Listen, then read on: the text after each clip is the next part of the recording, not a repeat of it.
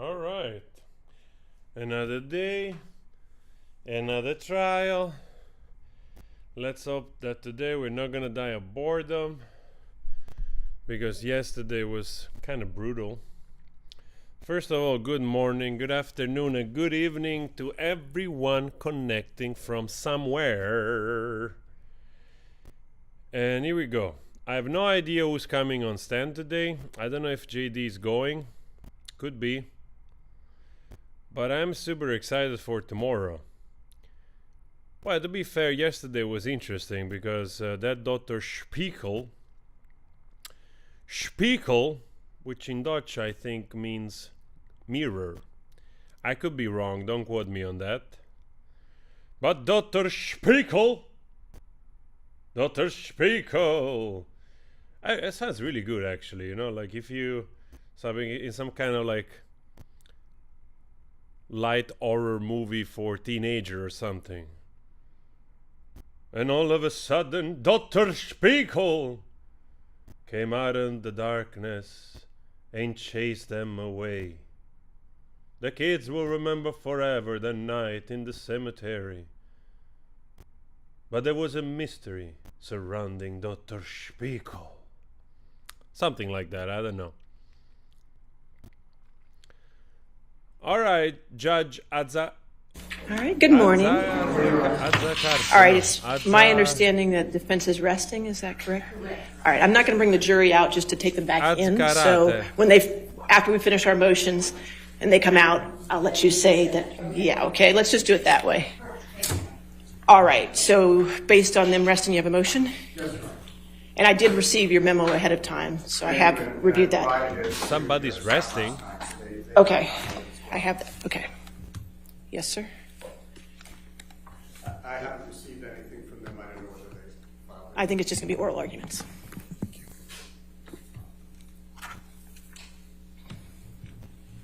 Yes, sir. Good morning, Your Honor. May it please the court, Ben Chu for plaintiff Johnny Depp. Mr. Depp hereby moves to strike defendant Amber Heard's counterclaims because Ms. Heard has not proven by clear and convincing evidence that Mr. Waldman made the 3 allegedly defamatory statements with actual malice. Right, but clear and convincing is not my motion to strike standard. Understood, Your Honor. Okay. And we have cited the standard in our brief. Thank you. Moreover, Your Honor, the court should also strike defendant's claim for immunity and attorney's fees based on Virginia's anti-SLAPP statute, as she is not entitled to immunity under the statute. Because we know that the court has carefully reviewed our motion papers, I will just hit some of the salient points. Thank you, sir. Thank you, Your Honor. I would mention, however, Your Honor, that because this is not included in our brief, that there is no record evidence whatsoever that Mr. Depp even saw any of the 3 statements that Mr. Waldman made prior to being served with the counterclaims in this action, which we believe is relevant to many of the legal standards. And as Your Honor is aware, Ms. Heard had signaled for the past week that she was planning to call Mr. Depp in her case in chief, and it was our anticipation that she would try to fill what we believe is a gaping hole with respect to the elements of her proof. Again, there's no record evidence whatsoever that Mr. Depp ever saw any of the 3 statements about which Ms. Heard is purportedly suing him for $100 million. Why, starting well. As Your Honor is aware, the elements of defamation are as follows. 1, publication of 2, an actionable statement with 3, the requisite intent. See Thorpe versus Sanders, 285 Virginia 476 at 2013. The requisite intent for defamation against a public figure is actual malice. That is, the statement must be made with knowledge that it was false or with reckless disregard of whether it was false or not. See Sanders v. Harris, 213 Virginia 369 at 372, a 1972 case. See also Jackson v. Hartig, 274 Virginia at 2019. Reckless disregard, as Your Honor is aware, quote, is not measured by whether a reasonably prudent person would have published or would have investigated before publishing, ellipses. There must be sufficient evidence to permit the conclusion that the defendant, in fact, entertained serious doubts as to the truth of his publication, unquote. St. Amant versus Thompson, 390 U.S. Supreme Court, 727 at 731. Your Honor, the evidence shows that Ms. Heard cannot prevail on her claim because she cannot and did not establish that Mr. Waldman made the statements with actual malice. Mr. Waldman testified that he conducted extensive investigation and reasonably believed that the three statements he made were true. Ms. Heard presented nothing to contradict that undisputed fact. Ms. Heard has no evidence of direct liability because obviously, Your Honor, we need to talk about direct and vicarious liability, but it bears noting that she has no evidence of direct liability and cannot prove actual malice by Mr. Waldman when making the three statements at issue. It is undisputed that Mr. Depp did not make any of the three statements at issue in Ms. Heard's counterclaim. Moreover, in order for Mr. Depp to be liable for the conduct of one of his attorneys, there must be some showing that he directed, participated, or otherwise authorized Mr. Waldman to make the statements at issue. There is no such evidence on the record that Mr. Depp directed or otherwise authorized Mr. Waldman to make the three allegedly defamatory statements at issue in the counterclaims. Indeed, there is no evidence of any communication or coordination between Mr. Depp and Mr. Waldman regarding the counterclaim statements or anything else. For this reason as well, Your Honor, Ms. Heard cannot meet her burden of proving that Mr. Waldman was acting within the scope of his employment as our agency on behalf of Mr. Depp. Again, it bears noting that there's no evidence that Mr. Depp even saw the statements by Mr. Waldman until he was served with the counterclaims well into this case. It was more than a year after Mr. Depp filed his complaint and Ms. Heard lost a series of motions to dismiss that she finally asserted her counterclaims, most of which have already been dismissed by opinion letter of this court.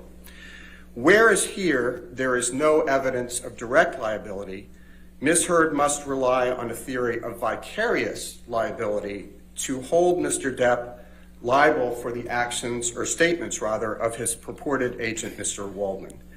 Vicarious liability is by definition, quote, liability for the tort of another person, unquote. So to hold Mr. Depp liable for Mr. Waldman's statements, Ms. Heard must establish that Mr. Waldman himself committed all the elements of defamation. I know the court's familiar with this, so I'll try to run through it quickly. C. Parker versus Carillon Clinic, 296 Virginia 319 at 332, a 2018 case. Quote, vicarious liability is liability for the tort of another person. It necessarily follows that a claimant cannot make out a case for vicarious liability against an employer without first proving that the employee committed a tort within the scope of his employment. See also Roughton Pontiac Corp. Versus Alston, 236 Virginia 152 at page 156. Which standard Ms. Heard has not met? And Your Honor, we cite a string citation to cases from other jurisdictions, which we obviously are not binding on the court, but we believe are influential. We presented those to the court for its review.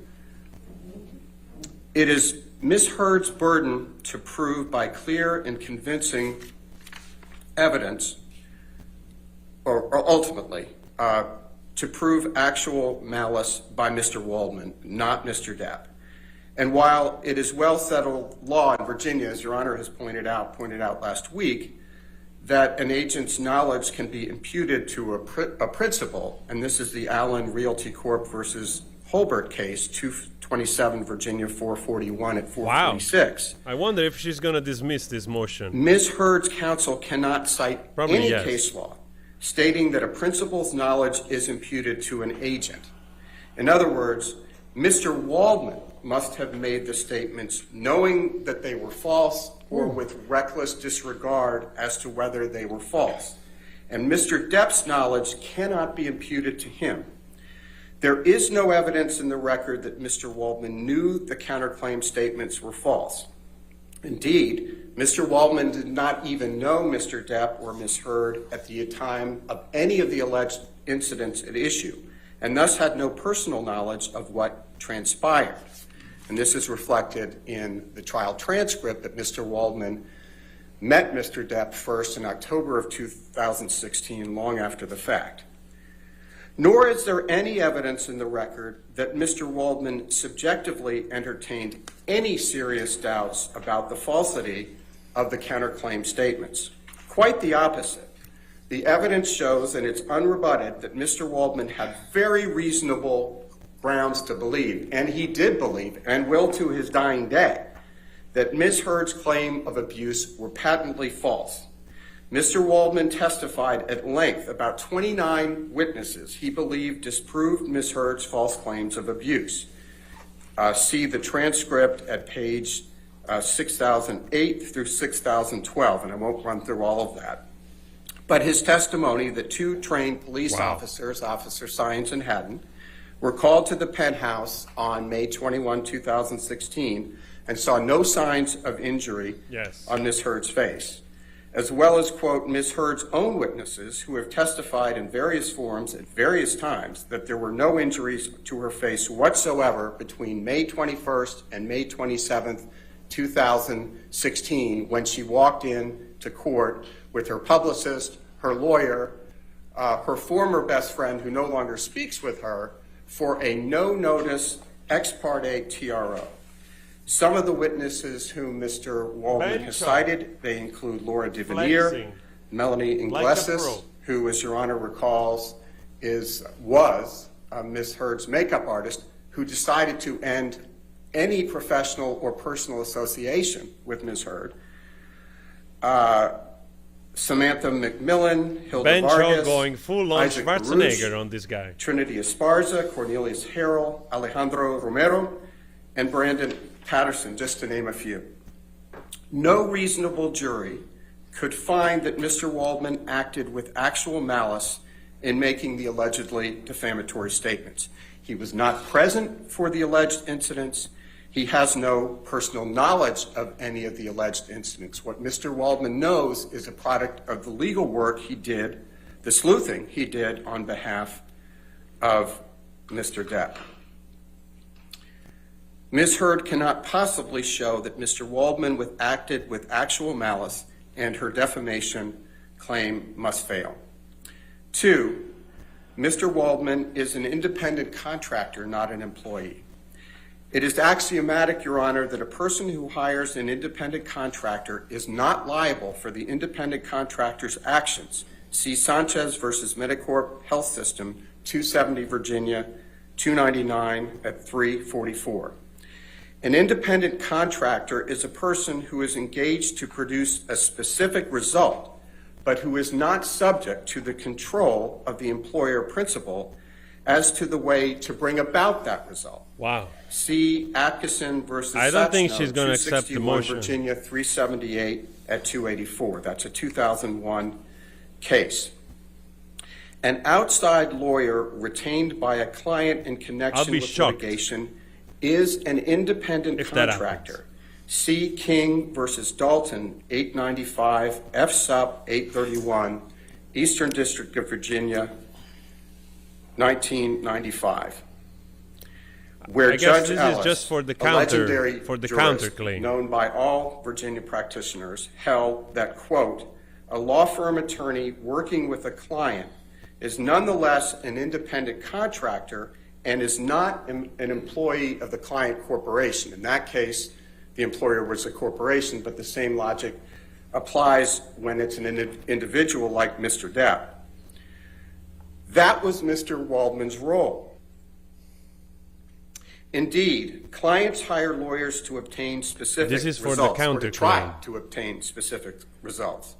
But they do not control the means by which the results are accomplished. Lawyers, as Your Honor has reminded us, are subject to professional obligations to exercise independent professional judgment. We are not at the whim of our clients as much as we want to serve them. See Virginia State Bar Professional Guidelines, Rule 1:2. Johnny Depp looks and like hasn't 2.1. like me. And just to quote 2.1, in representing a client, a lawyer shall exercise independent professional judgment, unquote. Mr. Waldman is, as a matter of law, an independent contractor, and Mr. Depp cannot be held responsible for any alleged tort by his attorney, particularly for statements about which he was unaware until he was sued for them. Mr. Waldman testified, and it's unrebutted, that he has his own law firm. He's not an employee of Mr. Depp. Mr. Depp or none of his loan-out companies have issued him a W-2, and Mr. Waldman provides legal services to clients other than and in addition to Mr. Depp, and that's found at the transcript, page 6020 through 21. All of that is unrebutted by Ms. Hurd.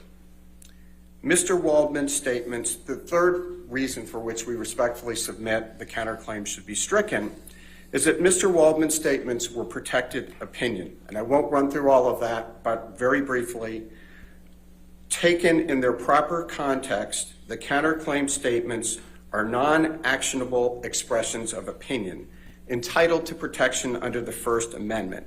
See Gertz versus Robert Welchink, 418 U.S. 323 at 339. That's a 1974 case from the United States Supreme Court. See also Shacker v. Bufault, a Virginia Supreme Court case found at 290 Virginia 83, a 2015 case, noting that where, quote, all sides of the issue, as well as the rationale for the speaker's view were exposed, the assertion of deceit reasonably could be understood only as the speaker's personal conclusion, unquote, and finding an accusation of deceit to be opinion. In context, Your Honor, any reporter or any reasonable reader would understand and expect a lawyer associated with Mr. Depp, as Mr. Waldman was, to challenge Ms. Hurd's version of the inherently controversial events of the parties' marriage. Just as Ms. Hurd's lawyers were quoted challenging Mr. Depp, and Your Honor will remember the context of these quotes that were in a British tabloid where Mr. Waldman's statements were buried well into article in which both points of view were clearly expressed, and Mr. Waldman was clearly identified not as an independent expert on the U.S. Constitution, but as one of Mr. Depp's attorneys. C. Chavez, 230 Virginia 112 at page 119, quote, the most unsophisticated recipient of such a claim, i.e. any reader of the British tabloid, made by a competitor against another could only regard it as a relative statement of opinion grounded upon the speaker's obvious bias, unquote. Mr. Waldman has never did anything to hide his support and belief in Mr. Depp. Finally, Your Honor, and for the rest, ultimately, Mr. Waldman's statements reflect the existence of two competing narratives and are merely his subjective view about events that he never claims to have witnessed, and there was no doubt about that. Turning to the second part of the argument, which will be more abridged, Ms. Hurd is not entitled to anti-SLAPP immunity. As a threshold matter, Virginia Code Section 8.01-223.2 which is, as Your Honor well knows, is the Virginia anti-SLAPP statute, amended most recently in 2019, provides in relevant part, quote, the immunity provided by this section shall not apply to any statements made with actual or constructive knowledge that they are false or with reckless disregard for whether they are false. Here, in addition to Mr. Depp's testimony, several witnesses have testified that A, they never witnessed Mr. Depp abuse Ms. Heard, and B, that they observed Ms. Heard without any injuries, marks, bruising, swelling, etc., during periods when Ms. Heard claimed to have injuries, marks, bruises, etc. Such witnesses include, but are not limited to, Isaac Baruch, Kate James, Dr. David Kipper, Nurse Debbie Lloyd, Officer Sines and Haddon, Officer William Gatlin, and former U.S. Marine Starling Jenkins. Ms. Heard's request for anti-SLAPP immunity should be stricken, and even if there were disputed facts as to that, the anti-SLAPP immunity does not apply because the defamatory implication of Ms. Heard's statements are not solely relating to a matter of public concern, as is required under the statute. As has become quite clear, Your Honor, Mr. Depp is not suing about any of the public policy commentary made by the ACLU when it drafted the op-ed, and Ms. Heard put her name to it. What he is suing about here are the three statements that were directed at him. He has no issue with women's rights. He supports women's rights. In fact, he was the one, Your Honor, as Your Honor knows, who made that first $100,000 contribution to the ACLU, and he made it also Look how smug. to the CHLA. Your Honor, at this point, I'm going to object. Mr. Chu has largely just read his brief and confined his arguments to those directed in the motion, but like we saw with the last motion to strike, he's now directing his arguments to something other than what's at issue here, and I would object because I think making an argument not to you but to the cameras, it's disrespectful to the court and to everyone's time, and it also threatens to undermine the integrity of this process and risk the jury being influenced by outside factors. Well, it's his argument. I'll allow him to do his Thank you. Thank you. Thank you, Your Honor. It's his argument. I'll As I allow was it. trying Very to good. say, what Mr. Depp is suing about are the three statements. And it's very clear, despite the pious opening statement that about the First Amendment, that with the testimony of Terrence Doherty and the emails that were admitted as exhibits, that the ACLU and Ms. Heard were conspiring to make it very clear that those three statements were related to Mr. Depp, because otherwise nobody had any interest in the article. And it's crystal clear from that.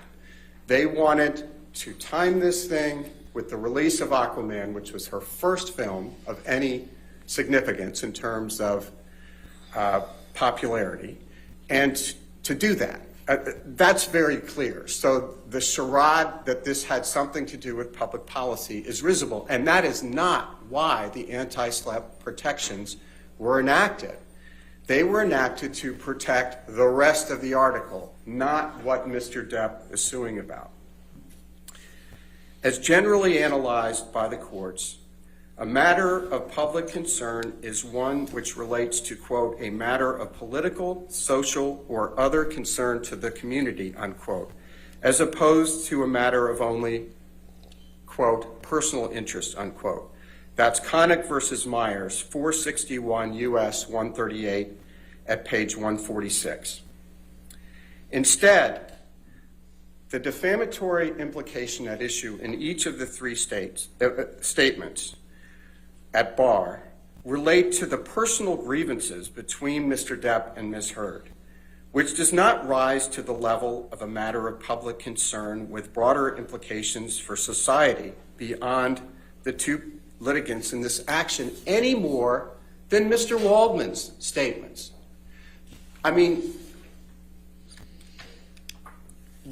adding the gloss of public policy might immunize the statements that relate to public policy, but those are not at issue here. Mr. Depp agrees with those statements. We're talking about the three statements that they very intentionally and very cleverly put in to make it clear the implication that it was about Mr. Depp. They had lawyers from the ACLU working around the clock with Eric George to be as clever about this as possible. And Your Honor remembers the testimony of Mr. Doherty about the consternation at the ACLU when they realized that USA Today and everybody else who read the article knew darn well that this was about Mr. Depp. This cannot be protected by the anti-SLAPP statute. It is a cynical runaround. And I think now that we have the undisputed evidence from the ACLU in the form of the testimony of Terrence Doherty, who was not only their corporate representative, he was their general counsel. He is a brainiac lawyer. They knew exactly what they were doing, Your Honor. And he referred to testimony of a woman at the ACLU who said she had nightmares about Ms. Heard, and he expressed no concern about that. Now, that was either because they knew about that was either a reference to this game they were playing with the op-ed or the conspiracy they had to cover up her failure. Even the other lawyer is looking like he's good. The donations became pledges, but we have evidence that she refused to sign the pledge card. So maybe I should switch an employment. Simply stated, Your Honor, Mr. Depp is not suing Ms. Heard for making statements about society in general. I think that's very clear from the record evidence. Mr. Depp is suing her for publicly naming him as an abuser by implication and forever tarnishing his good name, an act that, coming from an ex-spouse, is fundamentally personal in nature. For that reason as well, Your Honor, Virginia's anti-SLAPP statute is not applicable. And based on the foregoing, Your Honor, Mr. Depp respectfully submits that the court should grant plaintiff's motion to strike the counterclaims and also strike her claim that she is immune under the anti-SLAPP statute. Thank you very much, Your Honor. Thank you, sir. Let's see. I brought them board. We're already bored. Thank you, Your Honor. As Your Honor knows, the trial court is required to accept as true all the evidence favorable to Amber at this point, as well as any reasonable inference a jury might draw therefrom which would sustain the counterclaim. That's the correct standard here. I'll address the actual malice argument first, the agency argument. Your Honor, there's plenty of evidence in the record from which the jury could determine that Mr. Waldman was Mr. Depp's agent. He made those statements. The statements referred to him as Mr. Depp's attorney. As Your Honor ruled on Friday with respect to the jury instruction conference, an attorney is an agent of his client. Mr. Waldman testified that he's been Mr. Depp's attorney since 2016. He freely admitted speaking to the press on Mr. Depp's behalf, and he refused to answer question after question about that agency, so he can't use that as a sword now.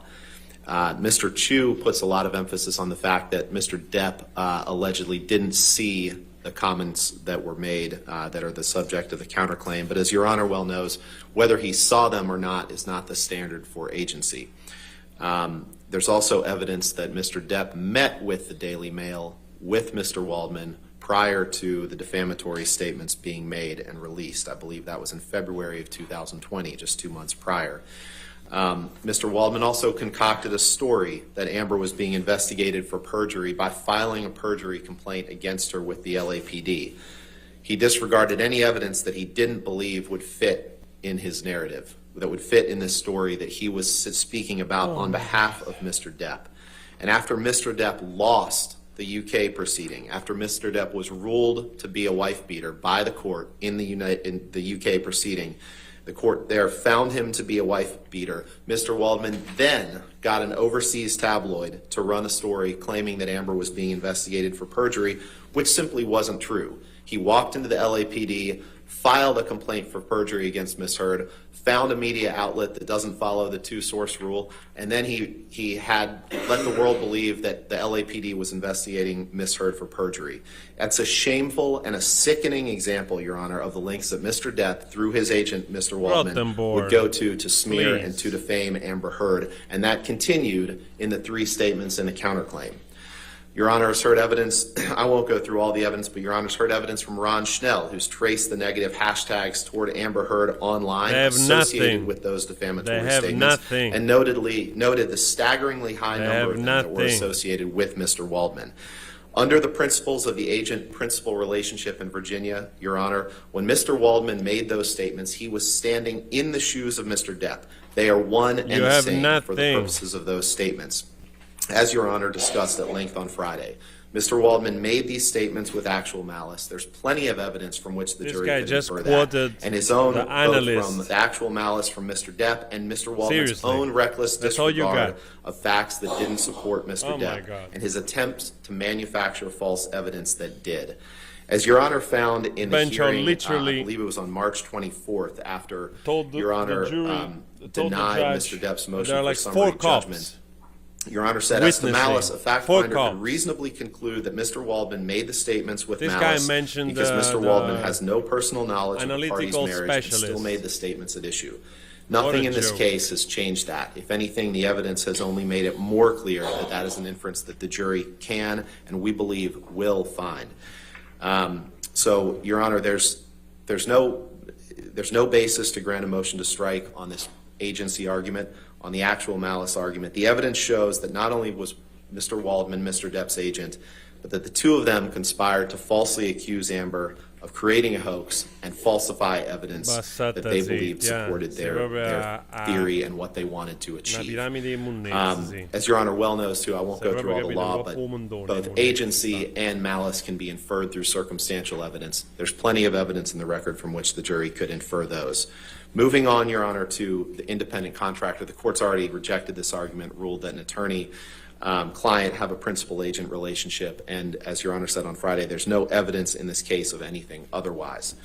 As to the argument that the counterclaim statements are statements of opinion, the court has already found twice that they are not statements of opinion, both on January 4th, 2021, in its opinion letter denying Mr. Depp's demur as to the counterclaim statements, and at the motion for summary judgment hearing in March of this year. As the anti-SLAPP argument, the court again has already ruled at the March 24th, 2021 opinion that the statements are as a matter of law regarding matters of public opinion. The court has already ruled that. Therefore, the only remaining issue for anti-SLAPP is whether the intent element of immunity is met. As we discussed on Friday, the intent element of immunity is substantially the same as the actual malice standard, which the evidence in this case easily allows a jury to find in favor of Ms. Heard on that. I won't go through the litany of evidence that supports that Mr. Depp is an abuser here. But I'll touch on a few things that relate to Mr. Chu's argument. One, Mr. Chu was totally misrepresenting Mr. Doherty's testimony. There's not a single piece of evidence, Your Honor, in this case suggesting that Ms. Heard and the ACLU were somehow conspiring to achieve a defamatory implication to Mr. Depp. That's simply not what Mr. Doherty said. Mr. Chu's feel free to argue that to the jury, but that's not what his testimony reflects. Your Honor, there's also with a straight face, this guy. Wow. You're saying plenty of evidence that's been adduced both in Mr. Depp's claim and in Ms. Heard's counterclaim that show that absolutely that the counterclaim statements are 100% false. There was no hoax perpetrated. Mr. Depp is an abuser who abused Ms. Heard. She did not conspire with her friends to create a hoax. She did not create a hoax herself. And just very briefly, some of the evidence that's come up since the last motion to strike, Your Honor, that Mr. Chu conveniently disregards in his brief are the testimony of Rocky Pennington, the testimony of Josh Drew, the testimony of Elizabeth Mars, all of whom completely corroborate Ms. Heard's account of the events of May 21st, pieces of 2016. Manure. The testimony of Melanie Iglesias, who testified that she covered Ms.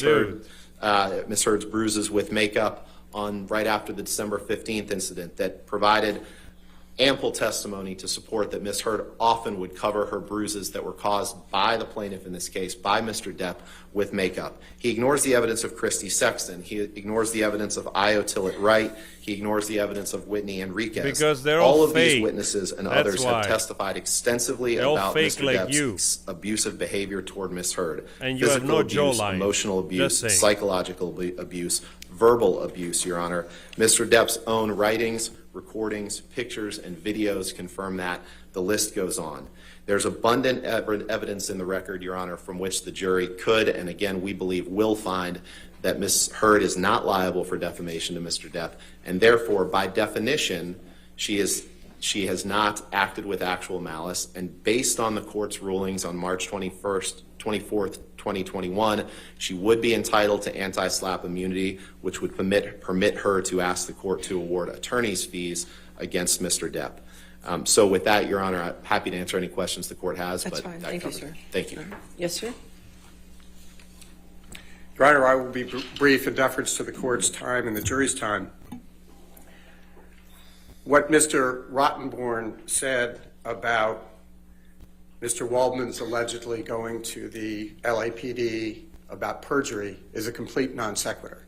If they thought that that were somehow improper conduct, they could have included it in their counterclaims. They included everything else but the kitchen sink, and most of it was thrown out. There was nothing in there about Mr. Waldman going to the LAPD. So that is a very clear non sequitur red herring distraction. Number two, when Your Honor ruled on summary judgment on the issue of the counterclaims, Your Honor was dealing with a different standard and a different evidentiary record. At that time, Mr. Waldman had not testified, which is material. Mr. Waldman has now testified for purposes of trial. We have his trial testimony. It's very clear that he did not act with actual malice. They didn't even argue that. So that's pretty clear. Go, Bencho, go. Go, Bencho, go. Take a pause, breathing. And exactly, again, let's go. This is consistent. The third point is that it's all about games. They didn't sue Mr. Waldman on the three statements. They didn't try to fill the hole. They've been telling us for a week that they're going to call Mr. Depp to try to fill the hole in their counterclaims. They didn't do that. And it's very consistent with the game playing. Let's go into court after the police have found no problem and after witness who had no relationship with each other said there are no visible marks. Let's not give Mr. Depp's lawyer the required 24-hour notice before the TRO. Let's march into court with our publicist, with our lawyer, with our best friend who no longer talks to her. Let's get a TRO. And when the Me Too folks say, why are you taking $7 million from an abuser? They said, I didn't take money from the abuser. I gave it all to charity. Well, they didn't. I don't think anybody should feel bad about them stiffing the ACLU, given what the ACLU did in this case, which is a monstrosity. But she did stiff the sick and dying children. It is gamesmanship, and that's what she's doing here today. But the law is the law, and they have not fulfilled their burden with respect to the counterclaims. There is virtually no nexus between Mr. Depp and Mr. Waldman as to these statements at issue, except for the fact that he is an attorney, and that is not sufficient. She likes to write in a case where they have not even established that Mr. Depp was aware of these bit of statements. Fiddling and they knew in the that backside, they couldn't do it, and they didn't even try. It's like and there's a little bit like a butterfly effect in between the cheeks. Those are the cheeks. There is some movement going on. Ms. Heard plays word games with Mr. Depp about, oh, I didn't punch you, Johnny, I just hit you. Imagine if the shoe were on the other foot and Mr. Depp, a man, was saying to a woman, oh, woman up, I only hit you, I didn't punch you. And when it was chilling, when she warned him on the tape, you go tell a judge, you go tell a jury that you, a man, were abused. See if they're going to believe that. It is an abuse of the system, and she's done it throughout. Finally, Your Honor, and Mr. Rottenborn makes an excellent point with which I agree, which was that with respect to each of the three statements, Mr. Waldman was clearly identified, even by the tabloid that printed these, well within articles that had both sides represented, that he was Mr. Waldman's attorney. Even the reader of a tabloid understands that when you're getting statements from attorneys, it's going to be forwarding their client's point of view. Mr. Waldman is not the only attorney who has spoken out. Robbie Kaplan, who was Ms. Heard's second attorney. So Ms. Heard started out with Eric George. He made comments to the press. Objection, Your Honor. Again, this is so much further beyond what Your Honor is addressing. I'm finishing up, Your Honor. Okay. I'm finishing up. My point, Your Honor, and it's on point, is that Mr. George made statements supporting Ms. Heard's position. Ms. Kaplan made very clear statements supporting her client's position on the merits, and so did Mr. Waldman. But everybody knows when reading those that those are statements by partisans. So for the reasons that we've stated and the reasons set forth in the brief, we respectfully submit that the court should grant the motion to strike, or in light of the fact that Mr. Depp may reappear, at the very least, take these motions under advisement until the close of all evidence. Thank you, Your Honor. All right. Thank you, sir. All right. In this matter, I've reviewed all the defendant's evidence as to her counterclaim, and I've considered the arguments of her counsel and plaintiff's counsel. First, to address a few issues that I believe are outside the motion to strike, and that's as to the SLAPP defense. The SLAPP defense is just that, it's a defense, so it's really not considered in a motion to strike. Having said that, we went down that legal road on Friday as far as the SLAPP defense goes, as far as the jury instructions. In this particular case, if the plaintiff prevails, it must be with actual malice. Therefore, if it's with actual malice, immunity does not apply under that statute. So we will deal with that with jury instructions, and we have. As to independent contractor, again, I think it's outside the motion to strike. However, Mr. Waldman was plaintiff's attorney since 2016. Before the initiation of litigation, there is evidence that Mr. Waldman had a certain role during the prior divorce proceedings in the UK case. Additionally, there is evidence that shows his legal representation was broader than just a limited litigation, as outlined in all the cases presenting an attorney as an independent contractor. So the only evidence in this case to this point is that Mr. Waldman was an agent to Mr. Depp, and that is the basis to weigh the motion to strike. As far as the opinions argument, again, I think that is outside the motion to strike. The opinions argument, the court has already ruled on this matter as to the three statements that are at issue in the counterclaim, ruled that they were not opinion at the demur and at summary judgment. So that argument will not be part of the motion to strike. So when assessing a motion to strike, the court accepts the favorable evidence adduced as true towards the non-moving party. The court cannot reject any inference from the evidence favorable to the non-moving party unless it would defy logic and common sense. When there is any doubt and question, the court should overrule a motion to strike.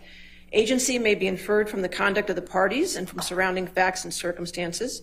When there is no direct evidence, circumstances may, and usually are, relied upon to determine whether an agency relationship exists. A principal is liable for the tortious acts of his agent if the agent was performing his principal's business and acting within the scope of his agency.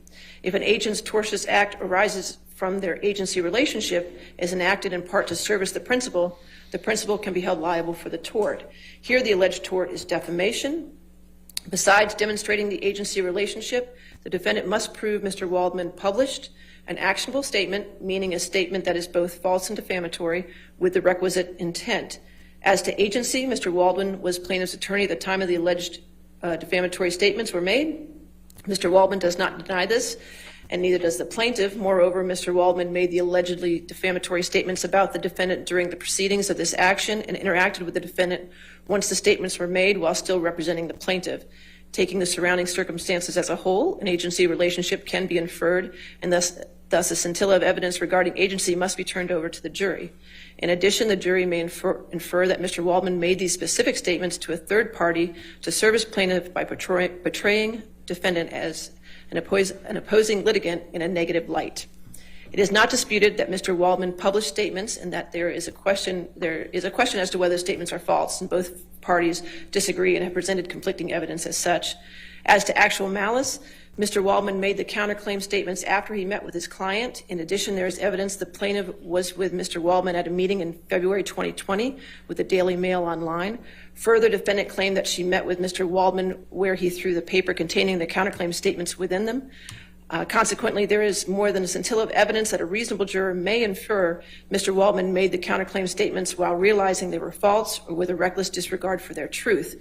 It is not my role to measure the veracity or weight of the evidence. The Fourth Circuit and the Virginia Supreme Court have made it crystal clear that actual malice is a question for the fact finder. So therefore, the plaintiff's motion to strike is denied. Okay?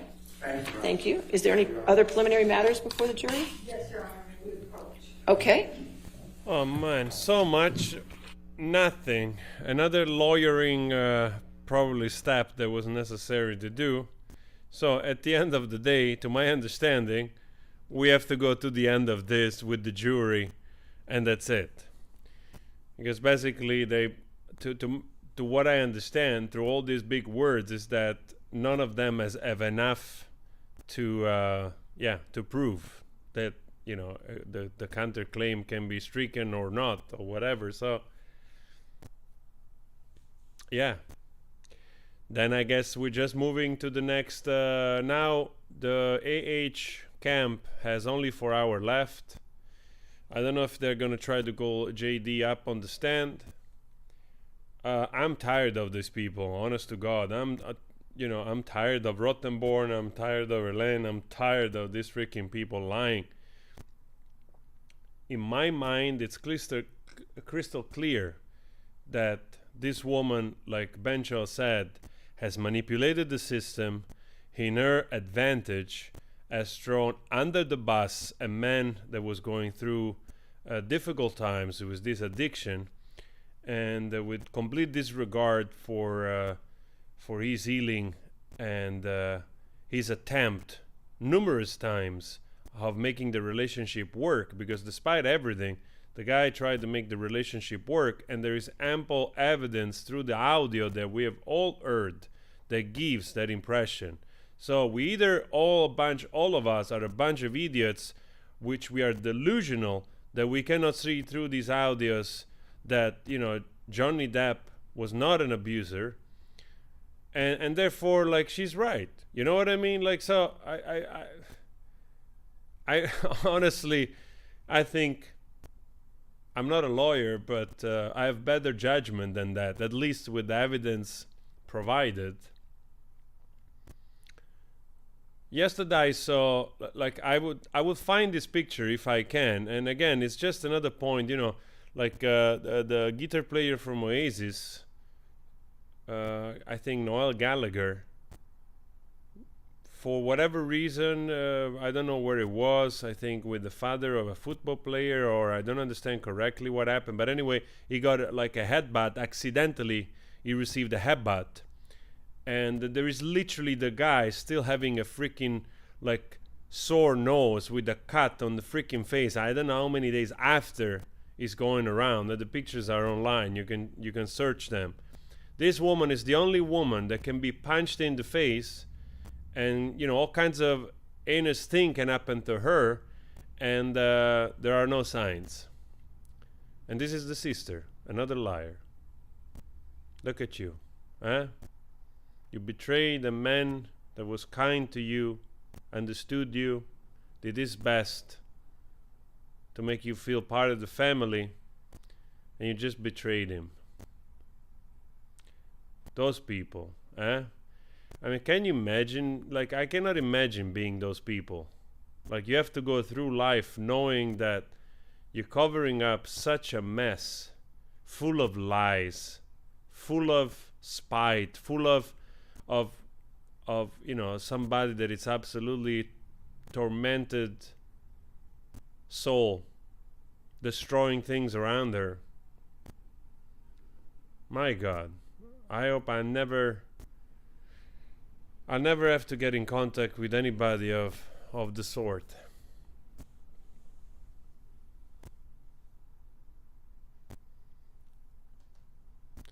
So we did do all this lawyering.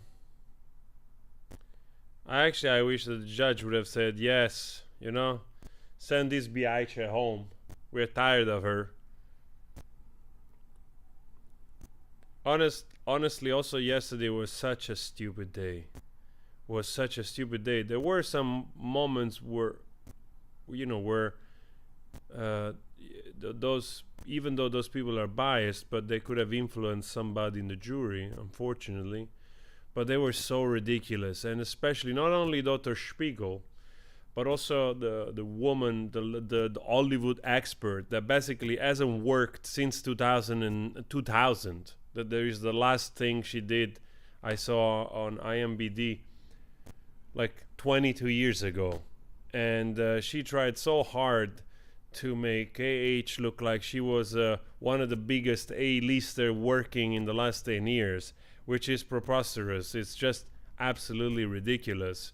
Again, with all due respect to her personal achievement as an actor, definitely this is work. If you want to see it in the context of being professional work, nobody disagrees with that. It's totally fair. She totally worked as a professional in some movies, in some TV series, in a big movie. Nobody argues with that. But from doing professional work to be considered as relevant as Jason Momoa, Gal Gadot, or other actor of that level, which actually are leading roles, and they are stratospherically popular nowadays in the last 7-8 years, it's a stretch that really was an offense for those other actors, honestly. And if you want to take the time and go read the review of the movie at the time, not the review now, if you go read, I read some reviews of the movie of Aquaman of the time, you see also, a lot of those popular movies are popular, but they're also fairly average movie in terms of, script, story, acting, and so on and so forth. Even big names like William Dafoe and Nicole Kidman had difficulties basically carrying that type of movie. So, AH is hardly mentioned in those reviews. Hardly mentioned. So, again, to make the point that this person, which by her own doing has damaged, her career, and blaming JD for it, it's a stretch to say that she lost movies to a level of 50 million in earnings in a 4 or 5 years time span. It's absolutely ridiculous. I just want to give you an example. Robert Downey Jr. made for the first Iron Man, and that was a big gamble for the MCU, which I forgot the director of the first Iron Man. I forgot his name, but he's a brilliant director. I like him a lot. He's also starring in the movie. I forgot his name now. But he really pushed to have Robert Downey Jr., which was coming from a long period of abstinence, so to speak, from cinema and all his personal problems. He had cleaned himself up in his 40s. Then he lands Iron Man 1. And don't forget, he got paid $300,000 because this is the base line for new actors in leading roles in the MCU. Even Captain America got that, I think, that the first movie, $300,000. Even Scarlett Johansson, if I'm not mistaken, I could be mistaken, but even Chris Hemsworth in Thor, the first one, get that pay. So those people in a major movie, being a title character, got paid $300,000, and then after the immense success of those characters, which now they're super beloved, they worked on the contract again, restipulated the contract to a much higher degree, of course, to the point where Robert Downey Jr. is probably been at one point one of the highest paid actor in Hollywood, But to use that analogy to AH, it's a stretch that is so gigantic. I mean, there is no certainty that after Aquaman 2, if none of this had happened, that they would have kept her character, or that she would have had bigger role in the pipeline. It's absolutely there is absolutely no certainty whatsoever. Matter of fact, her career could have also faded out, because from the first movie, I don't see that incredible leverage that she claims that movie had on her career, honestly. I think the other lawyer of JD yesterday mentioned that she was in Blade Runner, the second one with Ryan Gosling. And if that's true, I don't even know who she was in the movie. I have no clue. I've watched the movie.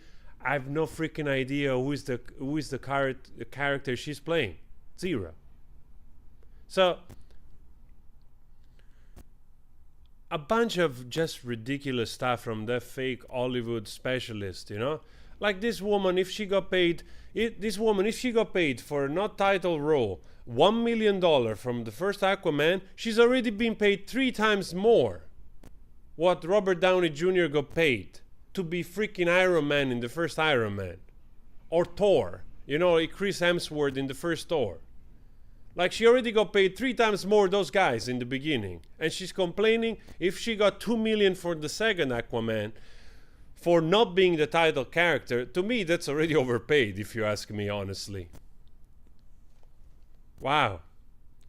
I never heard so much stupidity in one day yesterday. I was like, please, you know? If she was like, I don't know, like Juliette Binoche, you know? Like, that probably she doesn't, to this day, probably Juliette Binoche doesn't make that money as an actress. You know, if she goes to work on a movie like in Hollywood, you know Juliette Binoche most likely because she also worked with Johnny Depp in Chocolate, right? And Juliette Binoche is one of my favorite actresses, and she's just a fantastic, probably one of the best actresses of our time. You know, one of the greatest actresses of our time. She has done masterpieces like that probably a lot of you didn't hear about, like more European movies, but absolutely fantastic cinema. And probably she doesn't get paid that much. And, you know, it's actually an actress that probably would deserve a little bit more money. Well, so we are not talking of that, you know. We're not talking of AH being like a sidekick, but being that type of sidekick of that level of quality, you know. Not even close. Like I'm like, please, you know, at least have a career first, you know. At least do something first before you claim that you are like some freaking, you know, Juliette Binoche or something. Payday Friday. Thank you, through the Neiman. Thank you very much.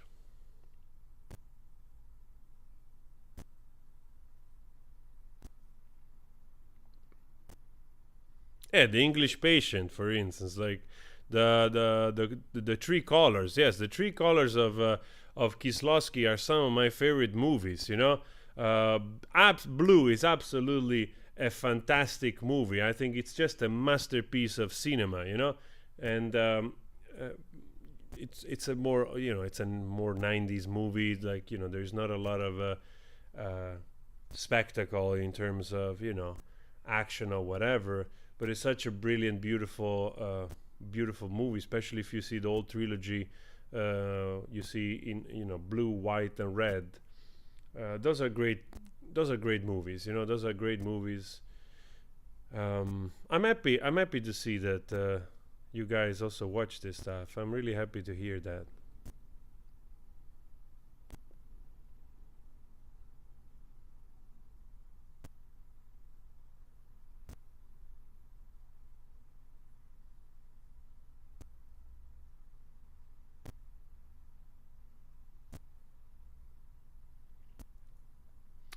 No, I like cinema. You know, I love cinema. That's also why I love Johnny Depp. You know, like I said many times, I love Johnny Depp mostly for all these roles that have nothing to do with Captain Jack Sparrow.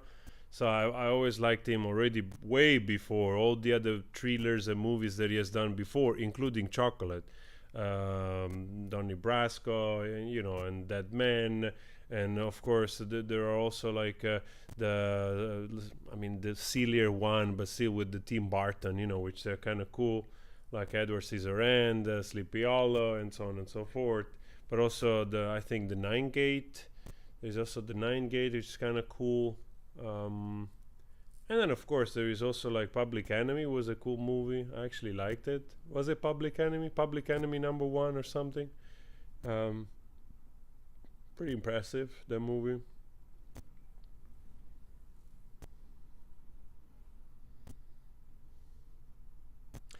Yeah, sure. What's Eating Gilbert Grape? That was a great movie, actually, and I think both of them, also Leonardo DiCaprio, I think is outstanding in that movie. I think Leonardo DiCaprio basically almost outshines Johnny Depp in that movie. Leonardo DiCaprio is absolutely brilliant in that movie.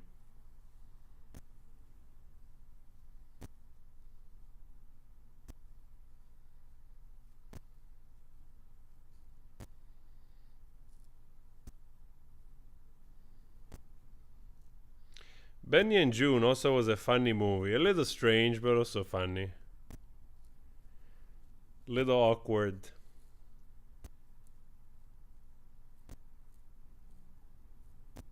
Yeah, Black Mass, of course. Also, it's a good movie. Again, every actors makes, you know, like better movie, worse movie. You know, it's. But it's really safe to say that Johnny Christopher Depp, it's one of the greatest actor in Hollywood of our time. You know, it's just one of the greatest actor. That's it. It's a character actor. It's an outstanding actor. He has an incredible career. He has proven it time and time again. He has been nominated at least for one Oscar, won many other prizes, most likely.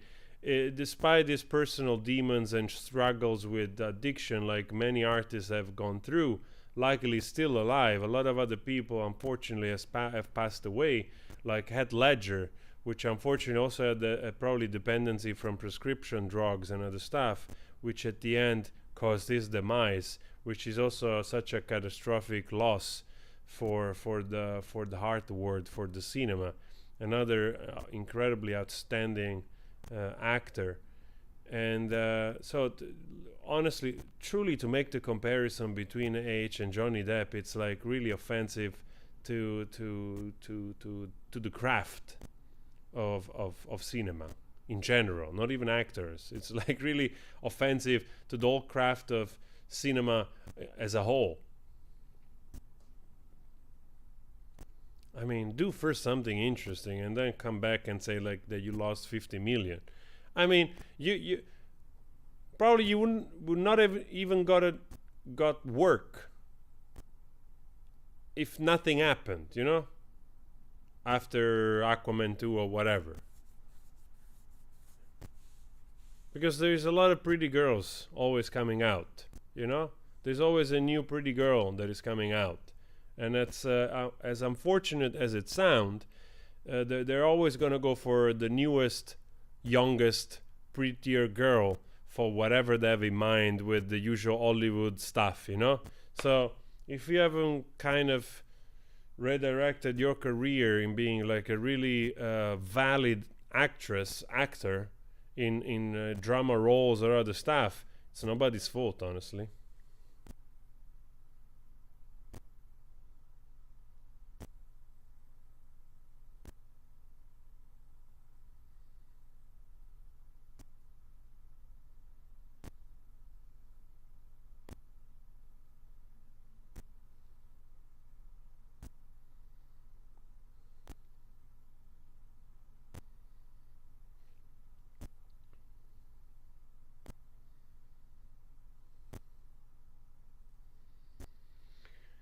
Well, this is going on for quite some time. I almost want to go make myself another coffee.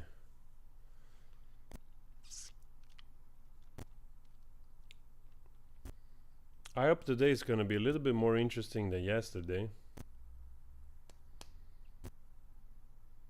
We are very close. We are very close to the end game here. To make a movie reference. We are very close to the end game.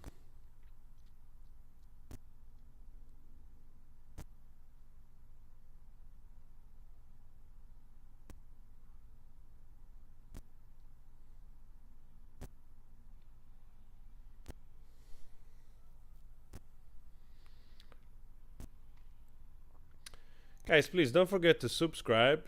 If you're not subscribed, I would really appreciate that. The more the merrier, especially after the trial, you know. We can continue to do other stuff, new things. Well, even though I guess, you know, my channel, it's mostly famous for music reactions, but I'm a musician, I'm a singer myself, so mostly I've made music reactions, sometimes vlogs. But now the audience is growing very nicely also in another direction, so will be very interesting to continue to do a little bit of things gravitating around, perhaps, you know, these artists, cinema, music still, maybe vlogs, you know, like we can, I'm pretty sure we can probably talk around those things for a while, and there will be other interesting things to cover and to talk about. And I mean also to try to do lives. That's what I mean. Also to try to do a little bit of lives, not every day, but you know, maybe once a week or so, to do lives again.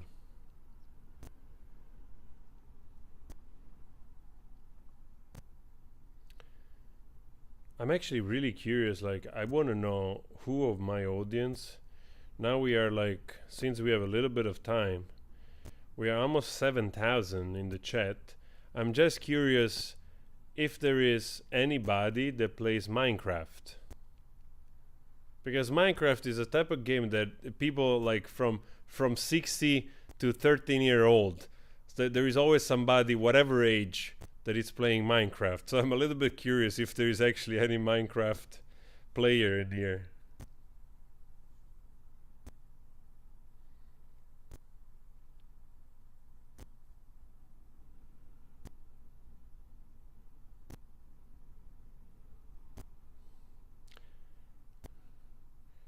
Rodolfo, yeah, there is definitely, I'm sure there is a lot of music I haven't heard yet, for sure.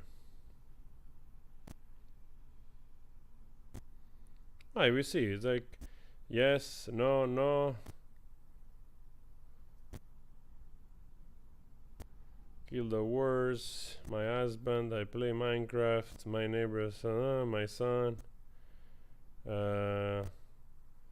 24-year-old son, it's funny, see, it's like, see, there's so much people. Age 36 love Minecraft, you see?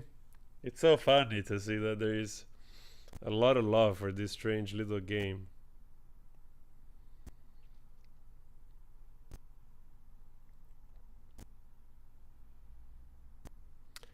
Now a trickier question for the Minecraft player. Who from you guys plays 2B2T?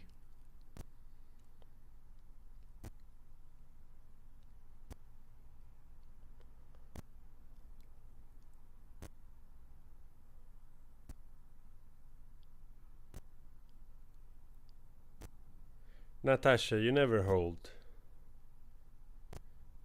If you play games, it's always good. We have to stay young. We have to stay young in our mind, in our soul.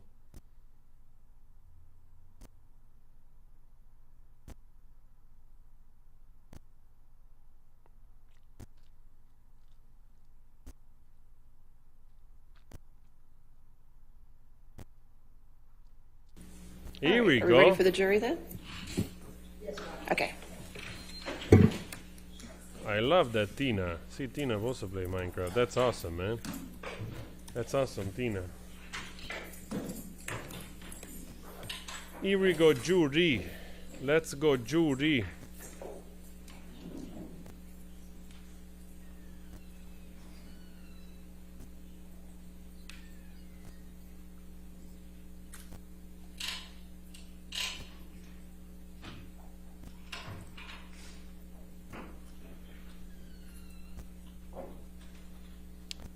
Thank you so much, Queen Paranormal. Thank you for the super chat. Actually, yesterday I read a very interesting resume recap on the jury reaction.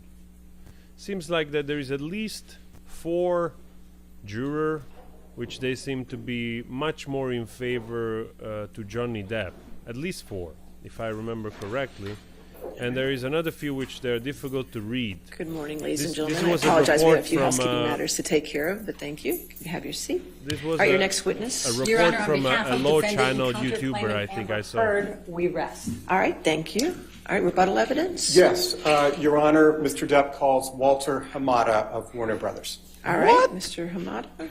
Walter Hamada? My God, this is fire. Your Honor, just to clarify, this is by deposition, so we may need that. Okay, okay. I apologize, I should have provided notice. That's all right. Thank you, Your Honor. If we could get Lindsay, yeah. Walter Hamada back. He's gonna kick some butt, tell us the truth about the contract of Aquaman 2 and 3 and 4 and 5 and 6. She was gonna be in all of them until the 12th.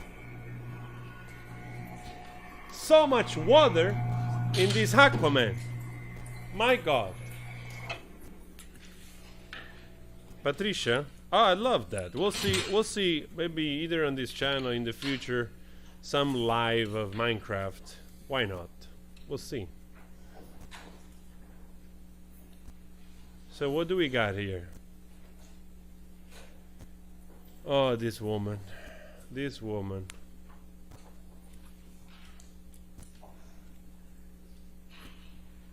This woman. Hamada, what do you work for Warner Brothers Entertainment Inc.? Yes, I do. In what capacity? My title is President of DC-based film productions for Warner Brothers. What? What, if anything, you did to prepare to testify for Warner Brothers as to topics 2 through 18? I did not do anything to prepare for this, other than the meeting that I had with the attorneys. Did Warner Brothers have a contract with Amber Heard to perform in Aquaman 2? Yes, there was we had an option agreement for her for Aquaman 2. Do you know what it is? It looks like a standard contract between an actor and the studio. And which actor was involved in this? Which actor was a party to this contract? Amber Heard. It's a contract for Amber Heard for the role of Mara in Aquaman and its sequels.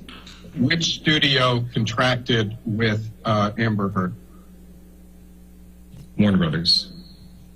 When did you come to be the president of DC? At the beginning of 2018. Mr. Hamada, was Ms. Heard ever released by Warner Brothers from the Aquaman 2 contract, or what you call the option agreement? No. Was she released from her Aquaman 2 contract on or about February 22, 2021? No. Was Ms. Heard ever rehired for Aquaman 2 by Warner Brothers? No. Bencho, ladies and gentlemen. Bencho. Hey, can we see the picture of this guy, please? Huh? Can we see the picture of this guy? Did Ms. Heard receive a pay increase for Aquaman 2? No. Why not?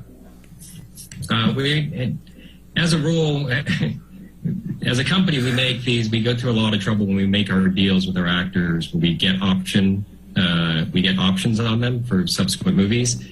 And I think traditionally, prior to me joining the company, every option was renegotiated. And one of the things that we were trying to put a rein in on was not renegotiating every deal, with the understanding that people come in and make these deals and they have an understanding that there will be options and that there is a deal in place.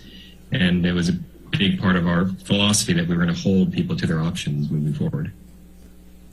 But did Warner Brothers at any point in time reduce Ms. Heard's role in Aquaman 2?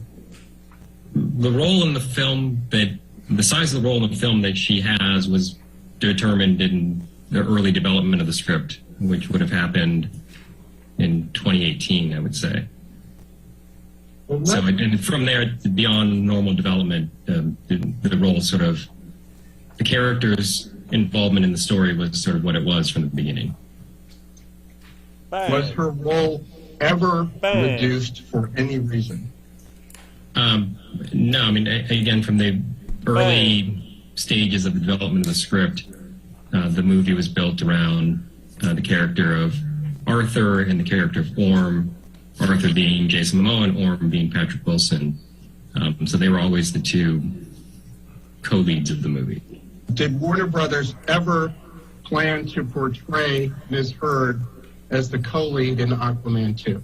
Boom. No, it was the movie was always pitched as a buddy comedy between Jason Momoa and Patrick Wilson. Was Ms. Heard cast in Aquaman? Yes, she was. Was Ms. Heard cast in Aquaman 2? Yes, she was. Was Ms. Heard paid for her services in Aquaman 1? Yes. Was Ms. Heard paid for her services in Aquaman 2? Yes. Was her compensation for Aquaman 2 affected in any way by anything said by Johnny Depp? No. Was her compensation for Aquaman 2 affected by anything said by Adam Waldman? No. Was her compensation for Aquaman 2 affected by anything said by anybody Now you're nervous. representing Johnny Depp? No.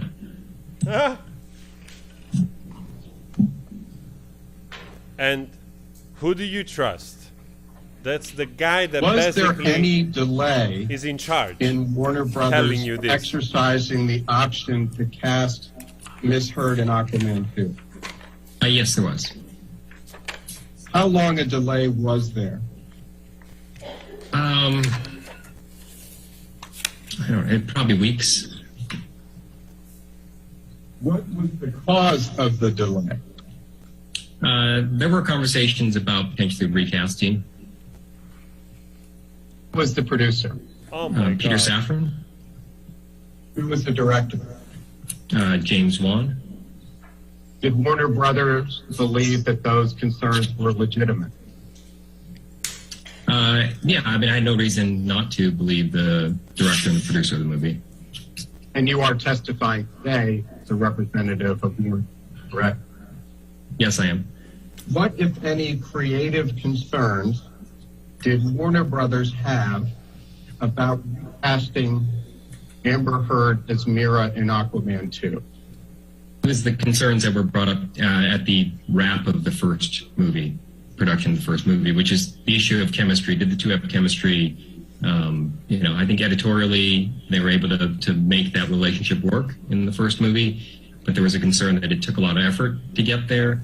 And would we be better off recasting, finding someone who had better, more natural chemistry with Jason Momoa and move forward that way? Did Warner Brothers take any steps affirmatively to audition other actresses for the role of Mira in Aquaman 2? No, we did not. Other than the creative concerns and concerns about chemistry you testified about, was there any other reason Warner Brothers delayed in picking up Ms. Heard's option for Aquaman 2? No, it was all concerns about whether she was the right bit of casting for the movie. Wow. What role, if any, did Ms. Heard's dispute with Johnny Depp have in Warner Brothers' delay picking up Ms. Heard's option for Aquaman 2? There was none from our end. Fantastic. Fantastic.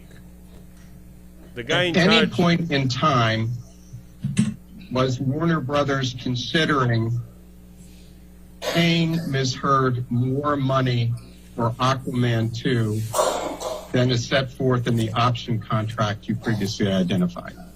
No, as I said, we were determined to hold our actors to their option agreements.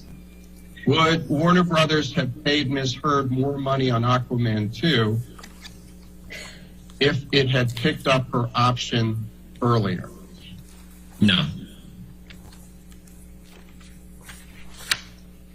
At any time from the beginning of history through today, did Warner Brothers ever release Ms. Heard from the Aquaman 2 contract? No. at any point in time from the beginning of history to today, did Warner Brothers rehire Ms. Heard for Aquaman 2? No, because we just picked up her option. And when is the last time you spoke with Rob Cohen relating in any manner to whether to exercise the option on Amber Heard for Aquaman 2? No, it would have been at the same time that I was having those conversations with Peter Safran. So in 2020. Did you speak with Zack Snyder at all relating to whether to exercise the option for Amber Heard on Aquaman 2? No, I've not had any conversations with Zack Snyder. Did you speak at all with Jason Momoa in preparation for your deposition today?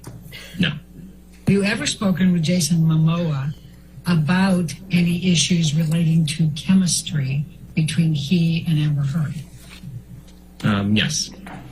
When did you speak with Jason Momoa about chemistry issues between he and Amber Heard?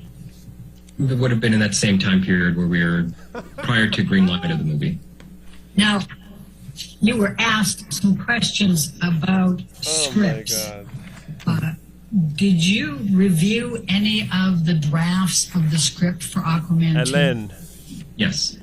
the church is calling you. Ellen. Part of my role is I read all the drafts of the scripts as they come in. The church When was the is first calling script you. for Aquaman Ellen. 2? Oh, Okay. boy.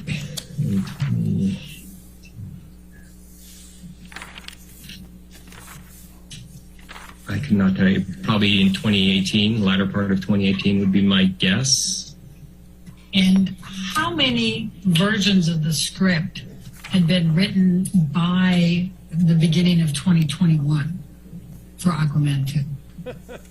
Oh, there were probably half dozen drafts of the script. All right, what, if anything, did Rob Cohen say to you about chemistry? What specifically about the chemistry between Amber Heard and Jason Momoa? None. No chemistry. Just the fact that they didn't really have a lot of chemistry together. The reality is it's not uncommon on movies for two leads to not have chemistry, and that it's sort of movie magic and editorial, the ability to sort of put performances together, and with the magic of, a great score and how you put the pieces together, you can fabricate sort of that chemistry. And so I think at the end of the day, I think if you watch the movie, they look like they had great chemistry. But I just know that through the course of the post-production that it took a lot of effort to get there. Sometimes you don't. Sometimes it's very easy. You just put the characters on the screen together and they work. And sometimes it's harder. And so... Can you give me anything more specific about what it was with Amber Heard and Jason Momoa that was difficult for the chemistry? No, because it's like what makes a movie star a movie star. Like you know it when you see it, and the chemistry wasn't there. Now, you've used the term fabricated a number of times. What did you do to fabricate the chemistry between Amber Heard and Jason Momoa? Ellen, give up. Well, those are just, it's editorial. A good editor and a good filmmaker can pick the right takes, can pick the right moments, and put scenes together. Again, score is a big, the music in a scene makes a big difference. It can make a happy scene feel sadder or a sad scene feel happier.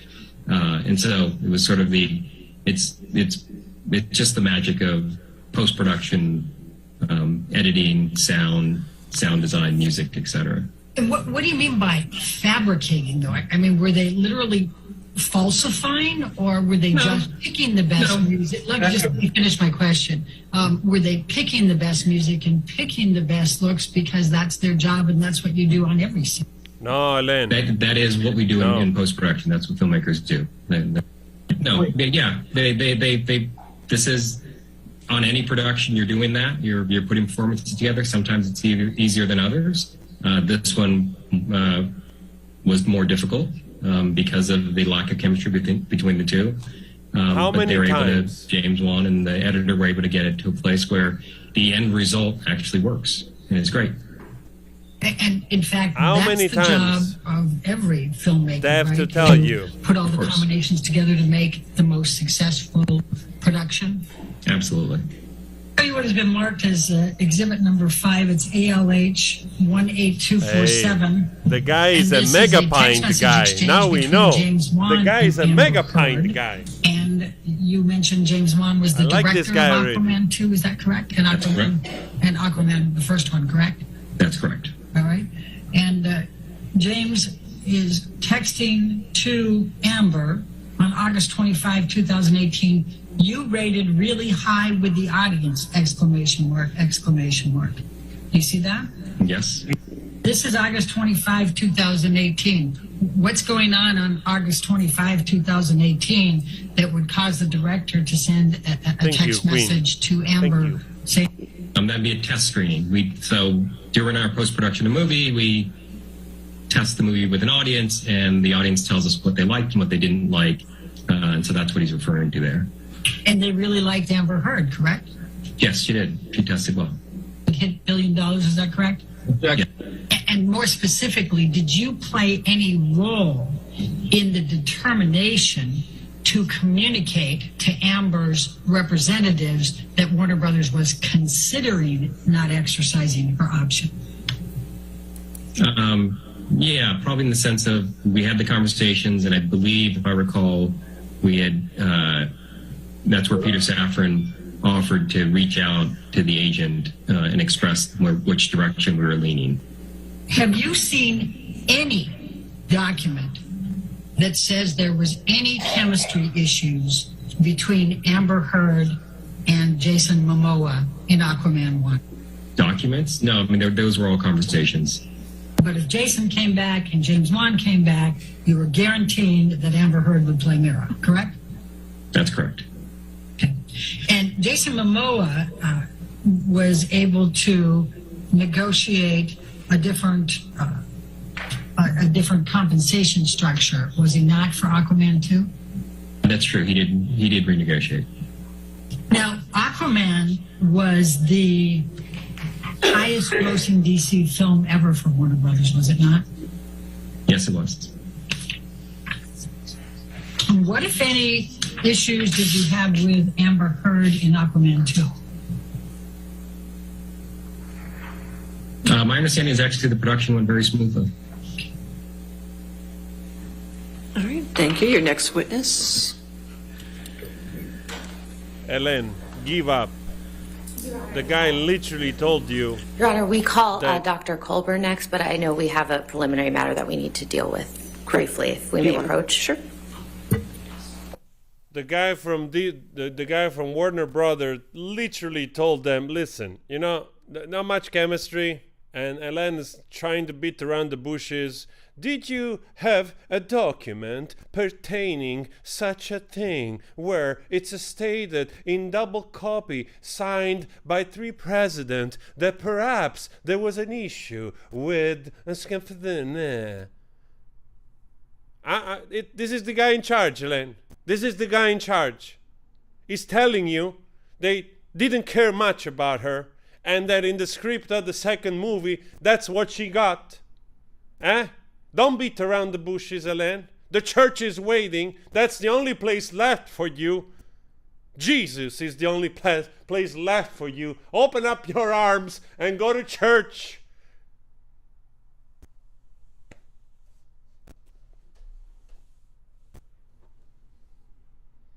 I think I need a coffee.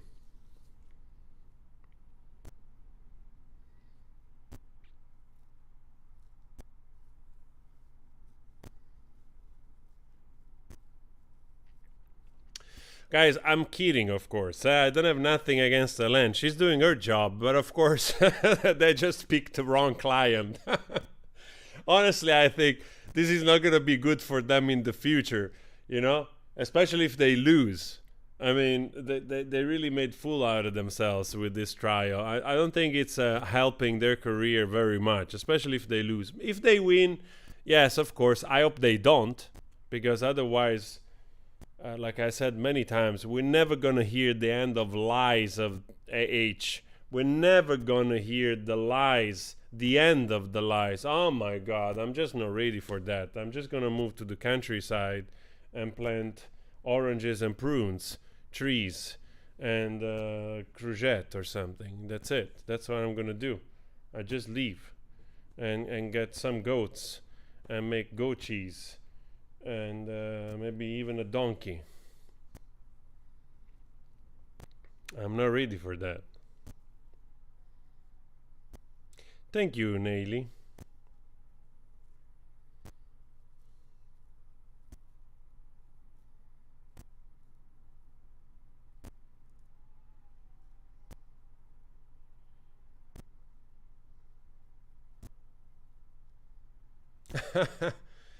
Yeah, we try to make it a little bit lighter, this thing, this is already like those days of these trials are so boring. Let's we try to, whenever possible, to make it a little bit funnier.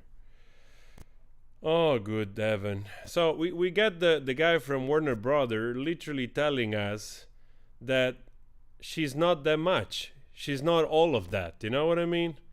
And they're really trying super hard to make the case here. Literally, the guy from Warner Brothers said, like, hey, we stipulated the contract. There was no raise in sight. We had no intention of giving her more money. In the script, that's what she ended up doing. We had problem of chemistry. We were thinking of recasting, but things worked because thanks to editing and movie magic, we can make that work. Like, the guy literally is telling you that. And that's it. And most likely, probably, they would not have had her in the third installment if the second installment it's popular. And I can tell you another thing. This trial has done a lot of damage to Aquaman 2. And that's why this guy came forward to testify. He came to testify not so much to help JD. I think he came to testify because the studios are under pressure. They recognize that the movie is going to be damaged by this. And the movie can be damaged greatly by this. Because a lot of people, just by association, they will not go to watch this movie. 4 million people, 4.5 million people signed a petition to remove that actress 8H from the movie. If 4.5 million people, 5 million people don't go to watch this movie in the United States, for instance, at the price of $12 or $14 for ticket, that's already like 60 million. That's somewhere like already 60 million damage. You know what I mean? Of box office. That's already quite some loss. So definitely the guy went to set the record straight because they want to show that they have nothing to do with this, that she's overblowing her her authority and influence on the movie, and they were forced. And like I said, this is not so much to do with helping JD. I think they were really forced to come forward to save the movie, because unfortunately, Jason Momoa, it's also been affected by this. Thank you so much, Luigi. Yes, Luigi, you're right. I'm actually going to make a cappuccino right now. No way. I'm happy, guys. I make you laugh every now and then. Like I said, I will try to squeeze in when I get the momentum. I would love to squeeze in, but sometimes I don't do it because it's so difficult to talk over stuff, but whenever possible, whenever I get the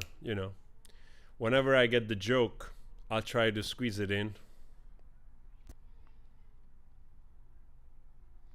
Alright, I'm going to interact on the chat while I go make a coffee. They seem they're going to talk for a moment. This is a good moment to get water, coffee, or whatever, guys. Let's do this. You might still hear me from far.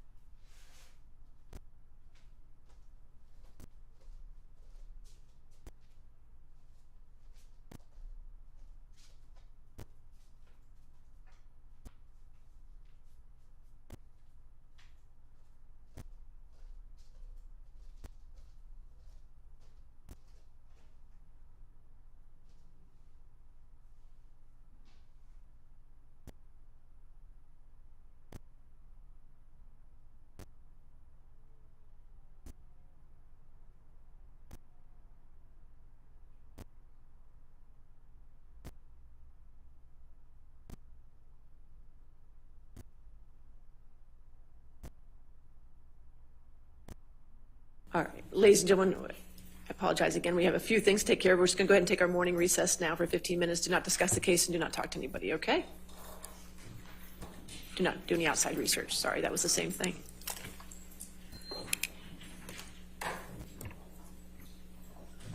Take a break.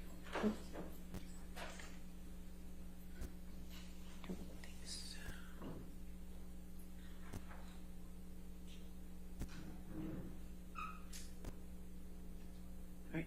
And if the doctor testifies, then is that WebEx? Yes. Okay, so I'll get that set up too while we take the break as well. All right. All right. We'll go ahead and take a break.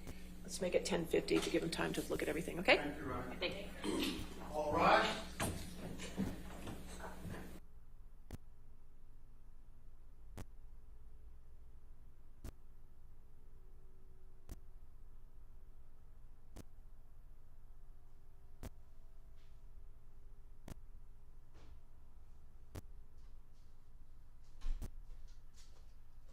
So guys, I'm right here. Almost ready for the coffee. We have the break. We have the break. We have the break. We have the break. We have the break. We have the coffee break. We have the coffee break.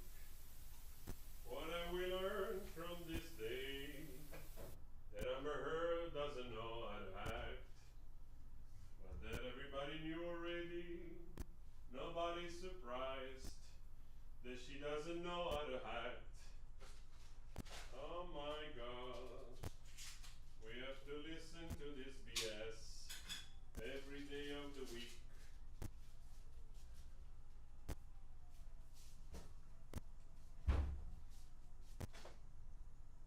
They should make a musical out of this mess.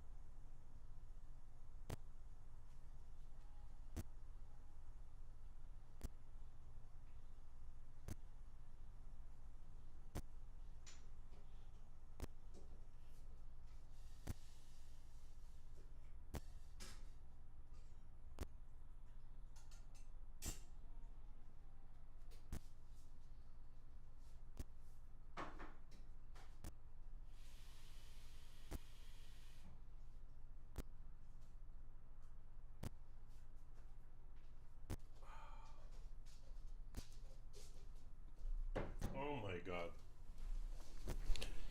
Can you imagine? Can you imagine actually have the freaking person in charge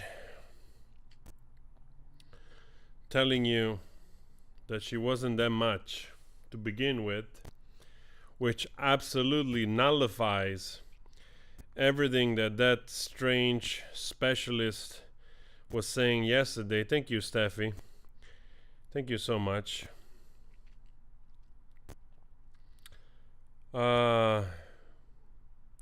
Could you hear me singing? Could you hear me like from afar?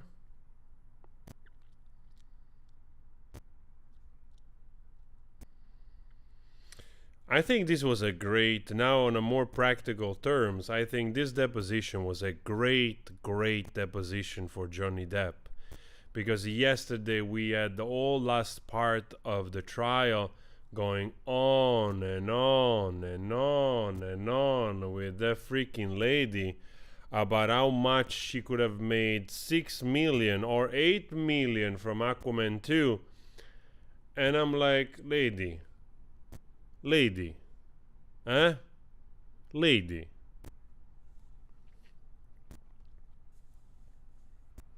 I mean, even even Johnny Depp, after this trial,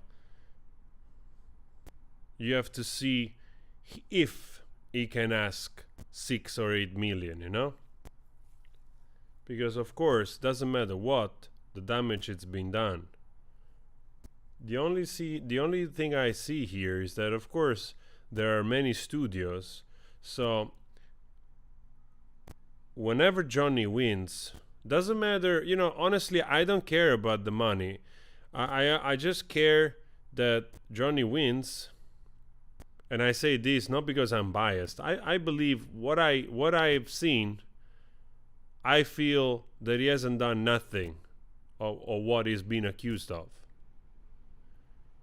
All the evidence that I've seen to me point to that direction. So I really hope he wins because he deserves it, because he was victim, and this woman just manipulated the entire system, her friendship, her family, everything, the media, to make sure that she wanted to become like this noble victim, like Camille said.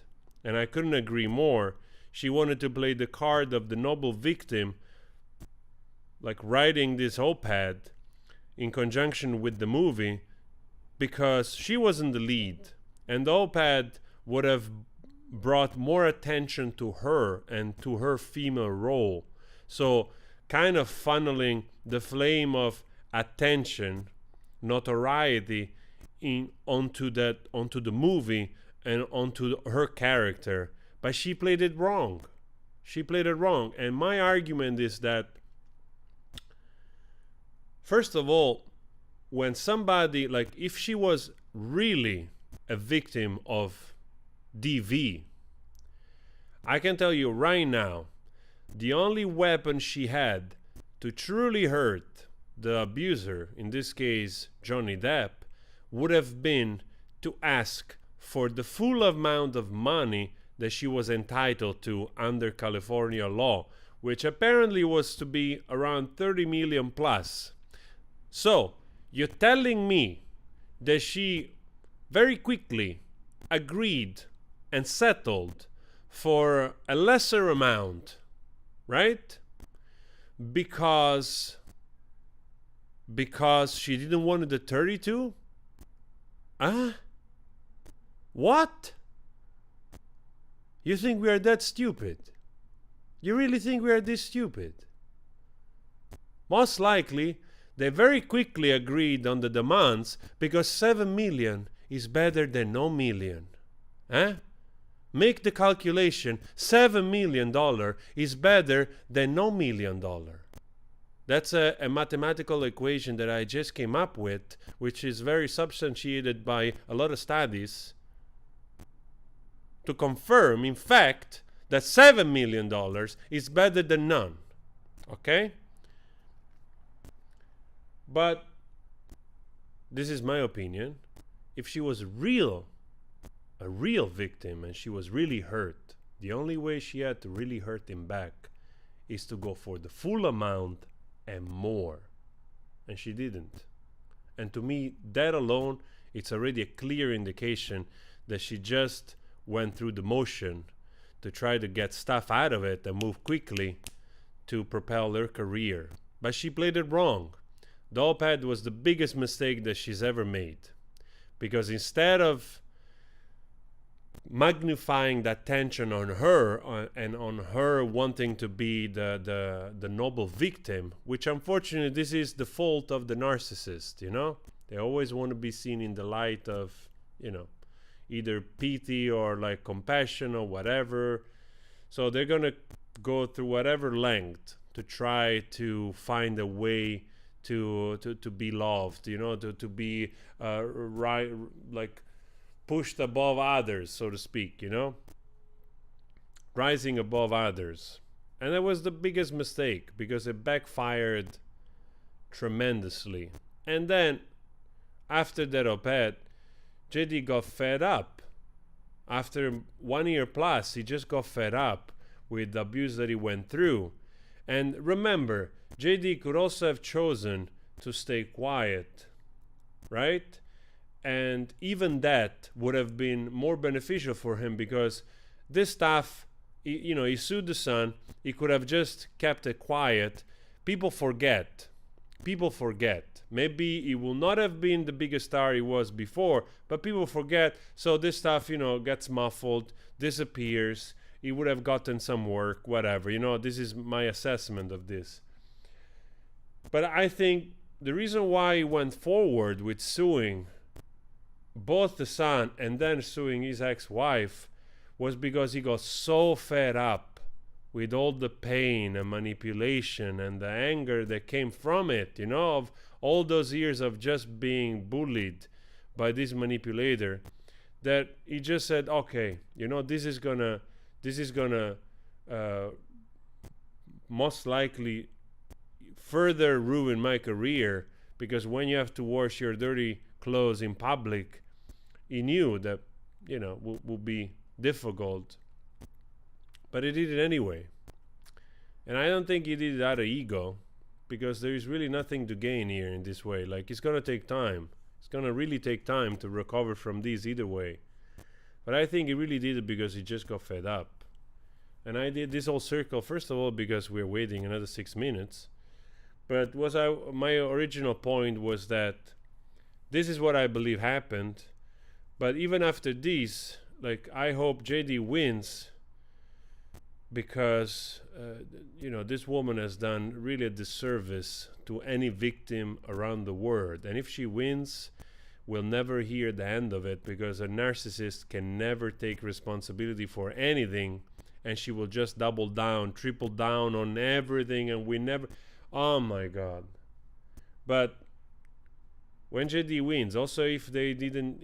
Also when he doesn't get any damage, and honestly I don't care if he doesn't get any damage, but I just hope he wins, because after he wins there is going to be a little bit of time, the public opinion starts to get restored, and maybe in the near future some other studio, probably not Disney, but at least other studios might offer him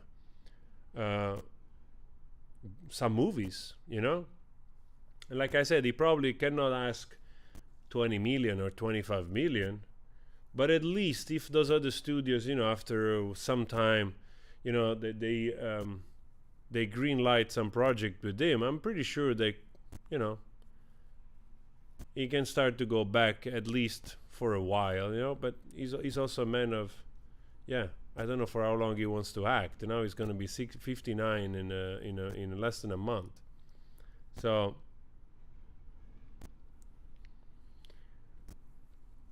and again, like I said, I don't care if he gets the money or not, and I also don't think that he cares so much about getting the damages. I think the most important thing is that his name is restored, and after that, to have a chance that somebody wants to work with him, that the studios, some of those studios give him some good roles, Which if he wins, I'm pretty sure will happen. It's not going to happen immediately. I think it's safe to say that even after this trial, it might take a little bit, It's like maybe a year or so where this thing passes, becomes a little bit, and then maybe some project will be green lit. If its name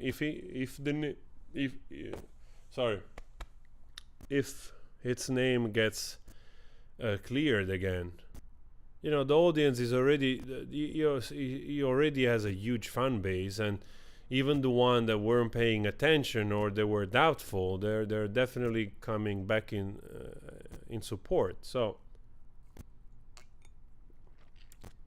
there is definitely that.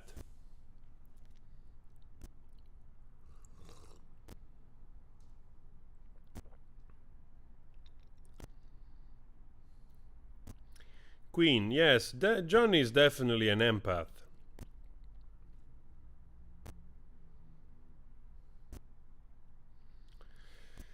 Yeah, Tim Burton, sure. Tim Burton could work with him if he has a good project. there is a chance, you know, that he will probably fight to have JD. But, you know, let's hope also that they're going to give him a good movie, because, you know, if you don't get a good movie. I think it's also good if JD focuses now on some more dramatic, smaller movies where perhaps he can have, where he has the chance to really show his chops, you know, and perhaps run for an award. I think it's about time. Johnny Depp is like Leonardo DiCaprio, you know, he's one of those actors which has been great for so long. And I think Johnny Depp has been at least one time. I don't know if he was nominated 2 times or 3 times for an Oscar. I know at least of 1 time. But, you know, it's one of those guys which has been a great actor for so long and hasn't managed to win an Oscar, for instance, right? So I think it's about time that he plays in a movies that allows him that possibility again.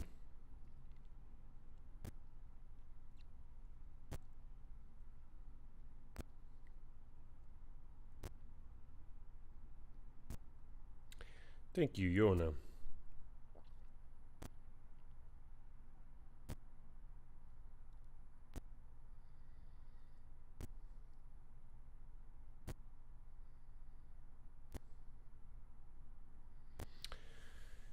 Yeah, yeah, it would be so funny if like JD ends up in the DC universe.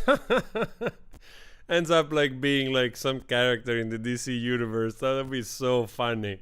That would be so freaking great. Probably, honest to God, I think if JD ends up in as a good character in the DC universe, some of those movies are gonna make way more money for sure.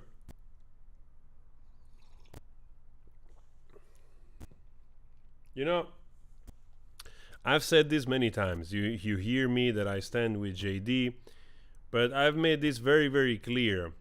I'm not a person that likes to spread hatred. And despite the fact that I don't like AH because of what I've seen, it's not somebody that I would like to have in my life, to hang out with, to interact with, not at all. But of course, I don't wish for anybody. I don't wish hatred for anyone. And it's up to her to see if she can just recover from this and work on herself like we all do. We all have to work on ourselves, on our fear, on our limitations, on our loops, on our relationships, in our life in general. That's the path. That's the mission. And it's up to her to get better. And I don't know, you know, nobody can do it for them. So, but I don't like injustice like this. So,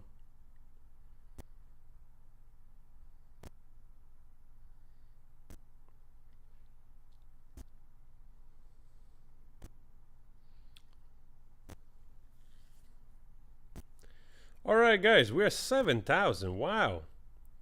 Don't forget to hit the like, subscribe. I just want to see that like button. Let's see if we manage to pass 2,000 likes. Now we are 1,900 likes. Let's see if we manage to get another 100 likes going. The more likes we get, the more people will join in. That's nice. That's very nice.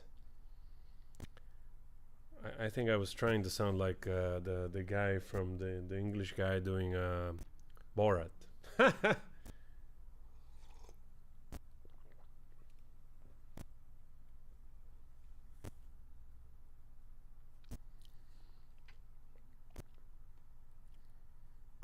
All right, let's see where we at here.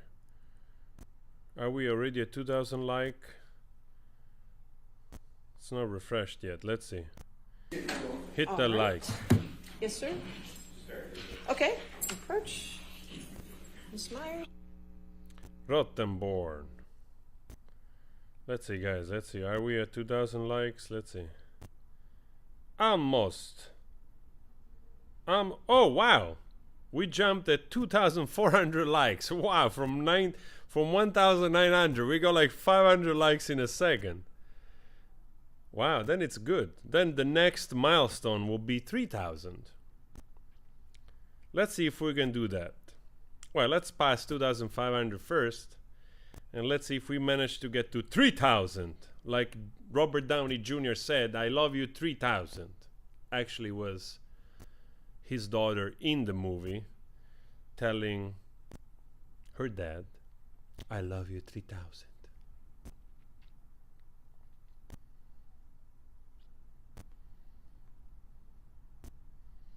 It's like, you know, JD does characters which you can only imagine him doing so. The same way, like, for instance, you cannot imagine anybody else being Iron Man now for a while. Or even to this day, you know, like one of my, like, of the commercial movies, of the blockbusters. You know, I'm not talking about indie cinema.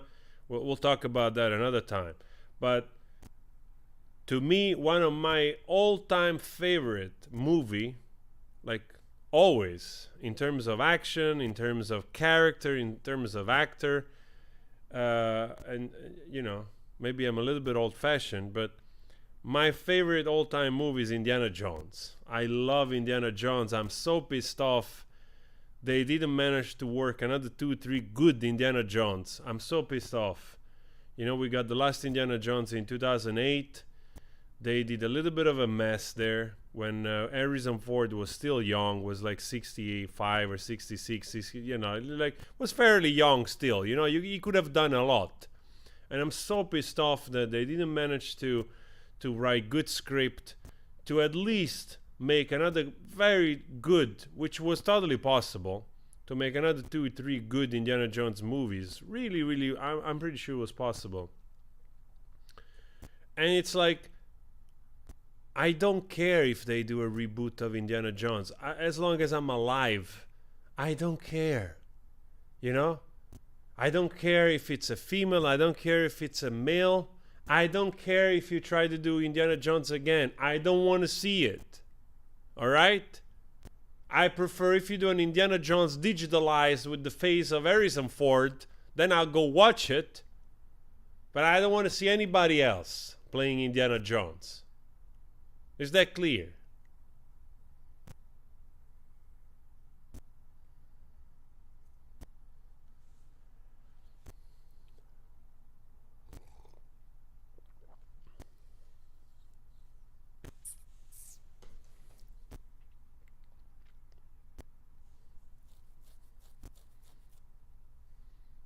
Oh, guys, we are almost at 2,800. Wow.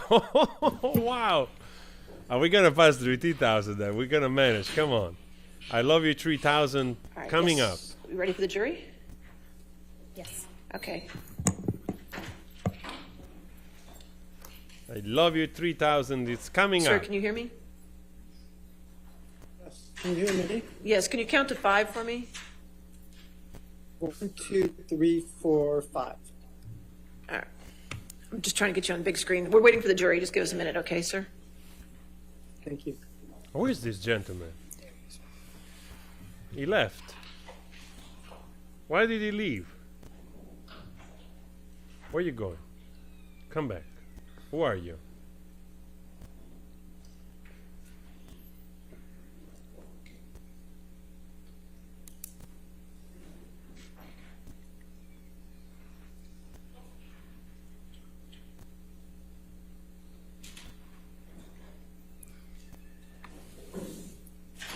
Thank you. You can be seated. All right, your next witness.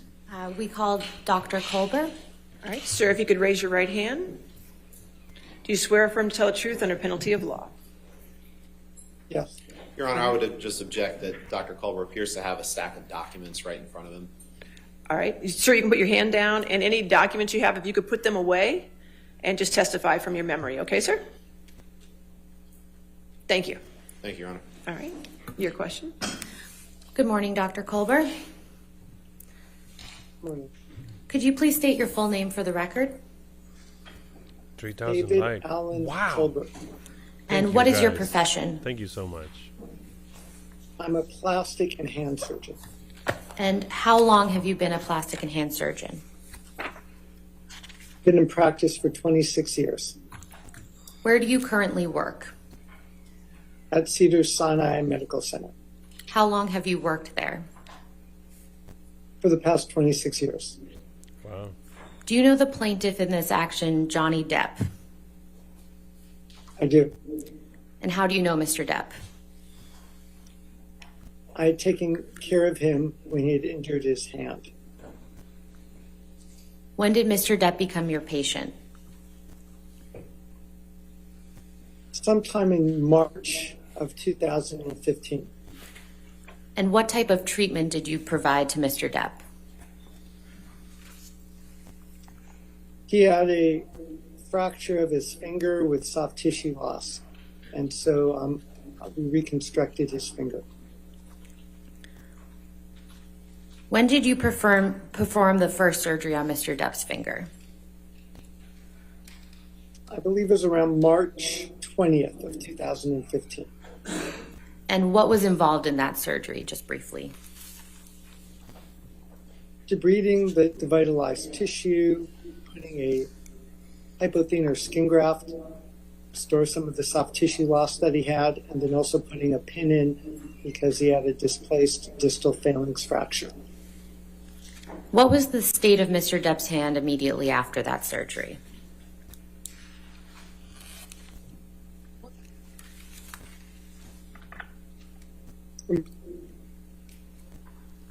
I'm sorry, I think the audio cut out a little bit. Could you please repeat your answer?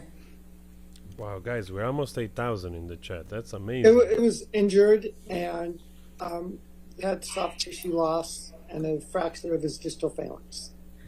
And what type of cast was on Mr. Depp's hand after you performed that surgery? It was a plaster splint. And can you please describe to the jury what a plaster splint would look like? So it's like a cast, but you don't want to put everything circumferential on it because of swelling after surgery. So I believe in Mr. Depp's case, it was like the two fingers. I think the third finger was the one that was operated on. So these two fingers, the third and fourth finger, are together. And it's a splint with plaster on the top and on the bottom that goes around the hand to protect it. Okay. How mobile was Mr. Depp's hand when it was in that cast? Well, he couldn't move his third and fourth fingers because of the bulkiness of the splint. Typically, post-operatively, it's a more bulkier splint right after the surgery. So it's not very, it gets in the way. Could Mr. Depp grab someone with that cast on his hand? He could attempt to grab someone. I don't know how successful he would be.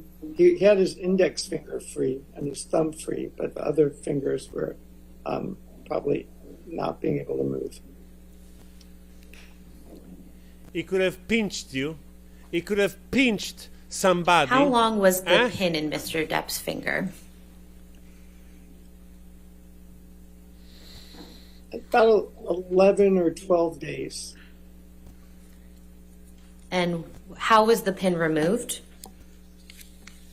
It was removed under local anesthesia in my office. How long did you ultimately treat Mr. Depp for his hand injury? For several months. And why was that? It was a bad injury. It required a few more little office procedures to clean up the tissue. He had an infection as a result of the injury, so he had to be on antibiotics for some time until it finally completely healed. Do you recall when the infection developed? It was a few weeks after the surgery, and that's when I took out the pin. When was the last time that you saw Mr. Depp?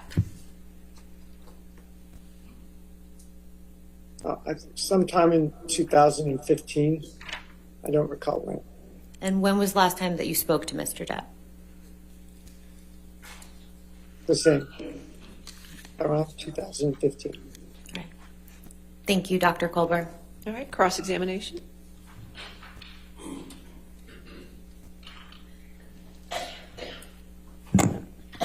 Good morning, Dr. Culber. So you said that this plaster splint was put on after surgery on March 20th. Oh, I swear to God, I don't know what happened, but I'm happy it did. Because Rottenborn is just, oh my God.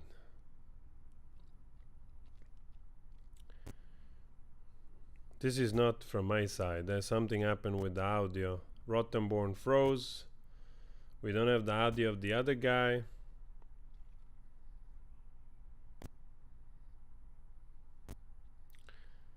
But Rottenborn, you have a career waiting for you.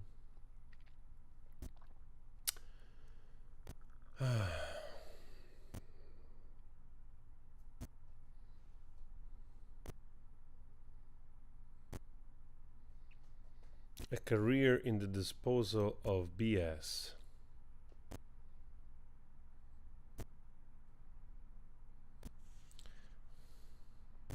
Well, I would like to hear what the guy is saying, though. Here we go. And regardless of whether Mr. Depp could have grabbed someone with the hand with the cast on, he could have grabbed someone with the hand without the cast on, correct? Correct. Michelle, can you pull up Exhibit 400, please? This has been admitted, Your Honor. All right.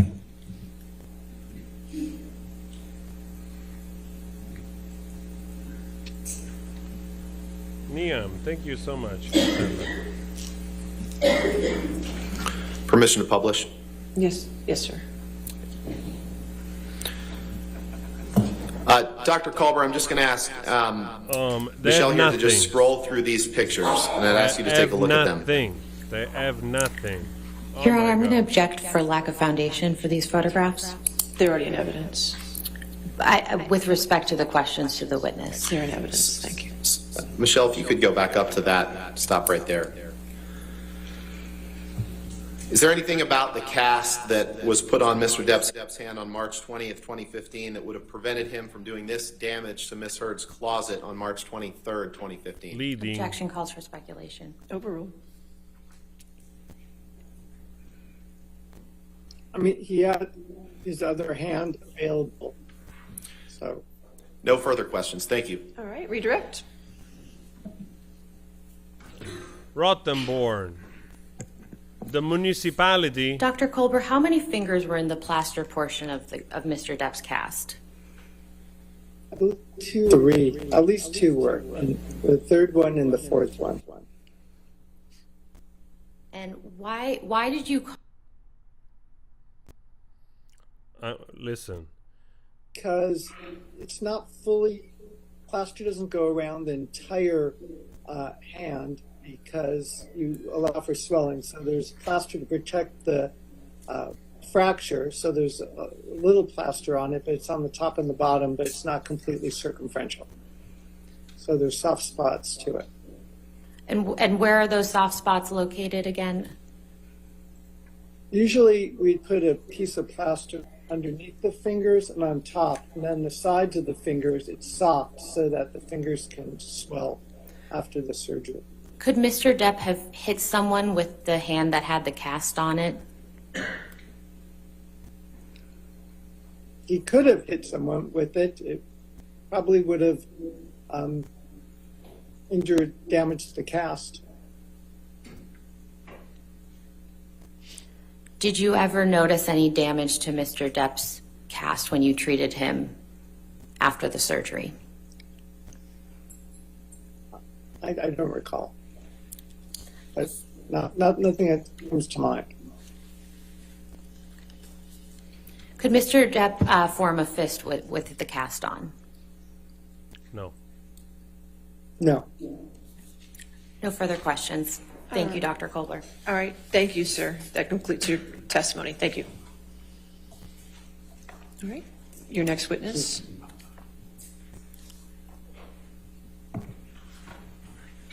Plaintiff calls Richard Marks, Your Honor. All right, You see? Mr. Marks. This is how you do a professional job So just a reminder that you're. being a doctor. Move it. Hold on. I'll move it. Just give us a second of TV. No, sir, you've already. Just remind that you're still under oath. Okay, sir.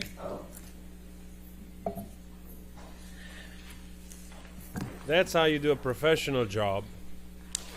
By the way, guys, we are many. Please consider subscribing to the channel.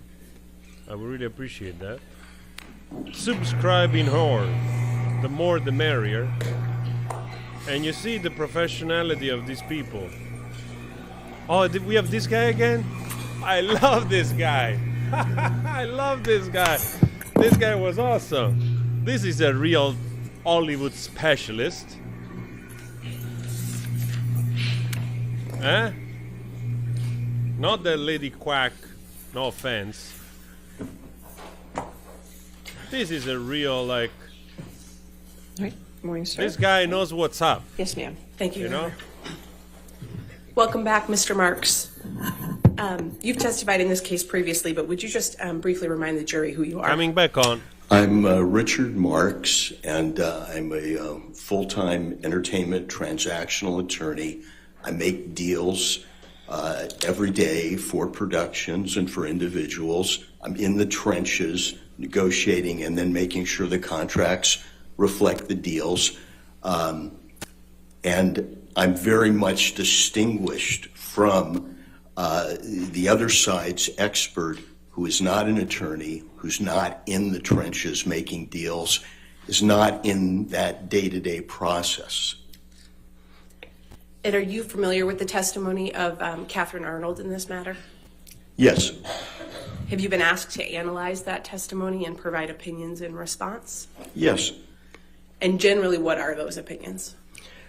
Well, my opinions are that she's very slick and smooth, but she's not an expert in deal making. Her assessment of damages is built on nothing, and it's wildly speculative. Are you familiar with Ms. Arnold's opinion that it's customary for an actor to renegotiate the fee for a subsequent picture option in a multi-picture contract when a film is successful? Yes, I heard that opinion. And are you also familiar with her testimony that under those circumstances, an actor will renegotiate a 50 to 100% increase in their salary for the next optional film? Yes, I heard her say that. Do you agree with those opinions? Absolutely not. Why not, sir? Well, what we're dealing with in this case is a test option agreement. And that's an agreement, it's a multi-picture agreement, and it's the nightmare for people like me. The test is going to take place, let's say, for 10 actors the next morning at 9, and you have to fully negotiate a contract that might cover 4 movies and have it signed before they're allowed to test, so that if they're chosen for the part, we have the full contract. There's no renegotiation. So you've got a contract for a multi-picture deal. It's usually a franchise, and you negotiate the first movie. And normally, if they get the part, they're the chosen one. They're the Stars Born moment, if you will. Amber, stop looking they get at the me. Part, okay? Normally, their Please. salary is inflated from their normal salary, because now they're going to play a character that could go on for 4 movies. In this case, Ms. Heard's first salary when she got the part was $450,000. If Warner Brothers and DC Comics decided to make a next movie, they could recast her. They had no obligation. All they had was an option. But if they did cast her up front, that they had agreed to more than double her salary, like 2.25 times to get to the $1 million. These are large bumps, if you will. If an actor is on a series, say, they go, and they have 5 options. They go up in increments of 5%, 10%, 20%. not these multiples that you see in a test option agreement. And that's one of the reasons that they aren't renegotiated normally. They are in some instances, but not normally. What's the significance of the test part in a test option agreement? The test significance is that an established actor usually wouldn't test. They'd be offered the role. Ms. Heard was in a group of actors that needed to be tested to see if the studio wanted to hire them, and then if they hired them, they would be locked up for potentially 4 movies at very lucrative increases, because after Aquaman 1, she gets to $1 million, Aquaman 2, she gets to $2 million, and Aquaman 3, you get to $4 million.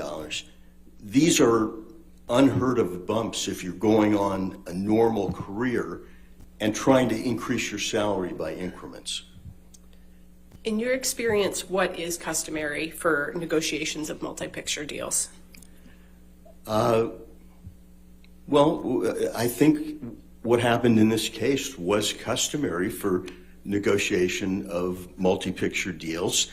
And by that I mean that you assume success. The reason you go from the first Justice League movie where Ms. Heard played Mira the first time, the reason you more than double her salary is you assume success. So you've already built in the bonus that Ms. Arnold was referring to, a renegotiation, if you will, for the third movie. Instead of doubling her salary, Ms. Arnold said it would only be fair to quadruple her salary. This guy is amazing. And that's just not the way these idiosyncratic contracts work. They're a very small portion of the contracts we deal with. This guy is amazing.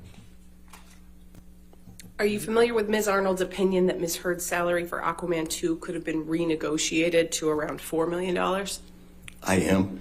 Do you agree with that opinion? No. Why not? Well, as I've said, that would now be, after a healthy first payday, it's more than doubled, and now it would be quadrupled. That's not the way it happens.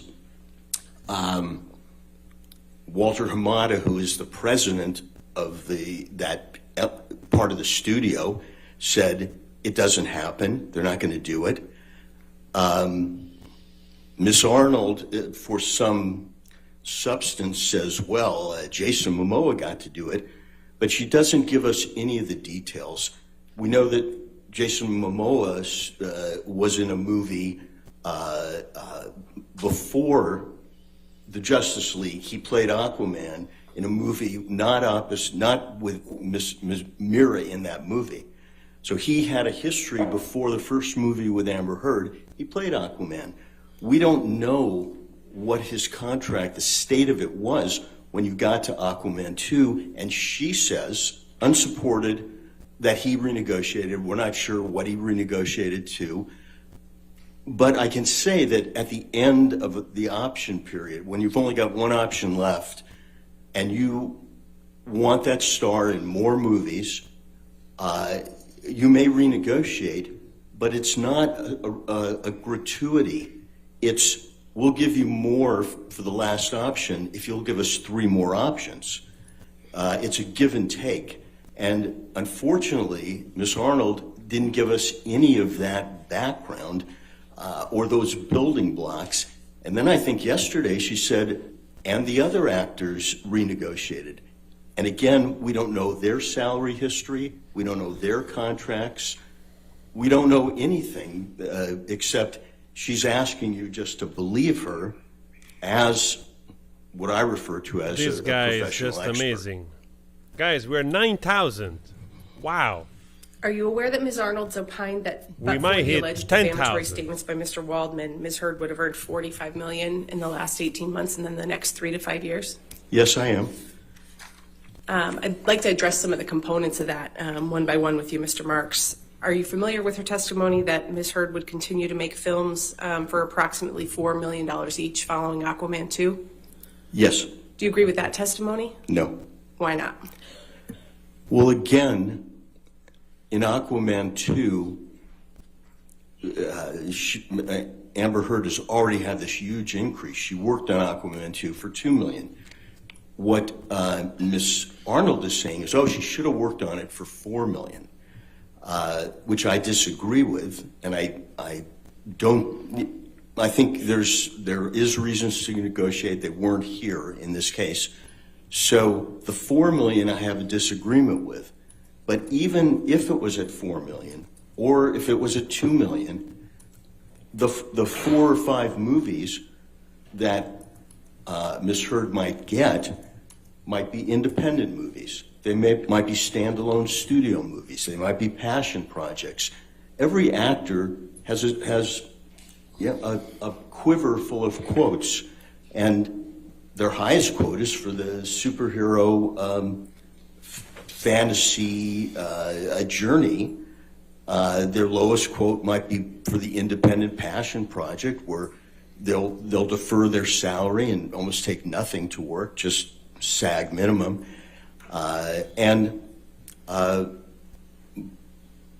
To assume that she'd get 4 or 5 more movies at this, her last fantasy quote, would be to assume that those are also those type of movies, playing another character. And Ms. Arnold says that Ms. Heard's breakout moment, her Star is Born moment, is Christmas 2018.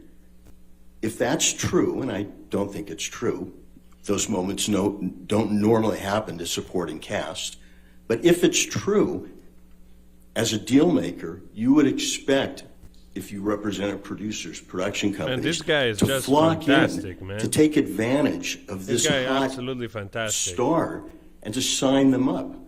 And we have from Christmas 2018 to spring 20, where there is none of this activity. The Star is Born phenomena didn't happen. Ms. Heard starred in one series of 8 episodes, and she earned a healthy fee, $200,000 an episode. But that's 5 times less than the $1 million Miss Arnold is tossing out, supposedly based on Jason Momoa's quote. She doesn't prove it or give us facts. And Jason Momoa is not a comparable actor. He's been in a series where they shot 78 episodes, 44 episodes, 21 episodes. He played Conan the Barbarian. He was in Game of Thrones. It's not a comparable. Your Honor, I'm unresponsive to. All right, I'll sustain the objection. Next question. Mr. Marks, we'll get to some of those issues in a moment, but I want to take you back for a second. I believe you testified a few minutes ago that your understanding is that the last option in a multi-picture deal might be renegotiated under some circumstances. Do you have an understanding of whether Aquaman 2 was the last option in Ms. Heard's contract with Warner Brothers? Oh, no. Aquaman 2 has not even been released, and Warner Brothers has a 4th option for Aquaman 3 or another movie where Mira appears, that character, and they've agreed to double the salary again. So it's in success, and that assumes that they recast and that they make the movie. Are you aware of Ms. Arnold's testimony that Ms. Heard would have made several $1 million on endorsement deals, such as the one she had with L'Oreal? I'm aware of that testimony. Do you agree with that opinion? No. Why not? Again, this is a business of personalities. We didn't, after the breakout moment that Ms. Arnold talked about, Christmas 2018, we didn't see endorsement deals flocking to Ms. Heard during that 16-month period before Adam Waldman made a few statements in the London Daily Mail, I believe it was. We didn't see those endorsements coming to her. We didn't. What Ms. Arnold shows you is these non-comparable actors, they had endorsement deals. But she doesn't show you, when she describes the breakout moment and why she's comparing Amber Heard to these, what I call uncomparable actors, but she's making the comparison. She's saying, well, they had all these deals, why wouldn't she? But for the statements that happened 16 months later, and I guess my primary question is what happened in the 16 months, even if you believe 3 statements in the Daily Mail are the stake through the heart of this Stars Born moment. This guy is amazing, man. Do you have an opinion about Ms. Arnold's testimony that Ms. Heard would have made $1 million an episode in a couple of streaming series following her A Star is Born moment? Yes, I heard it. I have an opinion. What's your opinion? Well, after Aquaman 1, this is a major coup. Amber Heard got that role. She tested for it. She could have been the other 19 actresses or 10 or whoever else tested, didn't get it. She got the role, and she got her salary doubled for Aquaman 1 to $1 million. Now, Ms. Arnold wants you to believe that that $1 million would translate into, she'd get that for each episode of a series.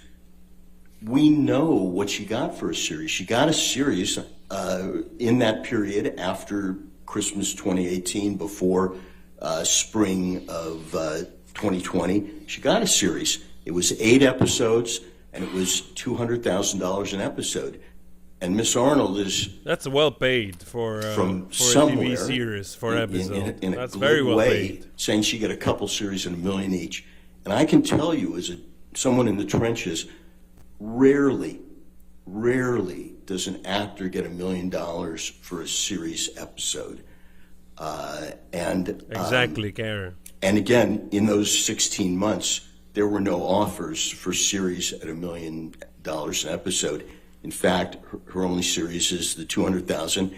And if you look at her resume, the series that Miss Heard were in, I think the longest one ran 8 episodes. Jason Momoa, if you were to believe Miss Arnold, and somehow Jason Momoa's agent broke their confidentiality in the agreement, and he had a series at $1 million an episode, if you're to believe that, Jason Momoa has had a series with 78 episodes, with 44 episodes, with 21 episodes, with 18 episodes, with 21 episodes. He was in... Again, there's not a comparableness there. We spoke a few minutes ago about the test option agreement. What's the significance of the option part? This guy is talking for all of us. The option part of the agreement gives Thank you, Misa. the employer, the studio, the option. They don't have to do anything. They have an option to either employ you at a very healthy salary to play this role or not. They can recast the superhero role. You just have to think of how many actors have played Batman or Superman. Exactly. They can do what they want. And indeed, they do. Since there's no contract, they only have a choice to exercise their option or not. They might say, we're not exercising unless you reduce your compensation. Who knows what the negotiation would be? But it's not a contract until the studio exercises the option, and they don't have to. What's the alternative to an option agreement? Well, the alternative is most agreements in Hollywood, you're hired to play the role. Or once you exercise the option, then it becomes, for that picture, an agreement like others in Hollywood. You are now hired to play that role. So most contracts are guaranteed, you're hired to play the role. In an option agreement, once they exercise the option, for that movie, it becomes a guaranteed contract. Are you aware that Ms. Arnold testified that Ms. Heard was released from her Aquaman 2 contract and then subsequently rehired? I heard that testimony.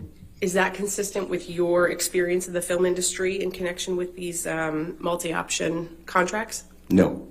Why not? Again, studios don't do things they don't have to do. As we heard Mr. Hamada, the president of the studio, say, you either exercise your option or you don't. They exercise their option. He denied releasing and then rehiring, and in my experience, in almost 5 decades in the business, doing this type of work, that's all we need. Not talking about it, not consulting. I mean, that's all we need. You know, I heard Ms. Arnold say she'd been an expert 100 times. I'm a transactional lawyer. I do this occasionally.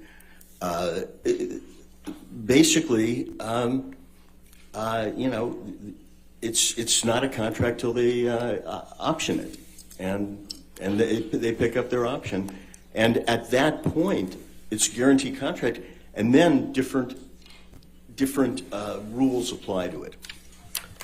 In your experience in the industry, do studios typically comment on those types of actions that they're taking with respect to options?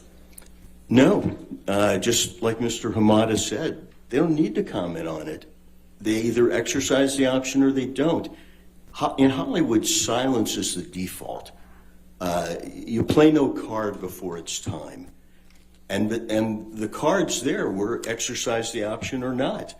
And I was surprised by Mr. Hamada under oath basically saying that there was this discussion of chemistry. That objection, Your Honor, hearsay. I think it was an in-court statement this morning, I believe, Your Honor. That's fine. It's the same hearsay that you were. It's hearsay like yesterday. I mean, it's hearsay. I'll overrule the objection. Go ahead. Thank you. I didn't hear. Go ahead, sir. Overruled. You can continue, Mr. Brooks. I was surprised to hear Mr. Hamada say that they talked about chemistry. That would normally be behind closed doors because it can't help your relationship with the actor. You're either going to exercise or not. And that was quite a bit of candor from someone at his level. Well, and yeah, so, exactly. Therefore, I that's take what I it thought too. At face value. I think he felt that he was under oath and he was telling the truth, but it wouldn't objection, be. Your Honor, is. I'll sustain the objection.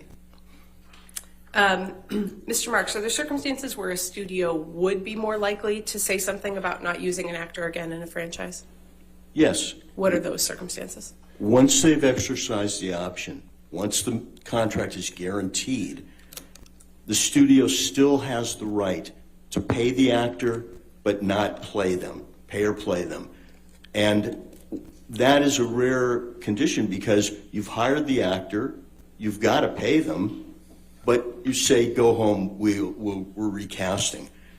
In that situation, after you've exercised the option and the contract is guaranteed, if you pay off the actor, that's normally commented on. That becomes a bit of information because it's not normal. I mean, we really don't need to hear nothing more. Is that circumstance different from Ms. Heard's contract with Warner Brothers for the Aquaman movies? Oh, yeah. Ms. Heard's contract, again, it was just an option. Either we exercise it or we don't. And if we exercise it, she's in the film. If we don't, she's not. Until we exercise it, we have our right to recast or not make the movie. And even after we exercise it, we still have a right to recast and not make the movie. We just have to pay her salary.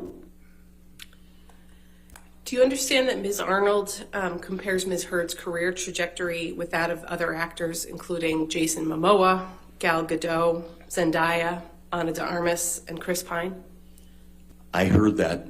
And what's your opinion of those actors as comparables for Ms. Heard? Even Ms. Heard's agent, Jessica Kay, said that 4 of those actors weren't Objection, Your Honor, comparable. hearsay. I believe same response, Your Honor, that it was in testimony that was played in court earlier this week. I mean, that's not what she testified to. I mean, he's characterizing testimony that was from days ago, and I don't even think she testified to that, Your Honor. You can cross-examine, overrule. Overruled. You may continue, Mr. Rose. Again, they are not comparable. Jason Momoa was Aquaman. Chris Pine was Captain Kirk. Gal Gadot was Wonder Woman. Zendaya has been working on Disney Channel since she was 13. She's in all the Spider-Man movies. She goes by one name. Ana de Armas, when she was in a movie that they call, her breakout, it was as a nude poster. She's been an ensemble piece, Knives Out. These are not comparables. Now, Ms. Arnold stuck to Jason Momoa, who's the most non-comparable because of his history and his career, but she didn't give us the advantage of telling us what his contracts were, what he renegotiated to, what he earned. She didn't give us any of those building blocks. She just she set him up as a comparable and then said what Ms. Heard should earn, but she never gave us the salary of Jason Momoa or the other comparables. And she built like this house of cards on nothing. She showed us with her words the beautiful this guy is worth that the emperor was his wearing. Salary, honestly. But we can whatever they're paying him, he's worth it. Business. Objection, Your Honor. That he wasn't. Beyond the scope of the question. All right, I'll sustain the objection. Next question. Okay. You were just speaking about Mr. Momoa as a comparable. Are you aware that Ms. Arnold compares Ms. Heard to Mr. Momoa as an actor with equivalent franchise experience who was able to renegotiate his salary for significant increases in bonus? Yes. What's your response to that opinion? Again, he didn't have comparable franchise experience to Ms. Heard. He was Conan the Barbarian. He played Aquaman in a movie that Amber Heard was not in. He played Aquaman, not a supporting character like Mira. It's just not comparable. And you can say the words, but I saw nothing from Miss Arnold to back it up, something to build on, which if she was a negotiator in the trench, the studio negotiator would say, okay, so show us, where's the comps? Let's talk numbers, because ultimately that's where we have to get to. Yeah, she not doesn't just like because this. You say it so. She doesn't we just like don't this. believe you. You've got to show us. In your experience in the industry, what factors influence Guys, the we're almost negotiation of the 4,000 terms of a likes. film agreement We're getting with there. an actor? Well, first it depends on the film. If the film is $1 million movie and everybody's deferring their salaries, that's one thing. If it's a superhero movie, that's another. But for deal makers and negotiators, the best predictor of what the deal should be is past earnings, precedent, comps. You also look at the budget of the movie, what it can bear, because if Jason Momoa's comp is $10 million, but the budget's $10 million, obviously he has another price for that movie. But the best predictor of future earnings is past earnings. And I didn't see any Ms. Arnold talk about past earnings at all, except the earnings in this rarefied superhero 4-picture deal where instead of incremental increases, which you normally see, it was multiples increases. And then when you get on a series, the big renegotiation was when the network has no more options. Until then, the actors on the series get 5, 10, 15 small percentage raises. They don't get multiples. They get the multiples if it's a success and the studio wants to continue making the series and they want to keep these characters. That's when the renegotiation happens. here, even if we believe Ms. Arnold, after Aquaman 2, there was still an option waiting at a big price, double the previous payday. What's the significance of the timing of the Waldman statements to the opportunities Ms. Arnold claims Ms. Heard lost? Well, the argument, as I understand it, is that Ms. Arnold says that Ms. Heard lost all these opportunities because of those losses were caused by Adam Waldman's statements 16 months later. So I think the timing. Sure. They have nothing. You have nothing. They bring a real specialist, a real lawyer that does this for 50 years almost. And even when they're going to be in the cross-examination, you have nothing on this guy. He's telling all facts. All facts. He's just burying her into facts. There is no escape from this, you know? Stop pretending like you're the next big shit on the planet. Sorry, I didn't mean pen, no pun intended, even though probably in reference to that manure might have been the case. Mr. Marks, what's your overall assessment of Ms. Arnold's opinions in this case? My overall assessment of her opinions is that they're not worth the paper they're not written on. She knows something about our business, but not about negotiating deals. She may have gotten someone at the Endeavor office to breach confidentiality, but she never laid out the building blocks. Excuse me, objection. You have to stop talking, Mr. Marks. Thank you. Beyond the scope. Yeah, Mr. Marks, can you just limit your testimony to your opinion about Ms. Arnold's opinions, please? My opinion, as someone who's made deals as a deal maker for almost 50 years, is that she calls herself an expert, but she's not. She doesn't have the background. She doesn't have the day-to-day knowledge. And this guy knows people. I'm telling you. Back up. This guy knows people. Line. If you want to get those figures, you have to show why they're deserved. And again, just a second, guys. I come back in a second. She was constructing a Jenga without the bottom pieces. It does not hold up under scrutiny by someone who makes deals. No further questions. All right, cross-examination.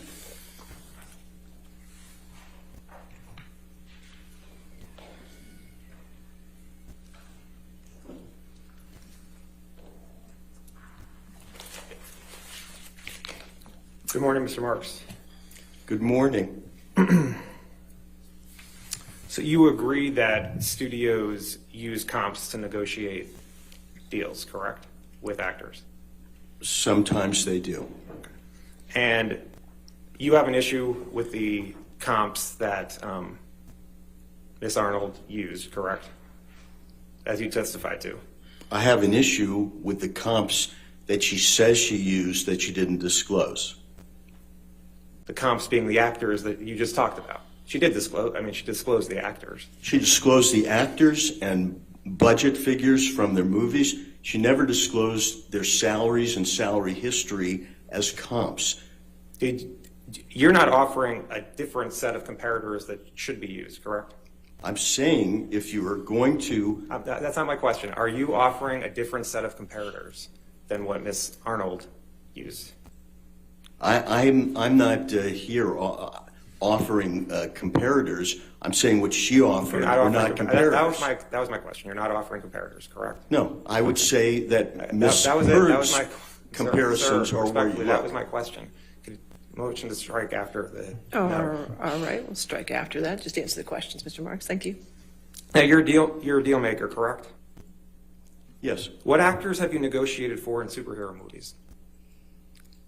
Well, recently I've negotiated for Chris Pratt in a superhero series for Amazon.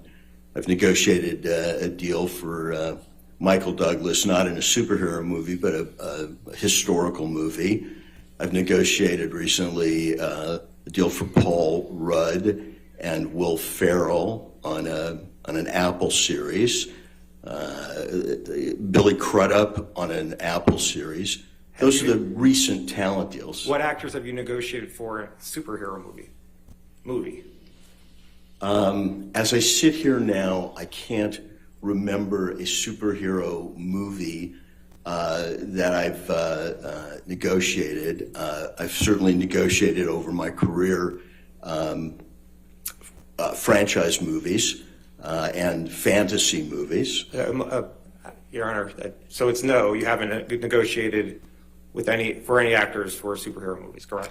So you would define like, I don't know, Jungle Book isn't a superhero movie. It's more of a fantasy. Okay, so no, correct. Your answer is no. All right. So as I sit here, I can't think of a Marvel type superhero movie that I've negotiated.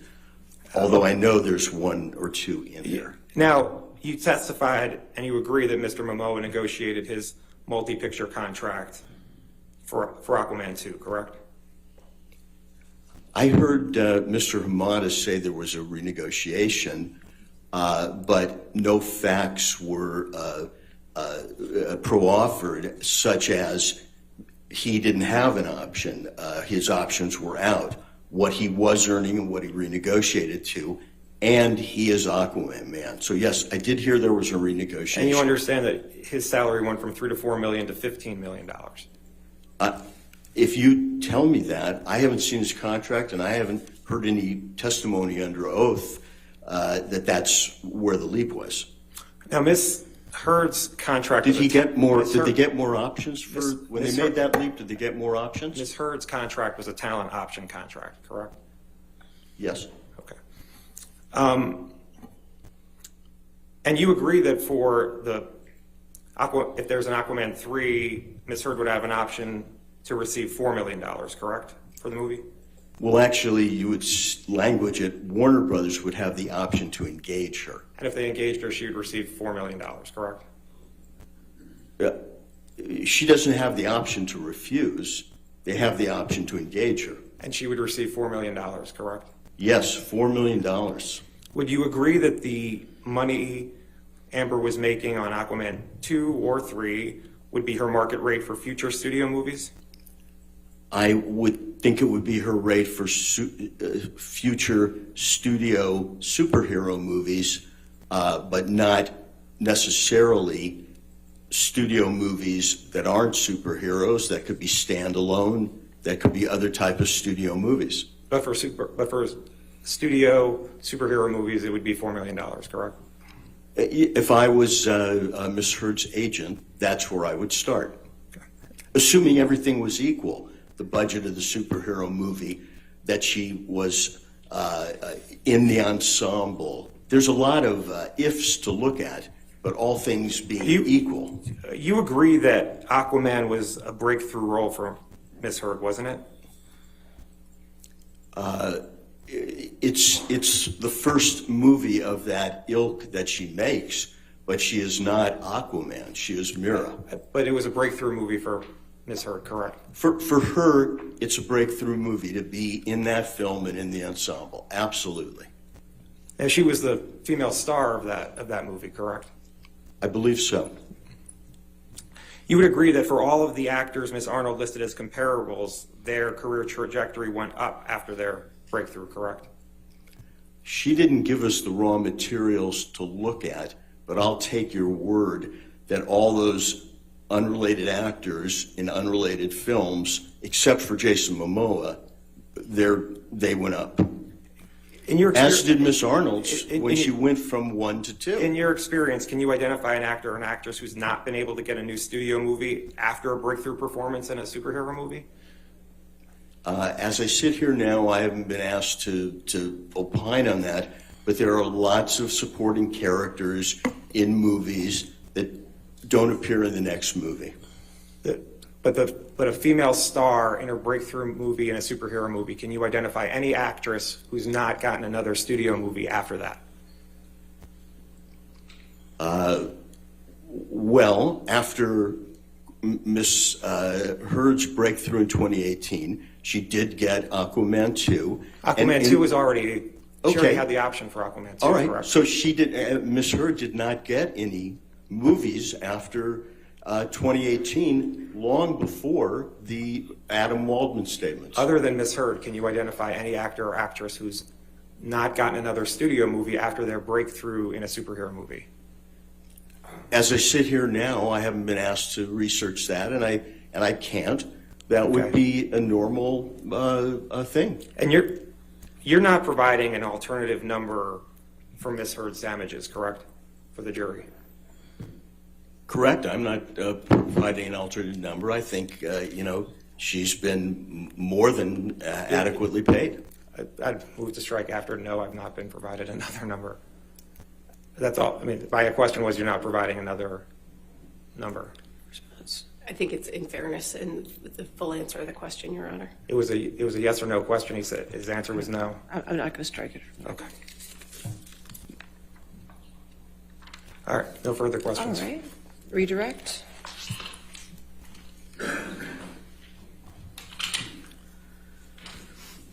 Mr. Marks, in response to some questions from Mr. Lederhaft, you were discussing some franchise and fantasy movie agreements that you've negotiated with actors. Could you just describe some of those for us? I've had such a long career that I mainly forget what I've done, but I negotiated all the contracts for Pinocchio, if you will, that was produced. Is Coming to America the original? Is that a fantasy movie? The Golden Child, is that a fantasy movie? And by the way, I may have negotiated contracts, and ultimately the film wasn't made. But as I sit here now, those are the only ones that come to pass. If I was looking at my resume or going through my files, I might think of others. But there isn't a deal that I haven't made. And I think you also testified in response to Mr. Nadelhaft's questions that you have negotiated some deals for Chris Pratt and Paul Rudd. Do you recall that testimony? Yes, these are for streaming series. Do you happen to know if both of those actors have played Marvel superheroes? I believe they have, but don't quote me because, that's not my genre. No further questions, Your Honor. All right. Thank you, Mr. Marks. You can, you're free to stay in the courtroom or you can leave, okay? Thank you very much. Thank you. All right. Your next witness. Plaintiff calls Michael Spindler. Michael Spindler.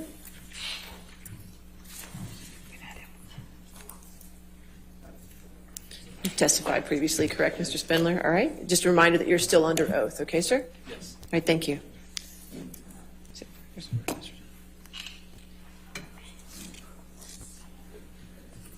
Yes, sir. Thank you. Good morning, Mr. Spindler. Good morning. Can you remind the jury who you are and what you do?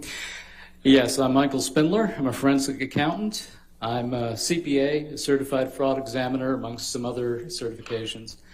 I'm with B. Riley Advisory Services, a national firm that does forensic accounting, bankruptcy and restructuring work, and business valuations and appraisals. I've got over 40 years of experience. Are you familiar with the testimony rendered by Miss Arnold in this matter? Yes, I am. Do you understand that Miss Arnold testified that Miss Heard has suffered economic damages resulting from 3 statements made by Mr. Waldman? Yes, I do. Do you have an opinion of that claim? I do. Objection, Your Honor. May we approach? All right.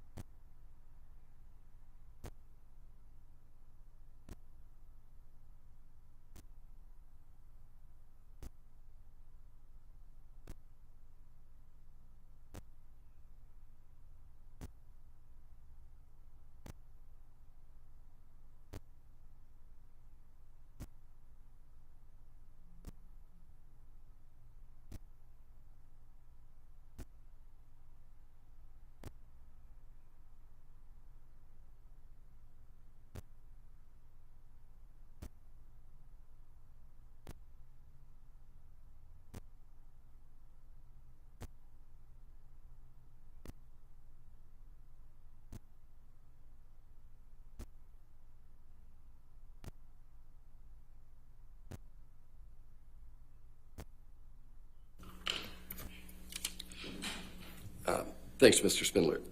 Now, you indicated that you had listened to Ms. Arnold, and she testified on behalf of Ms. Heard relative to economic damages. Have you formed an opinion as to the testimony and opinion rendered by Ms. Arnold? Yes, I have. And what's that opinion? It is not adequately supported, and it is unreasonable.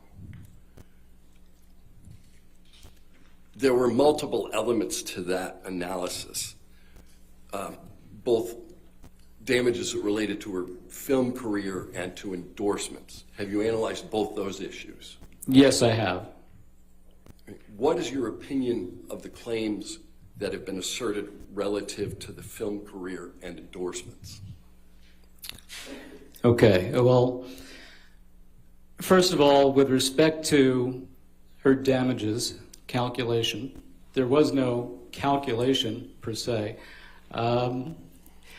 She initially looked at these comparable actors and seemed to use that as a basis for numbers.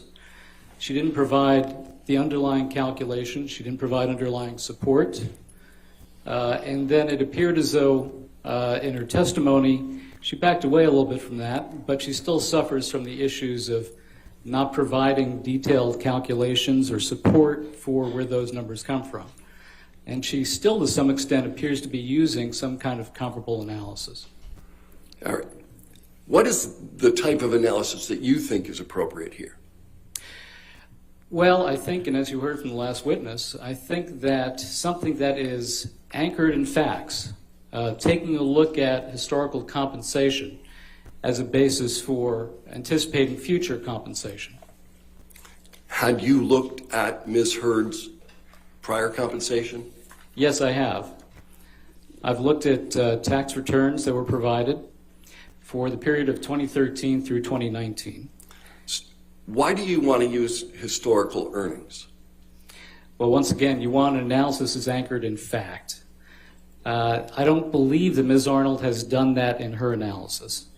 So here we've got some actual data, we've got some historical compensation, and as the last witness mentioned, that often provides somewhat of a basis for future anticipated earnings.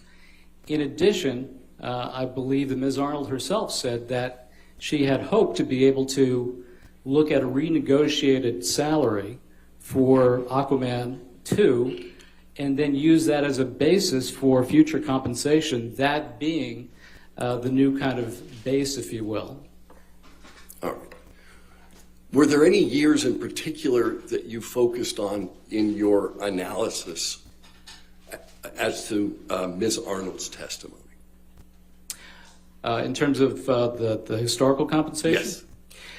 Well, for 2013 through 2019 in total, her compensation was around $10 million for all those years combined. In 2019, the last of those years, her compensation was somewhere between about $2.6 million and $3 million. Now, that's a good year. That's known as a clean year. What do you mean by a clean year? Well, for example, 2019, you had Aquaman was released in December of 2018, and that was a successful film.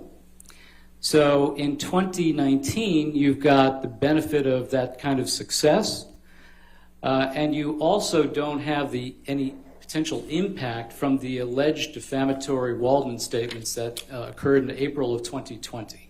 So 2019 is clean of all that. What did you understand Ms. Arnold's methodology to be?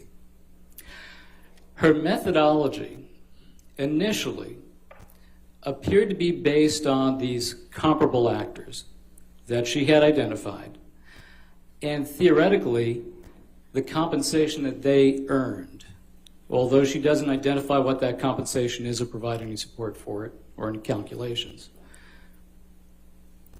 What is your opinion of that methodology from an accounting perspective? That methodology was unsound. It's just unsupported. There are no numbers. There's no data that she provided and support for that. What methodology did you understand Ms. Arnold to adopt at trial? Okay, well, it looked like somewhat of a mix and match approach. She used different approaches, I believe, for different elements of the damages, although it's still a little bit unclear to me, a little bit vague. But there are 4 basic components that she was looking at, and we can go through those in any order you wish. All right. With respect to the I like this guy television series portion of her analysis, what do you understand that methodology to be? Okay. Objection, Your Honor. May we approach? All right.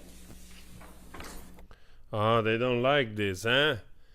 You don't like this. When they bring on people which they just spit facts, they don't like it because you have nothing to go by.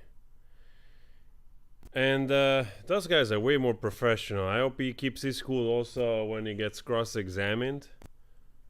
But, you know, this is the great thing about facts. There's not so much beating around the bushes. It's just what it is. And that's it. So, the guy is literally telling, based on paper, what are her earnings in a good year.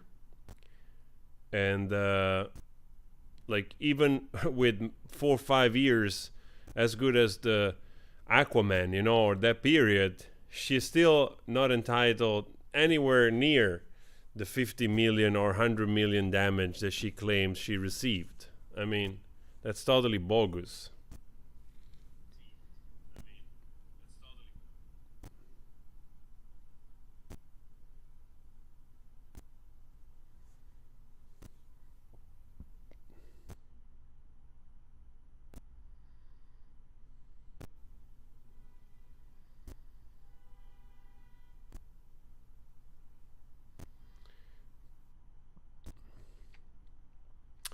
Well, the good news is that those people have just like 3 hours left of whoever they want to bring on the stand for AH team. And Johnny has probably 10 hours left, so that's very good. Because you see, he has all those specialists, which they're real specialists, not just fabricated specialists, which they get paid. I mean, don't get me wrong. Also, JD people get paid. It's obvious, you know. But at least those people, they're basing their stuff in much more facts than the AH team has managed to provide. I mean, on one hand, we get those experts like kind of inventing a little bit stuff, embellishing possibilities of the future, and you know. And on JD team, you actually get a lot of facts.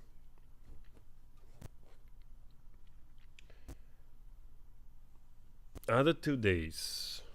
Wow. So tomorrow we're gonna get Kate Moss, apparently. And today is starting well, I suppose. It's starting well. We got a lot of expert, you know, like was interesting to listen to the doctor that basically did the surgery on JD, super professional, no bias at all. He just said things the way they were. The cross-examination tried their best, like, oh, you can push clothes around as if, you know, those closets and dressing stands or whatever could not have been pushed down in a second time. You know, like literally fabricating the evidence, basically, which really, it's preposterous, actually, you know, to even present pictures like that. So it's just really like a bunch of nonsense. Earnings from television shows.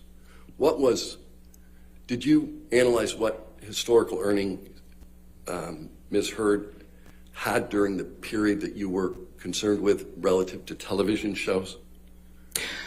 Well, yes. During 2019, she entered into a contract in July of 2019 to appear in a television series at $200,000 per episode. All right. What about endorsement deals? Did you look at what she had made on endorsement deals during that period? She did have a contract with L'Oreal at $1,625,000. All right. Wow. Not bad. With respect to her movie roles, guys, we passed what were 4,000 likes. Thank you so much. Historical earnings during that Thank period? you so much.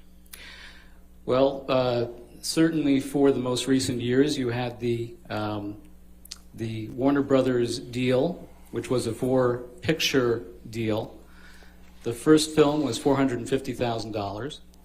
Then the first Aquaman was $1 million base fee. Then $2 million for Aquaman 2. And presuming that there was an Aquaman 3, that would have been $4 million. Okay. Why do you look at historical earnings as part of your analysis? Because you want your analysis to be anchored in facts. You want it to have a sound methodology, and you want to come up with a reasonable result.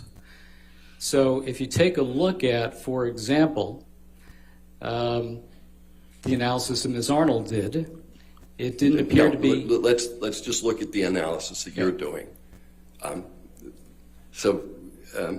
What you said, I think, is you wanted them anchored in facts. Why? Because that provides a sound basis for coming up with something with reasonable certainty. There's AICPA, or American Institute of Certified Public Accountant guidance with respect to reasonable certainty. And those are the basic elements of it. Thank you. No further questions. All right, cross-examination.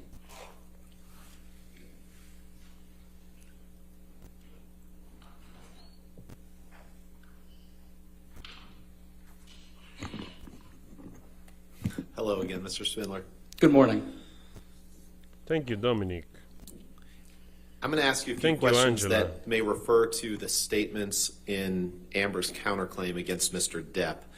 When I refer to those statements, I'm going to refer to them as the Depp-Waldman statements. Do you agree that we can both be on the same page what I'm referring to when I say that? That's fine. You can use your terminology. I'm sorry, there's an objection, sir. If you hold on. Can we approach? Okay.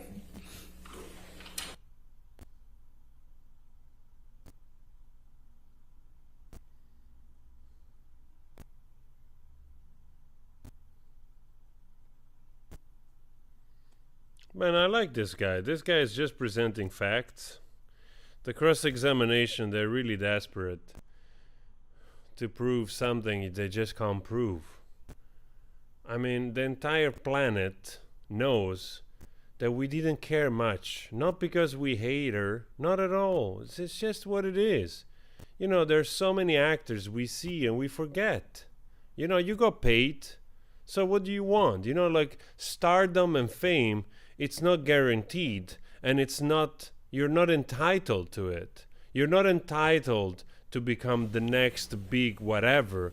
You had your chance. You got paid millions. What do you want? So, Mr. Spindler, when I refer to the Depp-Waldman statements, you understand me to be referring to the statements in Ms. Hurd's counterclaim against Mr. Depp. It's not even your fault. It's just I'll how understand it is. that, yes. Now, you're here to provide a rebuttal opinion to Ms. Arnold's part of Ms. Arnold's testimony, correct? Correct. You're not providing an opinion on whether Ms. Hurd saw Mr. Depp, correct? That is true. You're not offering an opinion as to any of the underlying facts relating to whether Mr. Depp abused Amber, correct? That's correct. You're not offering an opinion as to the magnitude of damages that you believe Ms. Hurd may be entitled to if she proves defamation by Mr. Depp. You're just reviewing what Ms. Arnold has said, correct? That's correct. And you said that you want your analysis to be accurate in the facts, right? Anchored in facts. Anchored in facts. You'd agree that what an actor earns in one period isn't necessarily reflective of what he or she may earn in future periods, correct? Correct. And that's because there can be some variability. An increase in the number of roles may lead to greater income, correct? I'm sorry, could you repeat that? I was speaking, I didn't hear. One of the reasons that what you earn in one period may not be reflective of what an actress may earn in future periods is because an increase in the number of roles may lead to greater income. Nobody believes that. The number of roles or the particular project itself, yes. Sure, getting better roles may lead to greater income, correct? Correct. And the same is true for an endorsement. As an actress's profile grows, the amount of money that she may be able to earn from endorsements grows as well, correct? It can. So it depends. What Ms. Heard earned from, say, 2013 to 2019 that you testified to isn't necessarily reflective of what she might earn over the next 5 years, correct? Not necessarily. It is a good indicator, though. And you'd agree that from 2013 to 2019, in terms of earnings and star power, that Ms. Heard's career trajectory was on the upswing, correct? There was a slight increase during that period of time in her earnings from 2013 through 2019. And you'd agree that that was as a result of getting more lucrative roles, right? Yes. Now, you're not a causation expert, right? You're just a damages expert? That's correct. So you're not testifying as to whether the Depp-Waldman statements caused her to lose any roles, correct? That's correct. And you're not offering any opinion as to whether the Depp-Waldman statements kept her from being considered for roles that she otherwise This guy keeps saying like the Depp-Waldman statement is such a piece of shit. That's correct. I'm not testifying on causation issues. Because and it's you can't not speak Depp. to what opportunities It's Waldman may never statement. have materialized for Amber as a result of the Depp-Waldman statements, correct? Yeah, I've not done those calculations. And you don't have an opinion about whether or not Ms. Heard could have renegotiated a contract for Aquaman 2, correct? That was not part of my work. And you don't have an opinion on the impact that additional exposure or press coverage or magazine covers or interviews would have had on Ms. Heard's career, correct? Correct. I'm just looking at Ms. Arnold's calculations. You've never served as an expert witness before to calculate damages based on lost roles by an actress resulting from defamation against that nobody person, cares. correct? Rottenborn. I've been involved in defamation cases, but I've not done the calculations as an expert witness and testified there too. Rottenborn. Nobody cares. And there's never been an instance Nobody in cares. which you have served as an expert witness Nobody cares about in a case you. to calculate Nobody cares damages about based her. on alleged We don't defamation care. against an actress, Rottenborn. correct? Correct. And you're not offering any expert opinion on what impact the alleged defamation by Mr. Depp has had on Ms. Heard's career, correct?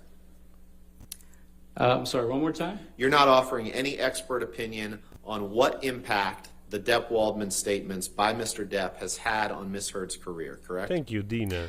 Other than taking a look at Ms. Arnold's calculations. And you're not offering any expert opinion about what impact, if any, social media coverage of this case or of Ms. Heard may have had on Ms. Heard's career, correct? You're correct. That's other experts. Can we approach No her? further questions. Thank you. All right.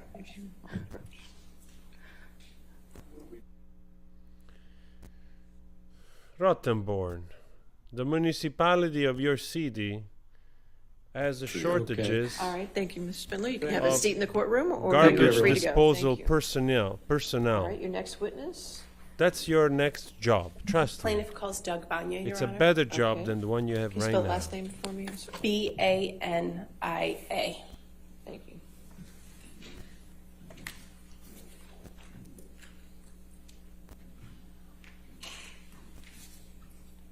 They're trying so hard. They're trying so hard.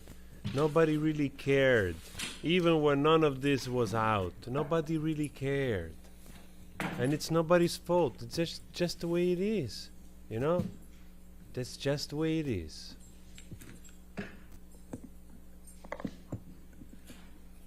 Now, all of a sudden, they're trying so hard to prove that, you know, we got again the Right, so you specialist can- here. Well, this was a boring So specialist. just a reminder that you're still under oath, okay, sir? Thank you. This was the... Okay, this was a boring specialist, but Good afternoon, Mr. Banya. I'm going to go check my Can you broccolis. briefly reintroduce yourself to the jury, please? Yes, hi, Doug Banya. I am from Nevium Intellectual Property Consultants based in San Diego. I value intellectual property. I provide litigation support in infringement and defamation cases, as I'm doing today. And I use internet and social media analytics in both of those services. Since you last testified in this case, the jury has heard testimony from Ronald Schnell and Catherine Arnold. Are you familiar with their testimony? Yes. Were you asked to analyze their testimony and provide opinions in response? Yes, I was. Have you formed opinions in response to the testimony of Mr. Schnell and Ms. Arnold? I have. Generally, what are those opinions? Generally, Mr. Schnell provided no evidence of a correlation between the Waldman statements and the hashtags and the spikes of those hashtags on Twitter. Second, based on my internet and social media analytics investigation, I've concluded that the alleged comparable actors that Ms. Arnold came up with are not comparable with Ms. Heard. And then thirdly, Mr. Schnell and Ms. Arnold both failed to provide any evidence of a causation as it relates to the Waldman statements causing any economic harm to Ms. Heard. Let's dig into those opinions a little bit. You're familiar with the testimony of Mr. Schnell that there are more than 2.7 million alleged negative tweets related to Ms. Heard between January 2018 and June 2021? Yes. And what's your understanding of how Mr. Schnell identified those particular 2.7 million tweets? Yeah, so essentially Mr. Schnell chose hashtags that he felt were negative towards Ms. Heard. Those hashtags range from justice for Johnny Depp, Amber Heard is an abuser, Amber Turd, and the hashtag we just don't like you, Amber. So then he used those hashtags. Oh man, and he searched through using the Twitter API, searched through various tweets, and then came up with tweets that were using those hashtags. Did you conduct an analysis of those tweets? Yes, I was given that exact the data that Mr. Schnell used on a hard drive. So yes, I dug into that data as well. And what was the purpose of your analysis?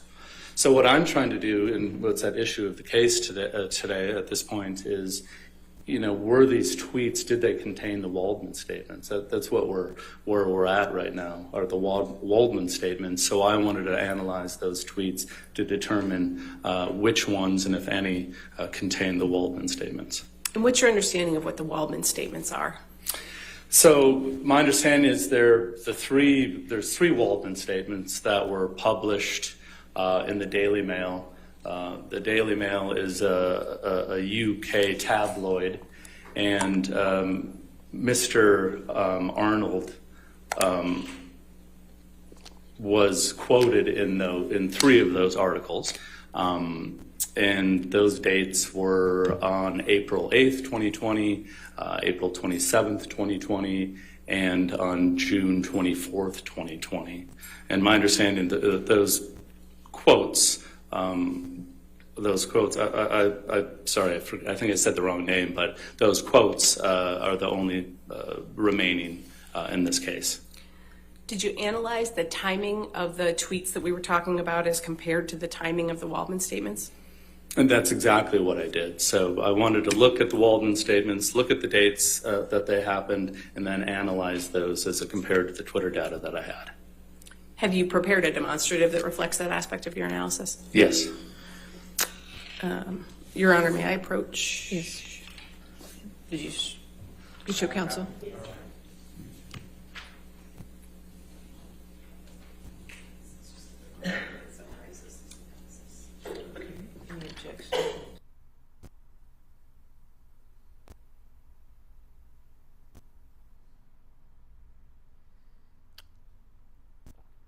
Man, they're so done. Guys, we're almost at 4,500 likes. Just missing 100 likes. Let's see if we can reach the milestone while we wait for the specialist to talk here. Man, it's so obvious. It's so obvious.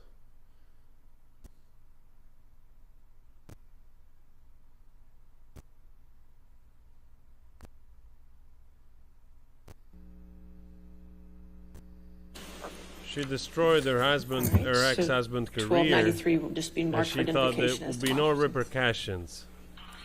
and can be published. What a to the jury. nutcase, honestly. What a nutcase. She started this whole thing. Mr. Banya, can you explain to the jury what this demonstrative shows? Yes. So this shows the total hashtags and tweets that Mr. Schnell was analyzing. This is the summary data. There are tweets that are running from January 2018 to June of 2021. And again, these are related to the four hashtags that I discussed.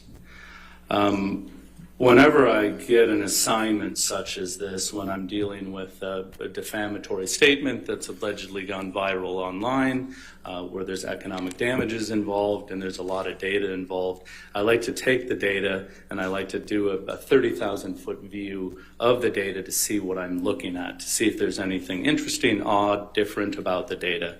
And the first thing that I noticed is 35% of the tweets were prior to the Waldman statements. So again, remember, my assignment is to determine if the Waldman statements are part of the tweets that Mr. Schnell analyzed. So obviously, if these tweets were prior to the Waldman statements, in no way could they have anything to do with the Waldman statements. So that was the first issue that I noticed. Then I noticed what I like to call kind of the alleged defamatory time frame. And as I discussed, that's when the Waldman statements were published. That's the date down here. You know, the first one was in the beginning of April, and the last one, which is the third one, was at the end of June. But what I found interesting is only 2% of all of the tweets happened during this Waldman statement period. So really, these are just observations, and for me, there were red flags that I made note of, and then I just continued with my analysis. What other work have you performed in connection with forming your opinions about the purportedly negative tweets? Yeah, so now I realize that 35% are irrelevant and 2%, only happened during this important period. I just continue to dig into the 2.79 million tweets that Mr. Schnell provided. And Tom, can we take that one down? Those are rookie and Mr. numbers. Banya, have you prepared another demonstrative that depicts that analysis that you were just describing? Yes. Those are rookie numbers.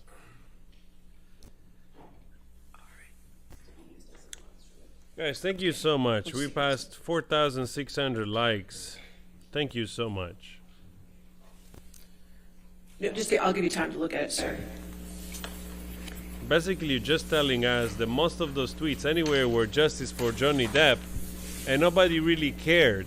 People, they're even tired of hashtagging this woman, They don't even want to hashtag her. That's it. All right, plaintiffs. I'm sorry. No objection as a demonstrative. Okay. All right. Plaintiffs Exhibit 1294 will be marked for identification as a demonstrative and will be published to the jury. Thank you, Your Honor. Mr. Banya, can you explain what this demonstrative shows? Yes, this is showing the various spikes. Man, Dr. Spiegel as it relates was to hilarious, the man. That Mr. Schnell testified about. This is actually a demonstrative that he used in his testimony. What this is showing are the largest spikes related to the hashtag Justice for Johnny Depp. I don't know if you remember his testimony or any of his demonstratives. The other three hashtags did spike at the same time, but a very small spike. So what I'm showing you here are the 6 top spikes in Mr. Schnell's analysis. And what's important here again is the very first spike, and the largest spike again happened before the Waldman statements. So what I'm trying to figure out is what tweets were related to the Waldman statements. So this number 1 spike, which is the biggest spike, was prior to the Waldman statements, so it's irrelevant to the case. And then the second thing I noticed that was interesting here is here are the dates in gray right here this is the time in which the Waldman statements happened. And you're going to notice, as we discussed before, only 2% of the tweets happened during that time. But I found it very interesting for such a viral event that has potentially caused such economic harm. There's no spikes in this area. And actually, you're going to see that Mr. Waldman, his statement came out here in the first April 2020 article. Then the second one came out here, and then the third one came out in June. There's actually a downward use of the spike, downward use of the hashtags. So I'm not seeing any correlation as it relates to the Waldman statements and any spikes here as it relates to the hashtags Mr. Schnell chose. Did you analyze each of the spikes that are depicted here? Yeah, so what I did is I looked at the 6 different spikes, and you're going to notice that each spike represents a month. So the second spike, is July 2020, and so on to the 6th spike going to April 2021.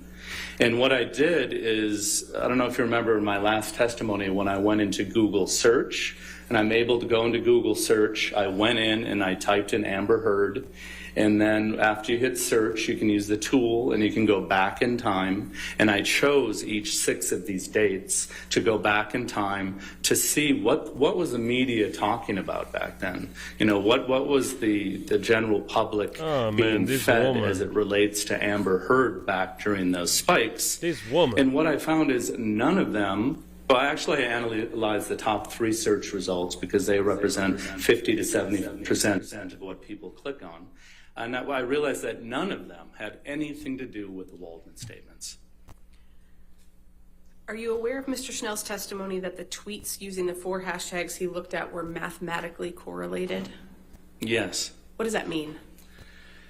So what Mr. Schnell is saying, which is irrelevant to this case, is the 4 hashtags that he randomly chose, they tend to go up and down together, and that's why he had these spikes here. So the correlation there is how those 4 hashtags work or dance together going up and down. But first of all, the hashtags have nothing to do with the Waldman statements. And the fact that there's a correlation with the hashtags is irrelevant to this case because we're dealing with the Waldman statements, which none of that correlation analysis he did had to do with. How do you know that the correlation doesn't have anything to do with the Waldman statements? Can I clear this at all? No. Oh, yeah. Well, first of all, I know because that would happen right here. If when Mr. Waldman, one of his quotes was published, you would see a big spike right here. And then you would see maybe a little noise down here, and then the third time you might see second time a big spike, and the third time a big spike. That's not here. So that's telling me there's no correlation between the Waldman statements and this hashtag use.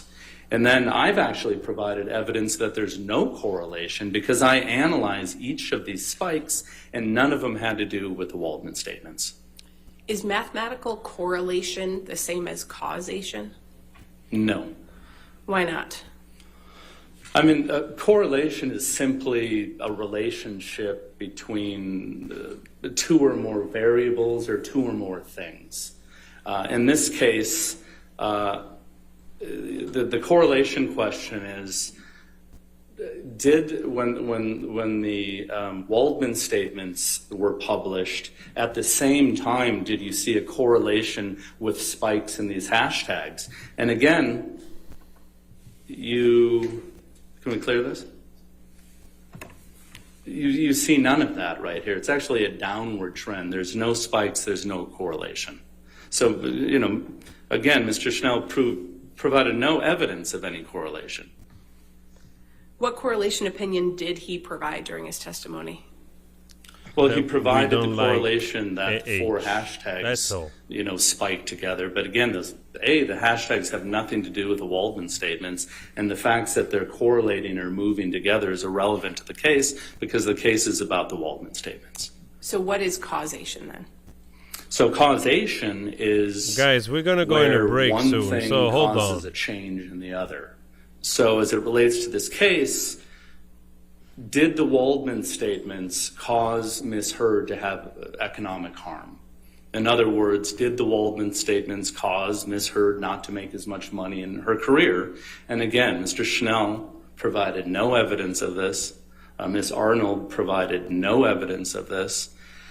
And as a matter of fact, during Ms. Arnold's testimony yesterday, she didn't even know what causation was. You know, she was asked, do you know the difference between causation and correlation? And she said that she's not a semantics expert. We're not talking about the words. You know, when it comes to damages, you have to prove causation prior to calculating damages. You know, so there is no causation that's proven here. Therefore, a damages analysis is not appropriate. Did you hear Mr. Schnell testify that he agreed with your opinion in this case? Yes. And what's your understanding of the opinion that he agreed with? Well, he agreed that he failed to link the spikes in the hashtags on Twitter to the Waldman statements. Did he try to do that? He tried to do that. But again, his analysis was looking at the word Waldman and looking at the word Waldmanian and then trying to say that 25% of the tweets included those two terms. But first of all, Waldman isn't the issue here. It's the Waldman statements. And Waldmanian, I don't even know what that is, but it's not relevant to this case. We can, I think, take that one down, please, Tom. I like that. I also, Mr. Biden, what other like, work why have would you somebody done in write connection with forming your Waldmanian? opinions about Mr. Schnell's testimony? Again, the assignment was to determine if the Waldman statements were part of the tweet. So I continued to dig in, to the data. Guys, I believe the next step is now that I've excluded, the 35% that was before the Waldman statements because they're irrelevant. Thank you. I wanted to really analyze from the April 2020 forward to see if any of those tweets, contained the Waldman statements. Did you prepare a demonstrative that reflects that analysis that you did? Yes, I did. Your Honor, may I approach again? All right. Yes, ma'am. Thank you, Susie. Thank you so much for reminding people to smash the like button. Wow. We're going to reach might reach 5,000. Wow. No objection as a demonstrative. All right. We'll mark it for identification as plaintiffs 1295 as demonstrative and published to the jury. Oh, that's loud. So, Mr. Banya, did you consider the content of the statements made by Waldman as part of the work that you did? Yes. Yeah, so here I reviewed the Waldman statements again, and what I wanted to do is I wanted to determine what, if any, tweets included the Waldman statements. So what I went back to the Waldman statements, and I came up with key terms and key themes for those Waldman statements, which are listed here. The Waldman statements were about abuse hoax, sexual violence hoax, and fake sexual violence. So what I did is we're now dealing with 1.2 million tweets because we're starting in April 2020 because that's when the Waldman statements started. And what I did is I searched the 1.2 million tweets, for these three phrases. And I determined that there were 751 tweets that included those key terms, which is 0.06% of the 1.2 million.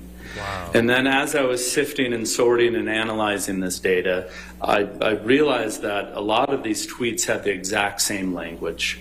It was interesting to see it was the exact same tweet because I'm analyzing the language to see if it matches one of these three. I realized that a lot of these tweets were retweets, likes, or shares. So therefore, I eliminated any of those, and it came down with 95 unique tweets. And then what I did from there is I analyzed those to determine if any of these terms were in there, and I identified 5 tweets that were related to the Waldman Those are statements. Embarrassing numbers. Do any of the even to be hashtags Mr. infamous. Schnell analyzed include the words from the Waldman She's not even statements? infamous. No, they don't. And, because I am rebutting Miss Arnold, her testimony yesterday, she was saying that the Waldman statements caused these hashtags. Then throughout her testimony, she walked that back and admitted, no, none of these tweets have anything to do with the Waldman statements. They don't include the Waldman statements. These hashtags are only hashtags that Schnell, in his opinion, felt that they were negative towards Miss Heard. Based on your expertise, what are your overall opinions about Mr. Schnell's testimony and the Twitter hashtag data? Mr. Schnell provided no evidence that any of the tweets were related to the Waldman statements. Mr. Schnell, there's no correlation there. He also provided no evidence that there's any causation that, the Waldman statements caused any economic harm towards Ms. Heard. Your Honor, I'm about to switch to a different topic. I don't know if you want to break now or push. All right, it's going to be a little while, I assume? A little bit more, yes. Okay. Yeah. Let's go ahead and break for lunch, ladies and gentlemen, okay? Do not discuss the case and do not do any outside research, okay? All right, guys.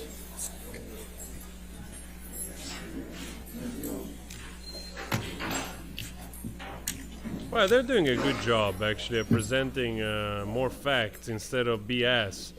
I mean, after all, we're talking about basically a bunch of tweets. Like, it's not even enough to be infamous. Like, this woman, she's not even infamous. So much that she's ignored, All right, we'll come back at 1:40 then. Is that fine? All right, thank you, Your Honor. All right. It's ridiculous. Guys, thank you so much for the 5K on the chat. Unbelievable. We almost have more likes than views. We are 8,000. Thank you so much. Well, I'm gonna keep this on, or I don't know if I can pause it. I just leave it on. I'm just gonna have dinner for a moment, because that's the only moment we can have a break, a lunch break or dinner. But I'll stay around, so I leave this on. And you can leave comments and stuff. I'm also going to interact with the chat. But just give me the time to, make some food. And then we will keep going.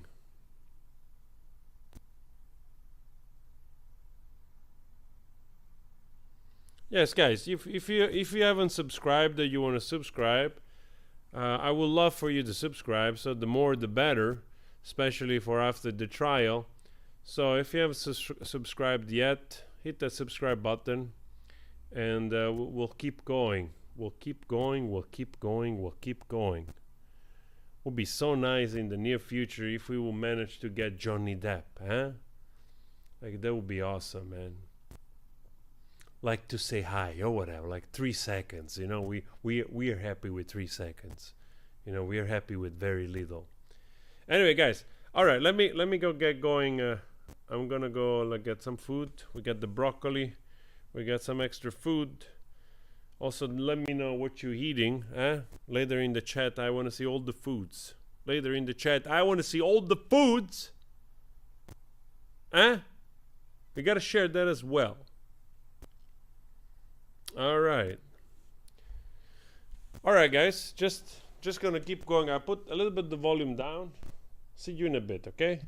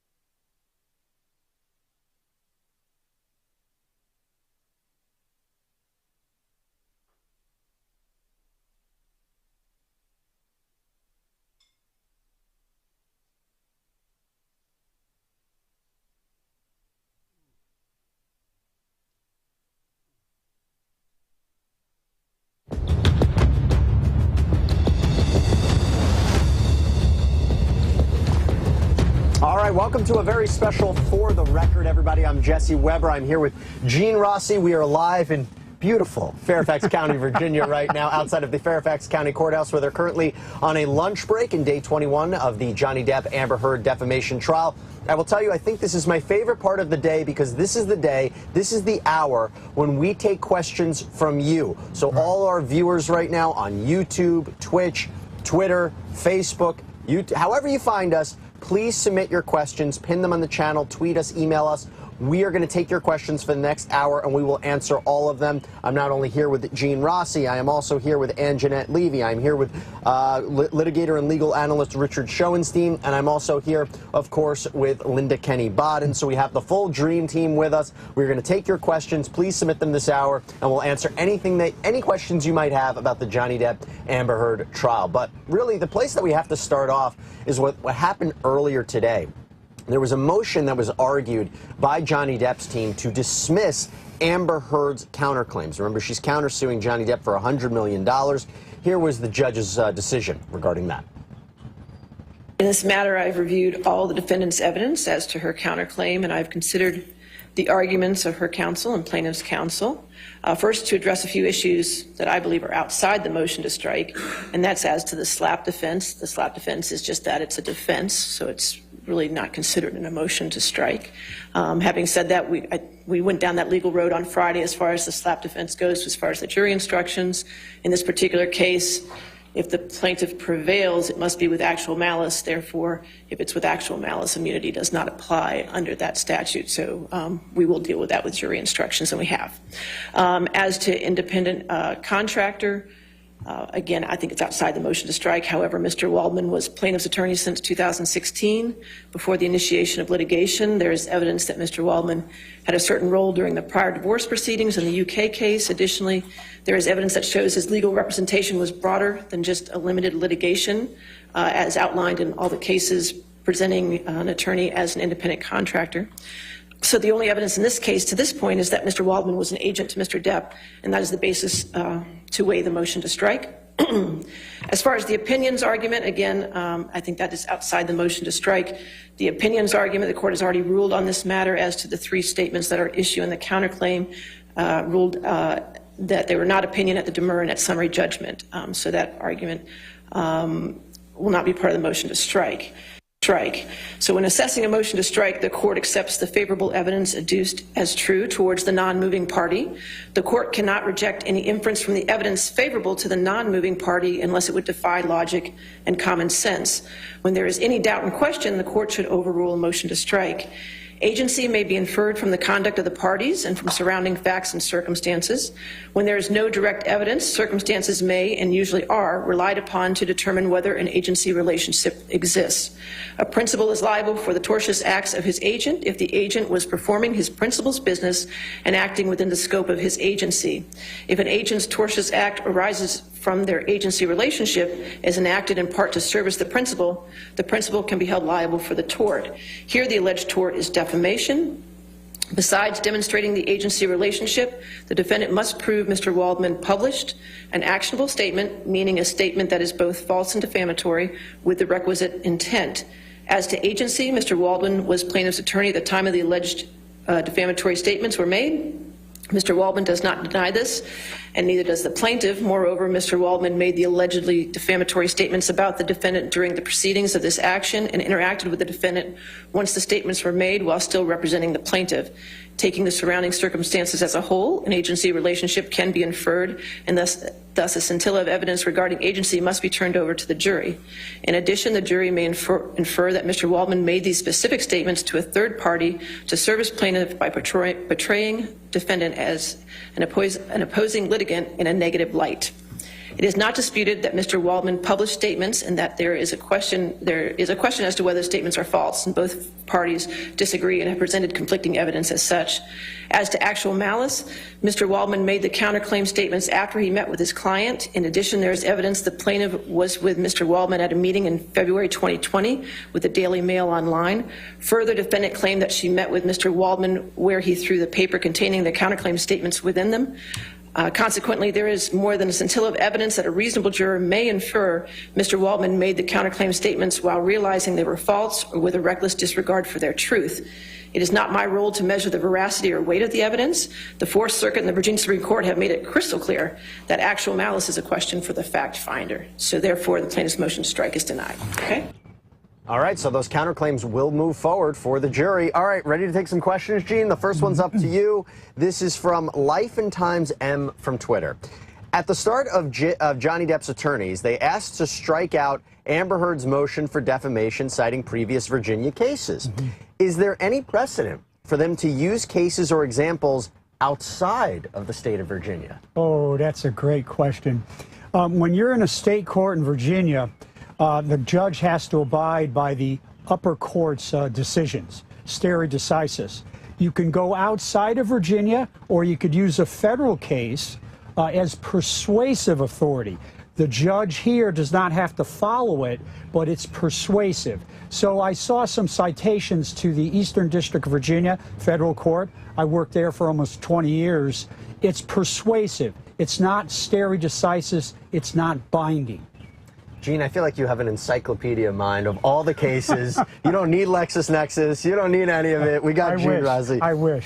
All right, I hear Anjanette Levy laughing. So, Anjanette, you're now in the hot seat. We have a question from YouTube from Jimp164. I thought Heard's team was going to call Johnny to testify today. Why didn't they do it? Well, you know, we haven't received a clear answer on that, Jimp, but we were telling you for the last 2 weeks that they were going to call Johnny Depp to testify.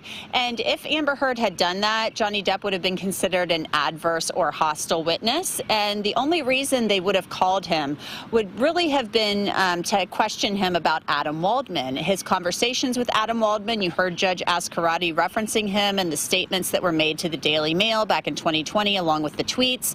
And Johnny Depp is the only one who can really, you know, break that attorney-client privilege and talk about what they discussed and whether Johnny Depp said to Adam Waldman, go to the Daily Mail and tell them I didn't do this and say it was all a hoax. That is the basis of Amber Heard's counterclaim.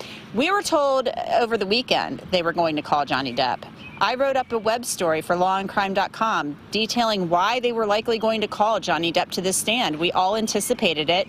Then yesterday we received this word that they were not going to call him anymore, that they considered him as irrelevant as a bicycle to a fish, a feminist reference, right, and that everything he had said had been irrelevant. So they obviously made some type of decision not to call him. We don't know if it was because of time, because they didn't have much time left and they don't have much time left, or because maybe, you know, Catherine Lizardo and I talked about this, the fact that he did well on the stand. Could very well be the case, but if you focus on the time, Rich, I want to go to you now because we have a question from Ross Cameron from Twitter that asked this very question. Why would Amber Heard's team not have been more conscious of their time if they knew there's multiple other witnesses for Depp? If a witness says something on objectionable grounds, can they still object even with no time left? I think they can probably object. I don't think that counts in the time limit, but they can't cross-examine if they run out of time. And I'm finding the time management by Amber Heard's team to be agonizing as a lawyer, as a trial lawyer watching this, to see them fritter away the hours on an unproductive cross-examination of Johnny Depp, struggling to get exhibits into evidence when they had Amber Heard on the stand, and other places where they just lost precious minutes and hours, and now they're under 4 hours left and they have 2.5 days of trial. I don't know what they're going to do. Yeah, and people have a lot of questions about the procedural aspects of this case and the time limits. In fact, Linda, we have a question from Twitch. This is from one of our viewers on Twitch, from Crimson Witch 20. We saw Amber passing notes to someone in the gallery through a member of her team. Is that legal? I'm sorry, Jesse, I couldn't hear the last part of the question. Is that? Is it legal for Amber Heard to pass notes to somebody in the gallery? It is because she's not in custody. Usually the cases we have here are the long crime network. You're sitting next to somebody accused of a homicide, and that would be improper. But because she's not in custody, yes, she can pass as long as Judge Escarati has not put any limitation on that, and that is perfectly legal whether you like it or not. Well, Gene, usually these are kind of procedural questions. Right. Maybe not so biased. This next question, a little biased. We have about a minute left. I want to get it to you. Kimberly Fine from Facebook. For Gene, I know you guys have pointed out how rarely perjury charges are pursued, but do you think this may be an exception considering the massive scope of the trial, fraudulent charity donation claims, as well as the exploitation of the Me Too movement, subsequently making claims even more difficult, I think survivors' claims even more difficult for current or future victims? Kimberly, it's a great question. We're sitting in front of the Fairfax County Courthouse. In that building is the lead prosecutor, Steve Descano. It's a huge office. I doubt very seriously the prosecutors in the county of Fairfax are going to look at this case and file perjury charges against Amber Heard or anybody else. It just doesn't happen. It's extremely rare. What happened under Ken Starr and Bill Clinton, that was an anomaly. That won't ever happen either. So it's extremely rare. It's a civil case, right. Resolve it, move on, and prosecutors got other fish to fry.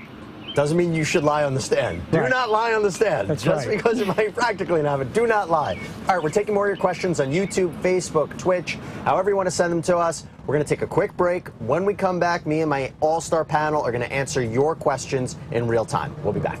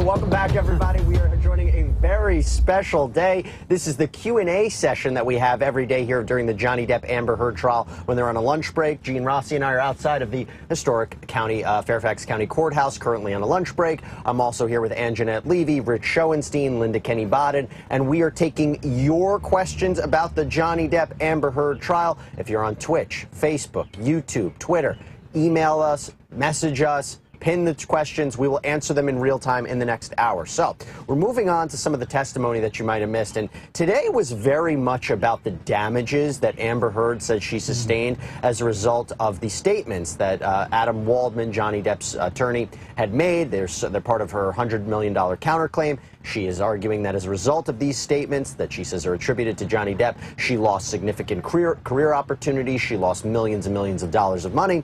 Well, Walter Hamada, who is an executive producer, big exec at Warner Brothers, particularly with the distribution of the Aquaman film, he was talking a little bit more about this, the issues associated with Amber Heard and Aquaman, and what we didn't hear was that it had anything to do with Johnny Depp. Let's take a listen.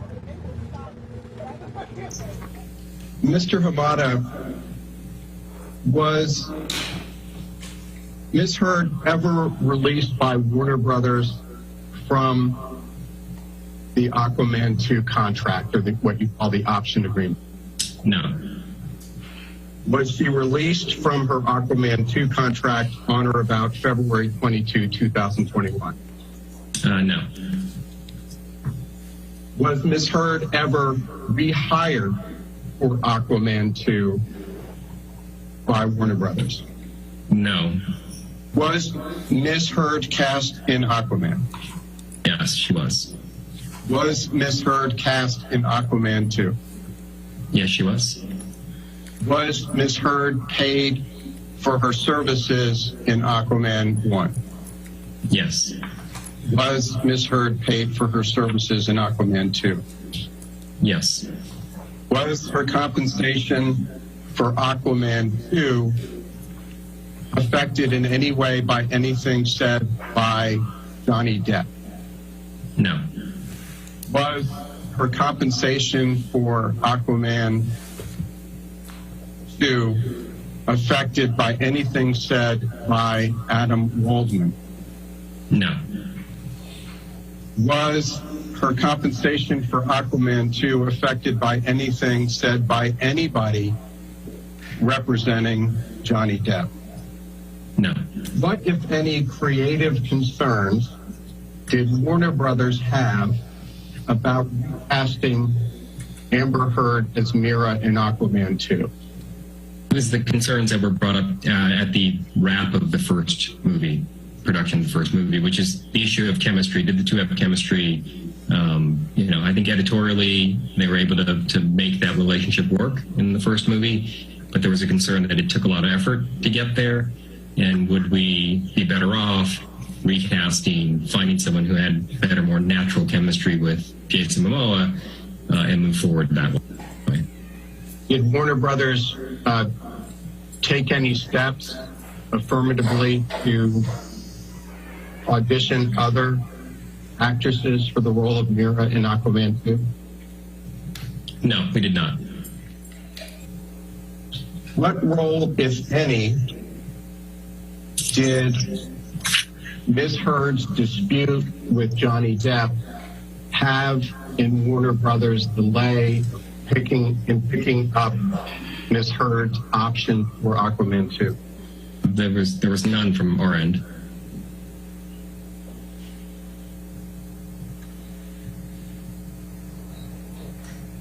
At any point in time, was Warner Brothers considering paying Ms. Heard more money for Aquaman 2 than is set forth in the option contract you previously identified? No, as I said, we were determined to hold our actors to their option agreements. Would Warner Brothers have paid Ms. Heard more money on Aquaman 2 if it had picked up her option earlier? No. At any time from the beginning of history through today, did Warner Brothers ever release Ms. Heard from the Aquaman 2 contract? No. At any point in time from the beginning of history to today, did Warner Brothers rehire Ms. Heard for Aquaman 2? No, because we just picked up her option. So clearly that is testimony that discredits an Amber Heard witness who testified previously about what was going on with Amber Heard's contract, but also it makes it look like what was the real harm to Amber Heard in this defamation case. All right, and Jeanette, I'm going to throw this one at you because we talk about curveballs being thrown in this case. Christina Palmieri from Facebook, who I believe has written in before, so Christina, we appreciate it. What does it mean for Kate Moss to go up on the stand tomorrow? And will what she says discredit a lot of accusations Amber has made towards Johnny Depp? This was a big development this week, Kate Moss taking the stand. And Jesse, you'll recall, we talked about this as soon as Amber Heard said Kate Moss in the stairs in her testimony. We showed you the fist pump from Ben Chu, the smile from Johnny Depp, and we told you that Amber Heard had opened the door to Kate Moss coming in on rebuttal. Kate Moss is, I don't know for a fact, but Johnny Depp has said he never has hit a woman or harmed a woman. And Kate Moss has been quoted in news stories, magazine profiles, as saying that she loved Johnny Depp and she cried for years when they broke up. And she said he was the only person who could ever really take care of her. So I think that Kate Moss is going to get up on the stand live via video link tomorrow and tell this jury that Johnny Depp never threw her down a set of stairs, as Amber Heard suggested in her UK testimony. She said that she had heard a rumor that from two people that Johnny Depp had tossed Kate Moss down a set of stairs. And she may also be allowed to talk about his behavior toward her during their relationship, which she said she cried for years when they broke up. She loved him. That is definitely helpful testimony. Clearly, they were excited about getting her on the stand. Okay, so Rich, I want to focus on Mr. Walter Hamada, who we just heard from. We have a question from one of our followers on Twitch, Sean STLE. Mr. Hamada revealed confidential conversations regarding Aquaman because he was under oath. Is there a circumstance where he could refuse to answer those questions for fear of hurting his business and the reputation of the actors involved? I think this is a great question, Rich, because Richard Marks, who we had just testified earlier today, said he was even surprised that Mr. Hamada made these kind of revelations on the stand. So what do you make of that question? Well, there are a lot of circumstances where there are witnesses in cases who don't want to talk about things that are confidential business matters. And usually the way that's handled is there's some kind of protective order put in place so that they can testify that at deposition and the like. And usually the protective order will say that they can testify about it at trial without being, in fear of any repercussions. The point being that you need to get the facts on in front of the jury, even if there's some business reason that the witness would prefer not to talk about it.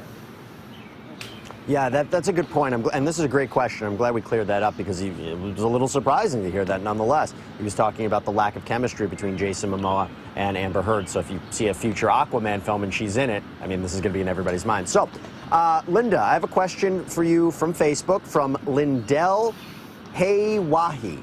Why hasn't it been presented that Amber Heard's own op-ed damaged her own career? What do you think about that?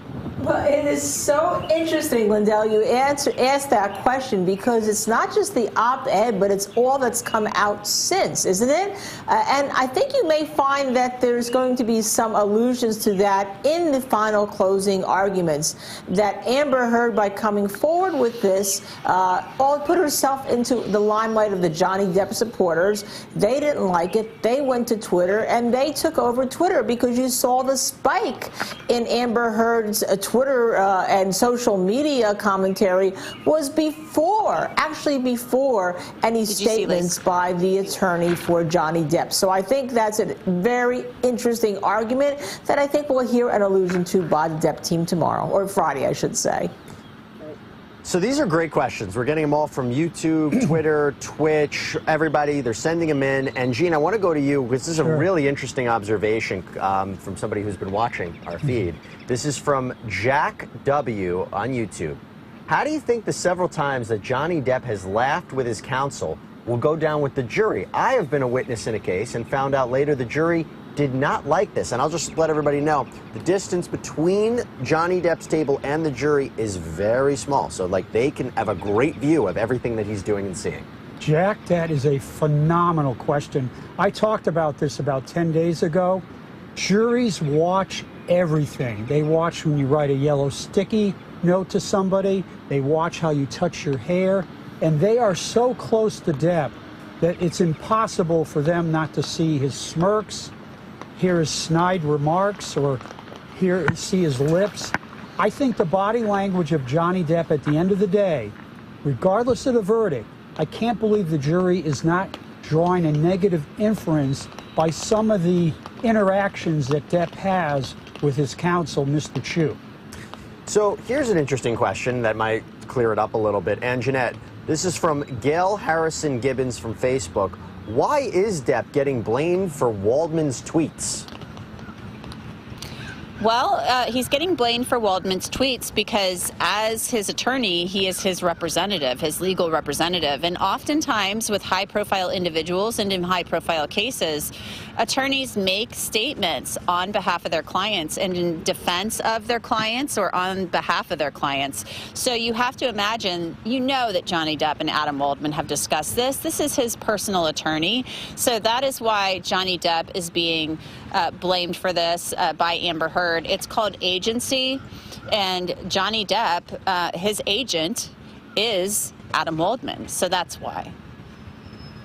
Or at least that's the argument, you know. We'll see what the jury actually comes back with if they believe that he had this kind of authorization over him. We actually had a counter question to the one you asked, Gene. Good. But what if the jury's laughing at the same time? This is from Kingsley on YouTube. I'll answer that because I've been in the courtroom. I haven't seen them really laugh that much. I mean, they seem pretty stone-faced to me.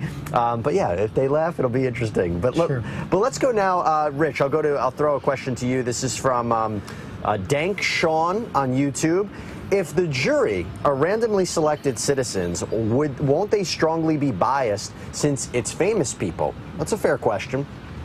Well, they're certainly interested because it's famous people, but, you know, I guess there's an argument that there's famous people on both sides of this case, so they might be even-handed in that regard, although one is substantially more famous than the other. That's the kind of problem that you look at and you try to deal with in voir dire. That's the questioning of the jurors before they're even selected. You know, I think that's a factor in this case, but again, because there's a lot of celebrity on both sides and even some of the other witnesses, I'm not sure it's going to sway anybody one direction or another. Well, I think a lot of people are swayed by the makeup conversation. They're swayed about whether or not Amber Heard used makeup to cover up her bruises. And I say this because, Linda, we have a great question from Debbie McCain from Facebook. Why didn't Johnny Depp have a professional makeup artist do a bruise on a person with the same type of skin color, hair color, to show how it could be done to appear like a bruise? A bit of a hypothetical setup here, an experiment, but what do you think? Because let me just do something here.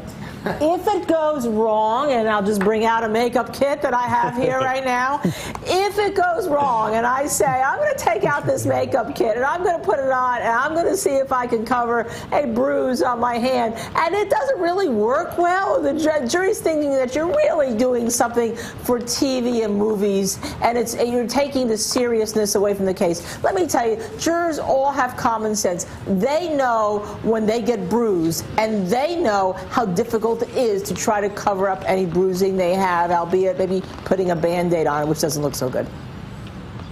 What could possibly go wrong? The glove doesn't fit. Right, that's what I'm thinking of. The experiment never hurt anybody. No big deal. Tell you what, we're going to still take your questions. YouTube, Twitter, Twitch, Facebook, throw them in. We're going to answer them till the lunch break is over in about 30, 40 minutes. So stay with us here on Long Crime. We'll be right back.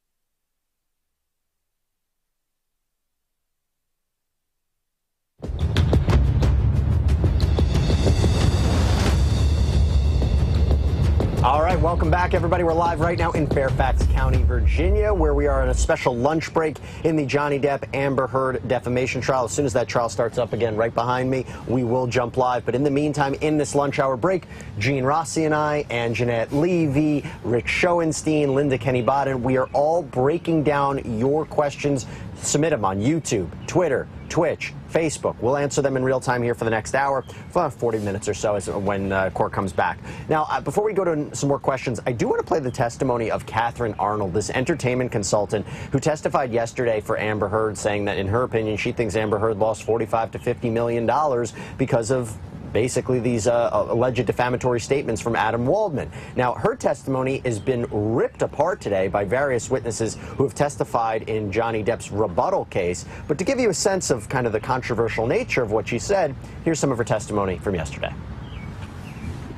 Did Amber have a contract for Aquaman 1? Yes. How much was she paid for Aquaman 1? Aquaman 1, she was paid $2 million. Okay. And did that same contract provide for it if she was in Aquaman 2? I'm sorry, I apologize. Aquaman 1, I believe she got $1 million. Aquaman 2, she was supposed to get $2 million. I apologize. The numbers, there were a lot of numbers in that one contract. So Aquaman 1, it was $1 million. Aquaman 2, it was going to be $2 million. All right. Now, based on your experience and knowledge in the industry, how much would Amber Heard have been able to negotiate her contract, but for the Depp-Waldman statements? For Aquaman 2, I'm asking. Right. Well, as you can see from Mr. Momoa's contract, that went up exponentially, up to $15 million. Ms. Heard, I don't know if she would have gotten $15 million for the movie, but she certainly could have increased it by $1 or $2 million or even doubled it. So if it was 2, it could have been 4 or even 5 or 6, depending on the enthusiasm if it had just rolled from Aquaman 1 to Aquaman 2 without any of this negativity that was created by the Depp-Waldman statements. What, if anything, happened to Amber's role in Aquaman 2 after the Depp-Waldman statements? It was diminished. What, if any, losses relating to production or film activities?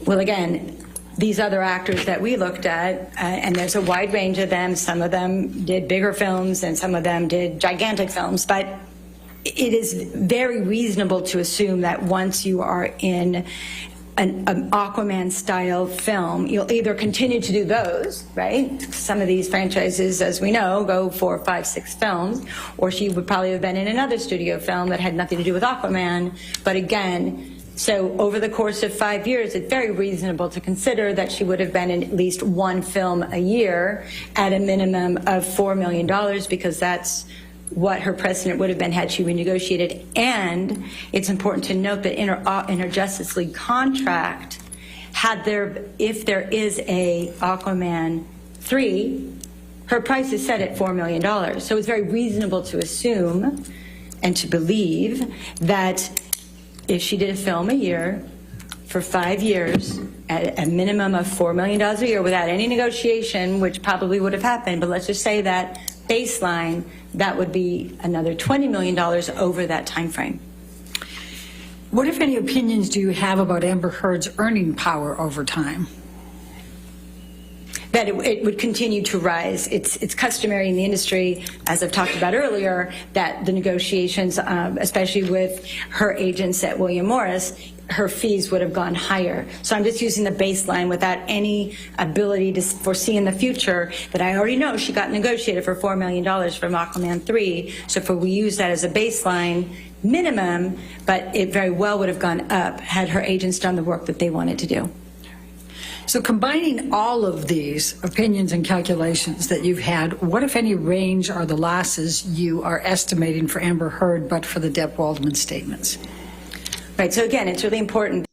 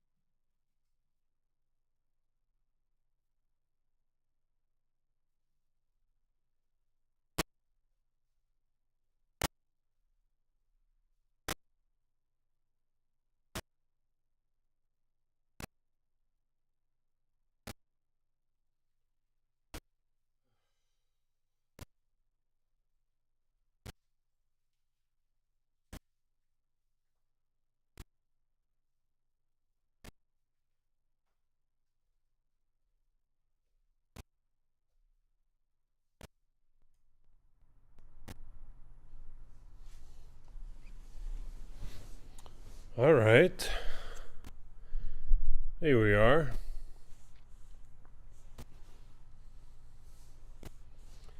Here we are.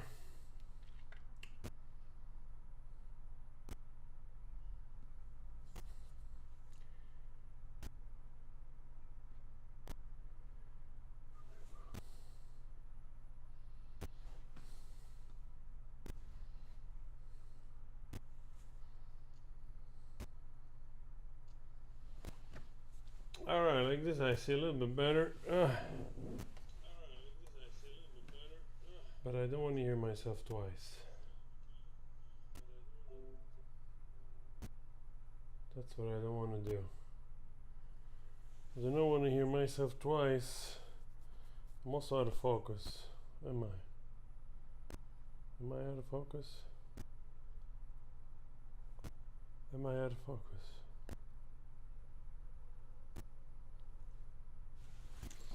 Let's see if I'm out of focus.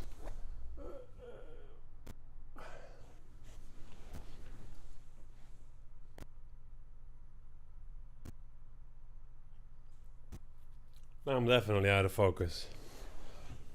Let's see if we manage. There you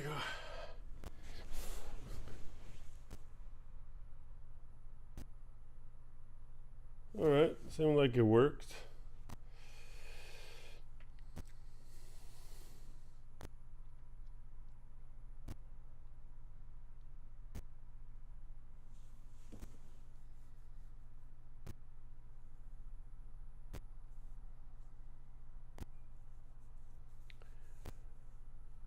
I am Italian.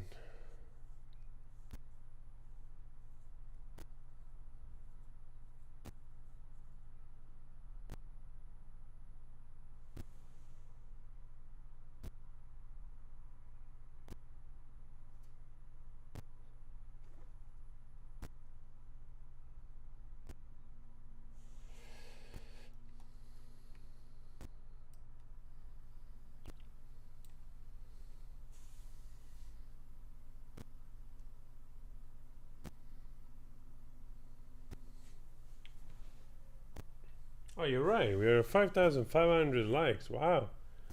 That's huge, man.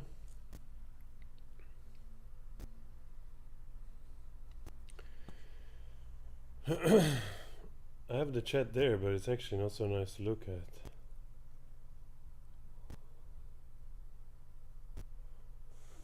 Oh.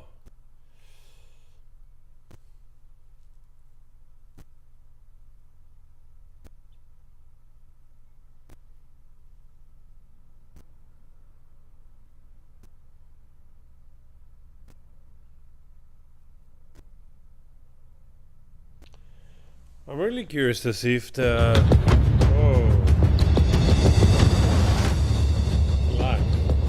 All right, welcome back to live Fairfax County, Virginia Q&A session right now in the Johnny Depp Amber Heard defamation trial. They're going to be back from lunch pretty shortly. As soon as they go back live in that courthouse right behind me, we will jump live.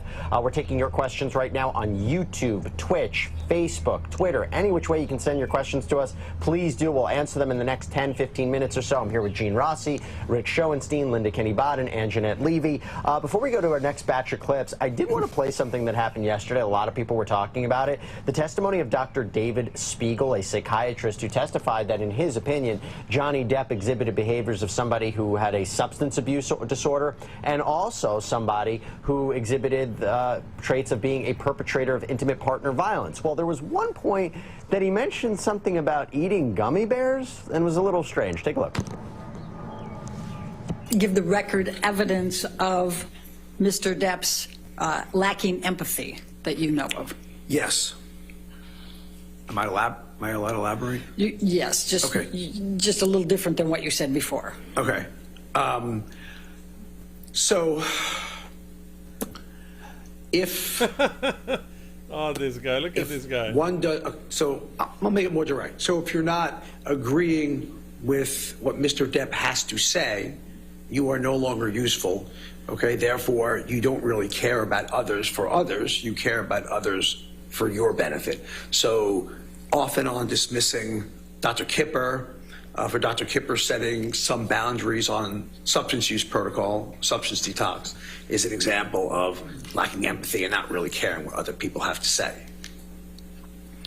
All right. Another one of the characteristics that you cited was envious. Do you recall that testimony? Yes. What is the record evidence that Mr. Depp exhibits envy? Oh my God. I think jealousy is a good start for that. I think that Ms. Heard wanting. I mean, honestly, we have heard this guy yesterday, and he was just full of shh. He was full of shh. If anything, he actually was describing age. Totally. The thing that bugged me the most about this dude was the fact of accusing JD to have no empathy, and also narcissist, using people, and when they're not of use anymore, just discarded them. JD basically has a history to work with the same people basically for 20 years or 30 years. As a history of charitable things, whether that being like, you know, doing stunts for kids hospital, with kids with terminal illnesses, just to cheer them up, which you might think like, okay, it's just a stunt, but still, you have to want to do those things. And honestly, I think JD liked those things because I don't know if you're aware of it, but when he had Lily Rose, now I don't remember exactly what happened, but when he had Lily Rose, she had a condition, something that he was afraid, they were afraid, both of them, the couple, to lose her. So I think they managed, you know, she of course she managed, she's healthy and well. But I think that experience for JD, feeling, you know, like having your own child in distress and sick, I think was a pretty traumatic thing. And I guess that's also the reason why he's always been charitable towards the hospital in LA, the Children's Hospital. And he has done, you know, those appearances in places for kids relief, you know, like for kids, patients, terminally, you know, like terminally healed patients. So, yeah, that to me seems like absolutely the contrary of somebody that has no empathy. And to the opposite is true, that actually his ex-wife used his friends, used her friends as a support group as long as she needed them to, and now she's not in touch with none of them. And those are the very people that lived with her, leeching off JD wealth, houses, food, everything. Literally, this guy had people he never met, he never shared anything, that his ex-wife brought in, and they lived for years in his properties for free. Remind yourself that narcissists, they never do something for nothing. You know? They never do something for nothing. So they must have a payback. This doctor was just a disgrace. I think he just went there to get his payday, but he was so incredibly biased and unprofessional, because then he got triggered, his ego got triggered, and then he made it very personal. And he almost made it a battle to kind of win that argument, to try to prove so desperately that JD was a narcissist and basically a sociopath. If anything, he proved that probably he has some mental problems. And again, he described extremely well his ex-wife. So that we learned from that dude. Today we had, the motion dismissed of having the counterclaim stricken. So that means that, to my understanding, the damages and the counterclaim will still go through to the jury that will decide whether or not to reward the damages. Personally, I don't care so much about who gets the money. I just hope, of course, I mean, if JD wins, probably, you know, either he gets some money or he doesn't get nothing, and also she doesn't get anything, which is good.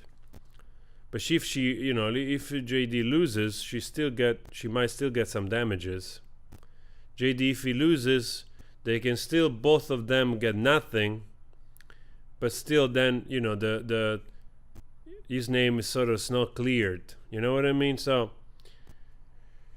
yeah, that would be bad in a way, you know, that would be quite bad actually. But anyway, like, today we saw more professional people. It's unfortunate that while I'm doing the live, I don't have another good computer to just take the snippets out, because the snippet, I'll try to do it later, the snippet of the lawyer, the contractual lawyer that deposed for JD, literally destroyed the ego of AH. Just put her in her place, you know, like with the comparison with other actors and pay and salary, I mean, for movies and so on and so forth. He literally destroyed her ego, and she didn't like that one bit. She didn't like that one bit. Which is also good, because narcissists, sometimes they need to be called out, you know? Like, you think you're all this, you know, shit, and in the end you're, you know, it's just in your head. And there's nothing worse than a person that it's not that great and it's not humble. At least if you're not there yet, be humble. You know what I mean? Of course, also being humble, it's not something you can invent. But you know what I mean? Like, she really wasn't humble at all. Like, really overstepping her, her, I would say, influence, if we want to use a modern term. She definitely doesn't have that type of influence. She had some influence, of course. She was a very pretty girl, young, so working, you know, you get a lot of work with modeling stuff, and you know, like, of course, you get some branding stuff, obviously, you know, of course. I wonder if she would have gotten those things if she was never the wife of Johnny Depp in those 3-4 years, you know? That would have been interesting. Of course, we don't know. Alright, guys, let's start again. Anyway, later I'll try to take the snippets out of also I think was the president of a division of the DC Warner Brother, which literally buried her in the ground. Like, totally buried her in the ground, and also buried the specialist that we saw yesterday in the ground. Your next question? Mr. Banya, before lunch we were talking about your opinions in response to the testimony of Mr. Schnell. Did you also analyze the testimony of Ms. Arnold in this case? Yes, I did. And are you aware of her opinion that Ms. Heard's career would have followed the same trajectory as that of Jason Momoa, Gal Gadot, Zendaya, Ana de Armas, and Chris Pine, if not for the Waldman statements? Yes. What's your understanding of Ms. Arnold's basis for her opinion that Ms. Heard's career should have been similar to that of those identified actors? Ms. Arnold stated that when producers or her industry is looking to hire talent and actors, that it's important to best understand the public's perception of the actors that they're considering, and that it's important to look into social media to see what is happening with the actors they're considering for either a movie or even an endorsement opportunity with companies. So that was her approach. And is that the process she followed in providing her analysis of those purportedly comparable actors? No. Although she stated that, she went in and brought in these alleged comparable actors, and without really reasoning behind that. Did you conduct an analysis based on your expertise in social media and internet analytics of Ms. Heard compared to the actors to whom Ms. Arnold compares her? I did. And what did you find? Well, since Ms. Arnold stated that the proper approach is looking at the public perspective, looking into social media, and she did not do that, I felt that was the best approach to do this based on her words. So yes, I did go into best understanding the public perspective of Ms. Heard and the alleged comparable actors using Q scores. And then I also went and did some analysis online and on social media as well. Can you briefly remind the jury what Q scores are? Yeah, again, Q scores measure how well a celebrity, it could be a cartoon character, it could be a sports person, how well they're known, how well they're liked, and how much they're disliked. And it's an industry standard tool that's used. It's not just focused on the movies that they're in, but it's focused on them as actors, but also what's happening in their personal lives come to play as well. So that's how Q scores are typically used. Did you prepare a demonstrative that reflects the Q score analysis you completed? Yes, I did. Okay. Your Honor, may I approach again? All right, thank you.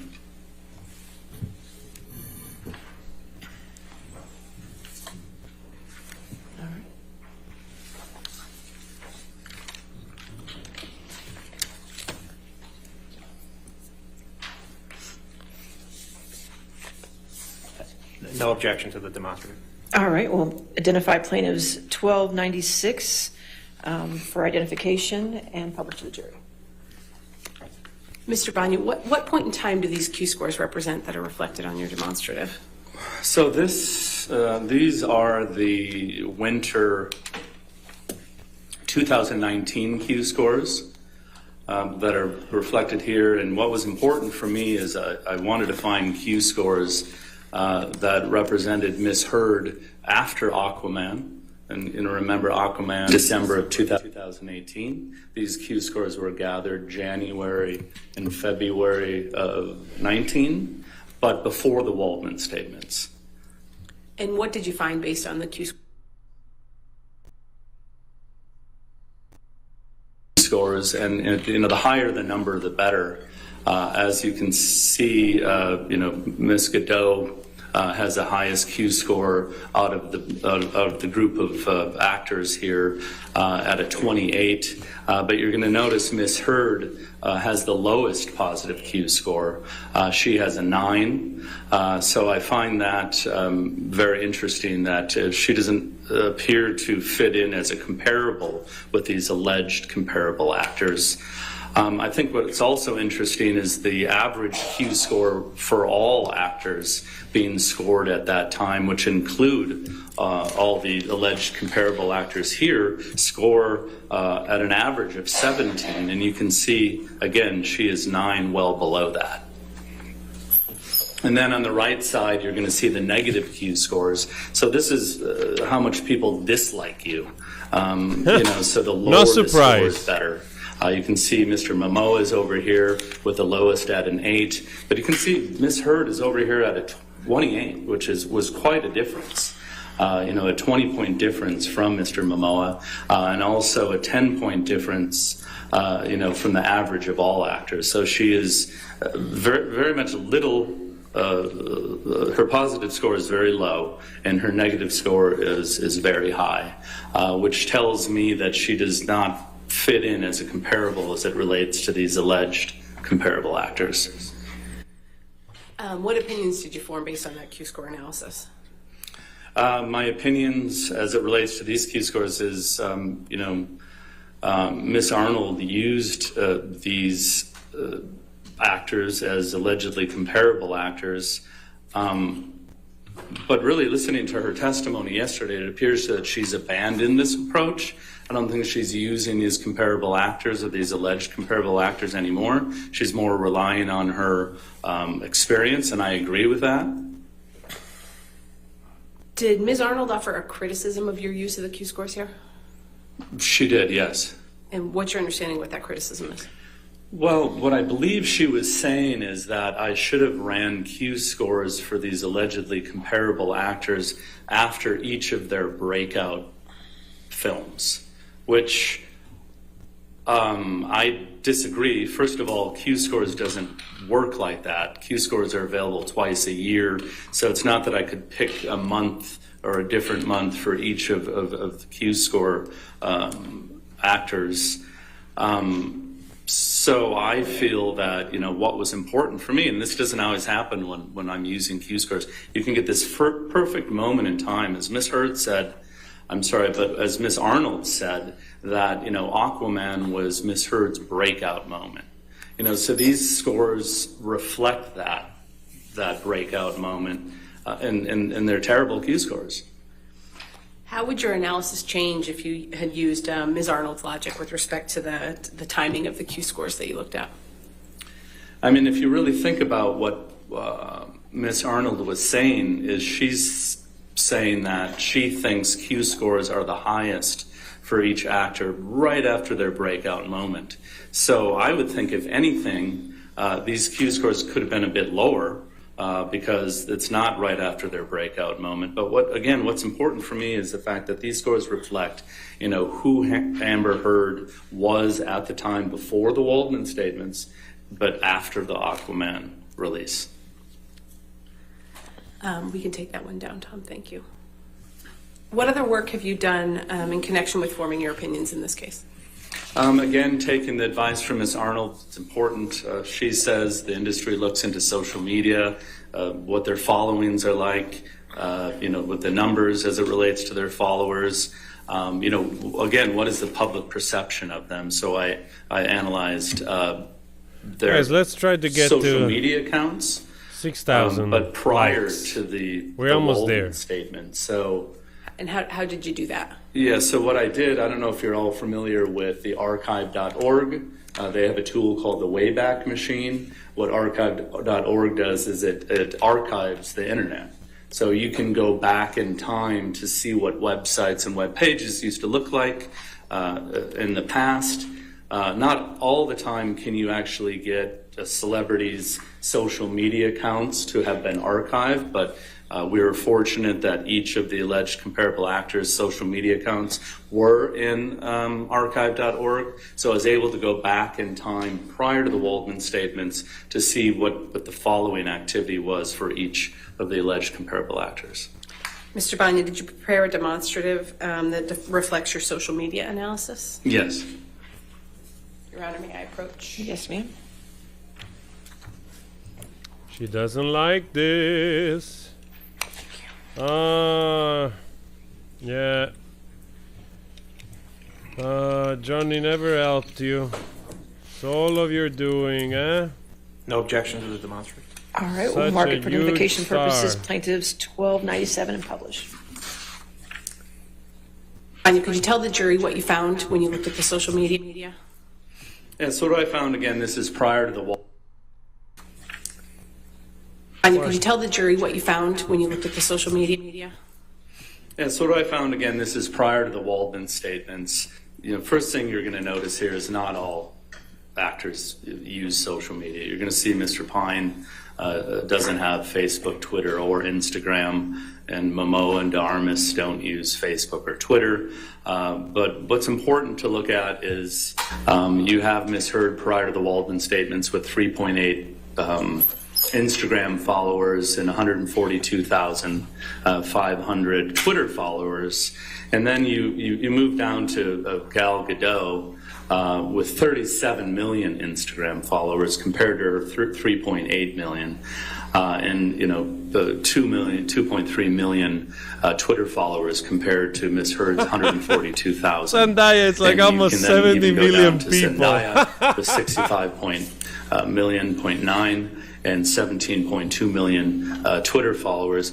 What this is telling me is really, more people are interested in Ms. Gadot and Zendaya and even Mr. Momoa than Ms. Heard on social media. It just tells me a lot. People are interested in these actors as opposed to Ms. Heard. More of a following.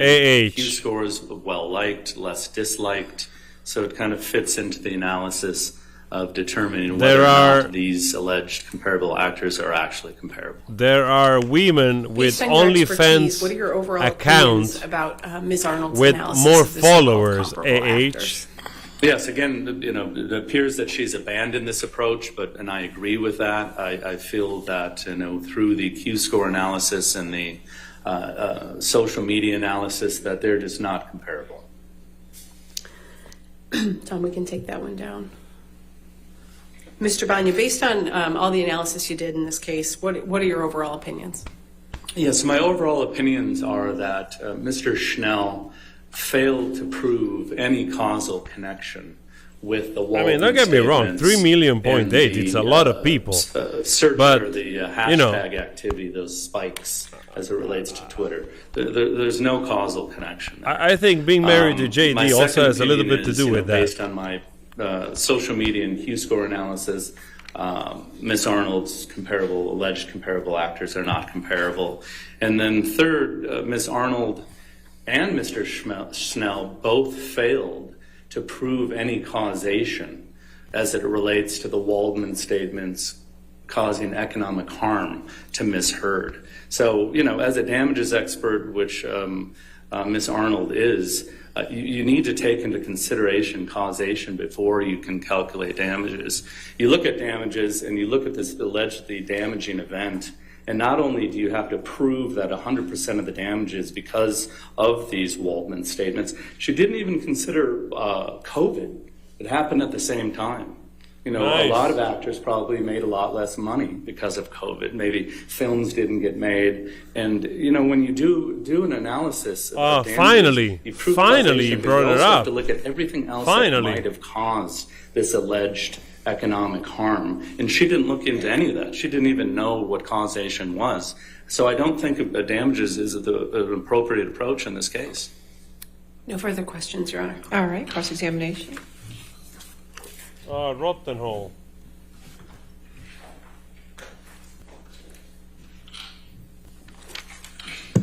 Good afternoon, Mr. Banya. Hi. You're not a damages expert, correct? I am a damages expert, but not providing any quantitative damages opinions in this case. In this case, okay. And is it your testimony that only if a person repeats the Waldman-Depp statements could they be related to the defamation? Say that one more time. Are you saying that a person literally has to repeat the Waldman-Depp statements in a tweet for them to be related to the defamation? No, if you looked at my analysis, I did pick the 3 themes as it relates to the tweets, and I analyzed those themes, and I came up with 5 examples of when those themes were used. And you ran searches for, quote, abuse hoax, sexual violence hoax, and fake sexual violence, and you ran all those in quotes, correct? I did. So only if a person used a tweet with those words in that order and with that spacing would they hit on your searches, correct? Objection, compound. Overruled. Yeah, so I used them in quotes because, hoax could be used in many other contexts. So I wanted to make sure I was fitting my search with the theme of the Waldman statements. So if someone tweeted misheard faked sexual violence, that wouldn't appear in your searches, correct? Faked with an ED. It would not. Okay. And if they use 2 spaces between abuse and hoax, that wouldn't fit in your search. That's correct. Okay. Did you? And a tweet can only be 280 characters, correct? That's correct. All right. So certain of the Waldman-Depp statements, a person could not tweet the whole thing in one tweet, correct? The whole statement in one tweet. The Waldman statements? Correct. No, you could not tweet those entire quotes. Did you make any determination if there was an online bullying campaign against Mr. Depp after Ms. Heard's op-ed? I didn't look into any online bullying campaign for Ms. Heard nor Mr. Depp. Did you determine if there were tweets harassing Mr. Depp that quoted from Ms. Heard's op-ed? No, my assignment was to determine if the Waldman statements were part of the tweets that Mr. Schnell provided. I was rebutting him. And in your analysis of when you testified before, you never looked to see if the op-ed was quoted anywhere, correct? Objection, Your Honor. May we approach?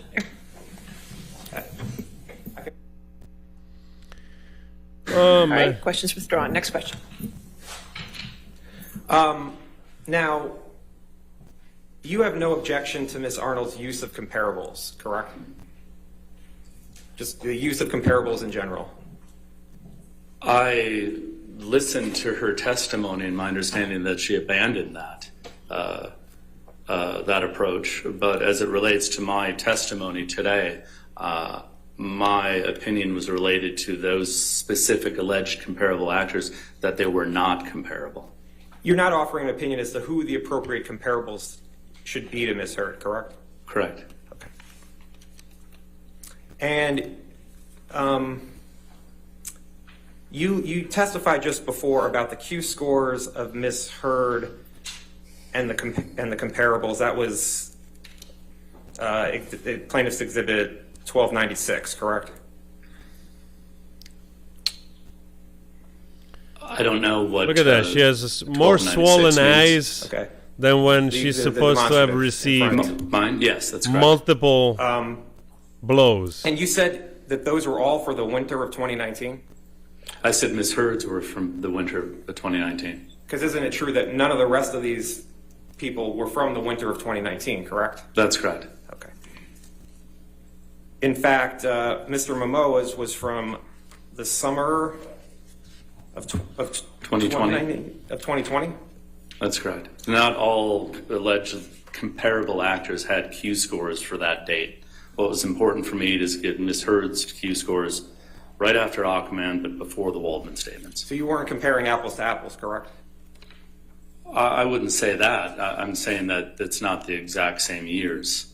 Well, so in the winter of 2019, that Q score comes out. That the field work dates for that is from January 22nd, 2019 to February 7th, 2019, correct? That is correct. So that would be so the field work would be starting almost immediately after Aquaman just came out, correct? Yeah, in her Star is Born moment, yes. You'd agree that for the winter of 2020, where you took Jason Momoa's Q score, would have more time to account for the rise in popularity of the film Aquaman, correct? Well, actually, if I use Miss Arnold's suggestion, the celebrities tend to have, the celebrity moment right after they have their breakout film. So I disagree with that. I think maybe his Q scores could be lower as it relates to when I use them. You'd agree that for the winter of 2020, Mr. Momoa's Q score would have more time to account for the rise in popularity of the film Aquaman? No one wants to see this woman in anything. For the rise of no one. Again, using Miss Apart Arnold's from some words, like extremist activists, the highest right after that the lost film, like I did, morality and ethics. All right. Do you show? No one. All right. Literally no one wants to see this woman anywhere. And like I said, it's not even and has not even to do with all of this. It's just to do that sometimes people, they manage to be incredibly likable, like Zendaya. If you look on page and sometimes you 177, don't, like doesn't mean that you're not going to work. You see that? I don't see a page. Is that what you handed me? You don't see page 177? I think 4 pages. But at 4 least, pages per. Oh, yes, thank you. Don't pretend like you're just some like the last gift ever received, in acting and art. You agree that for the winter of 2020, Jason Momoa's Q score would have more time to account for the rise of popularity in the film Aquaman, and you answered yes. At that time, as I am a rebuttal expert to Miss Arnold, based on her testimony, I've learned something new from her. Okay. You didn't look at Miss Heard's Q score for summer of 2020, correct? She doesn't have any. And Ms. de Armas had a lower familiarity score than Ms. Heard, correct? If I don't have that in front of me, but if you're saying that, yes. Okay. And Ms. de Armas's career trajectory has gone up since the summer of 2020, correct? I don't know. I didn't analyze her career trajectory. Okay. Could you put up plaintiffs? I need a cookie. Trial Exhibit Wait. 1297. That was the demonstrative. These guys.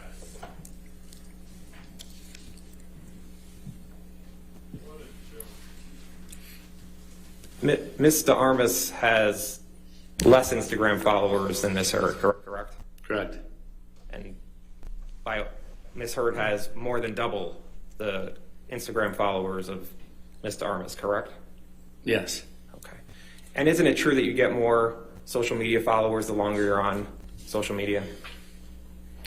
Not necessarily. It doesn't work that way. It depends on many other factors. So Mr. Armas had a lower familiarity score and less Instagram followers, yet your testimony is that she would not be a proper comparable to Ms. Hurd?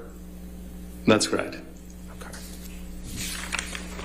And you're not offering a different set of people who should be comparables, correct? That's correct. Okay, thank you. You can take that down. The guy went to pick up the only actress that had only 1.5 million followers. That Mr. Waldman has been banned from Twitter for life for harassing Amber Heard, correct? I don't know that, but if that's the case. And you understand that Mr. Waldman appealed the decision to Twitter and they have confirmed his ban for life? Objection, Your Honor. May we approach on this one? Okay, sure. Twitter is a joke. Twitter is a joke.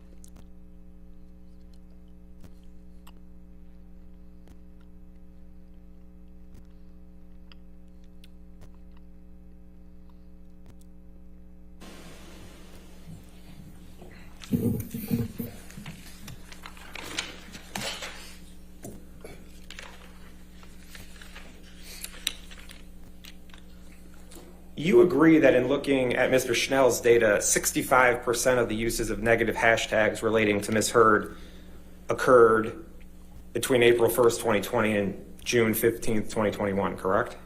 Correct. Okay.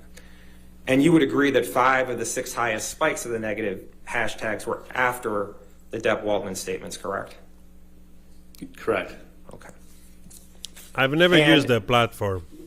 I recently posted something after about the I heard Elon Musk was buying 2020 spike. And the 65%, by the way, even includes the February 2020 spike of tweets, correct? That's correct. Well, there was no spike in Feb 2020 during the Waldman statements?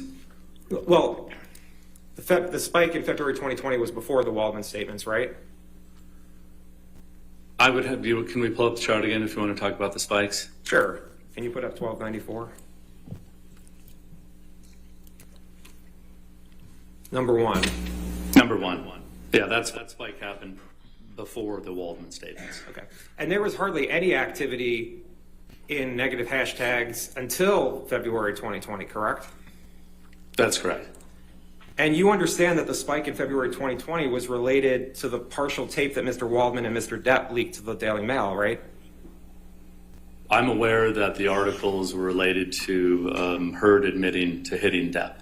And you understand that Mr. Waldman testified that Mr. Depp and Mr. Waldman met with the Daily Mail in person to provide the partial tape to the Daily Mail. Objection, Your Honor. Man, nobody cares, really. It's just not like it's so pointless. This lack of foundation, and I'm asking if he knows or he doesn't. All right, we'll rule. So what's important to me is the fact that this spike is prior to the Waldman statements. Do you know if Mr. Waldman testified that Mr. Depp and he met with the Daily Mail in person to provide the partial tape? No. In February of 2020, you don't know one way or the other. It's irrelevant to my opinion. Okay. And the spike in July of 2020 came right after the last defamatory statement by Mr. Depp and Mr. Waldman, correct?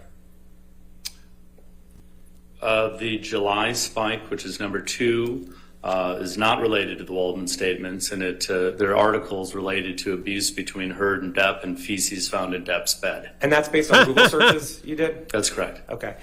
And the July spike in time came after the June 27th, 2020 defamatory statement by Mr. Depp and Mr. Waldman, correct?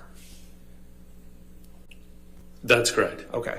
And 5 of the 6 spikes came after the defamatory statements, correct? After the Waldman statements, yes. Okay. Now, you testified before that you eliminated shares and likes of the Depp-Waldman statements from your analysis, right? Repeat that, please. Did you say that you eliminated shares and likes of tweets that included the Depp-Waldman statements? That's correct. When I was doing my analysis, I noticed the exact same text was a part of many of these tweets. Don't shares and likes disseminate the negative information? That's quite possible.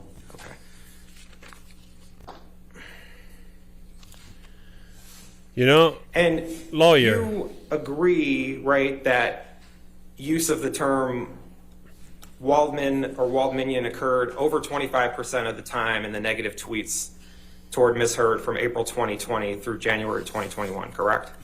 Although it's irrelevant to this case, it has nothing to do with the Waldman statements. That's what Mr. Schnell says.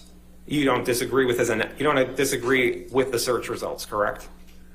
Although has nothing to do with this case or the Waldman statements, I do not disagree. So if people are tweeting about Adam Waldman or Waldmanian at the same time as tweeting negative hashtags about Amber Heard, it's your testimony that they have nothing to do with this case?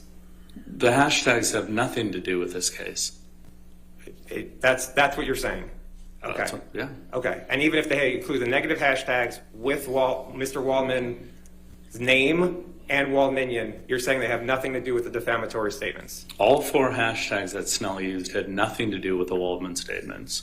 Waldman himself has nothing to do with the Waldman statements. We're talking about the Waldman statements here.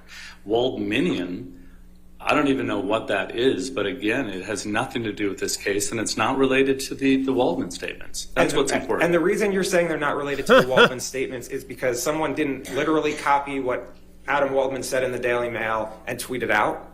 Well, I looked at enough tweets that included the name Waldman that have nothing to do with anything negative or the Waldman statement. No, they must have had to have the negative hashtags toward Ms. Heard, because the only way that those would have been in the data you looked at would have had the negative hashtags towards Ms. Heard. It was looking at that universe, correct? Well, first of all, I don't agree that justice for Johnny Depp is a negative hashtag towards Amber Heard. So, listen, the assignment was to determine if the tweets that Mr. Schnell presented were related or included the Waldman statements. In your review of the tweets related to Ms. Heard, you cannot point to any that were positive toward Ms. Heard, correct? Again, I was not looking for that. And you did not review the hashtag Justice for Johnny Depp during the time frame from April 1st, 2020 to January 1st, 2020 to see if there were any that were not negative toward Ms. Heard? I did not look into anything as it relates to anything other than what relates to the Waldman statements. That's what's at issue here today as we sit in court. Okay.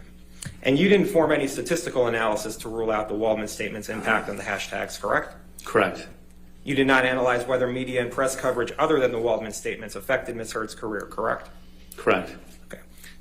Looking at the exhibit that's in front of you, where you have the numbers here, those you said are related to Google searches?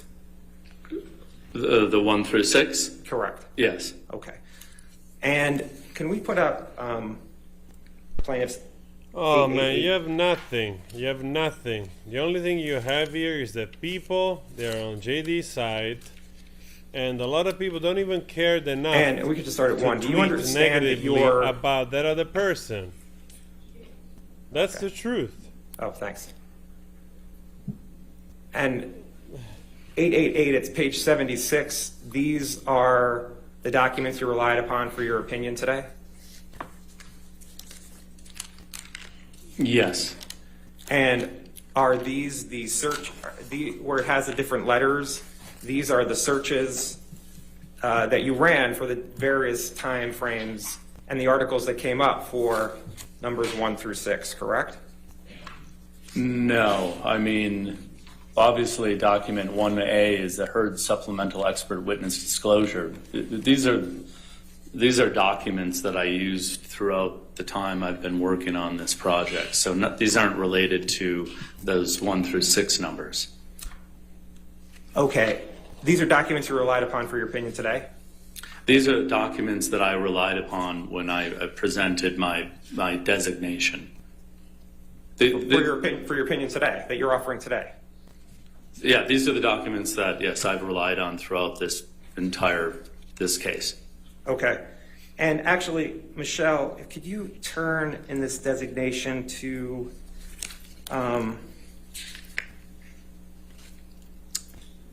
let's see.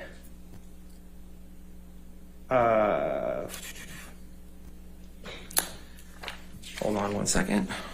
Oh man, just go sit down. You did your best. We still don't like this person, and it's nobody's fault. You know, it's not even it's really not about this. Some actor, they're not, you know, they don't reach other levels of other actors. That's it. You know, some people will like you, some people will not. She wasn't that popular to start with, and that's what it is. It's unfortunate, but this was the chart you provided, you know, with your designation for your opinions in this case, correct? Yes. Okay.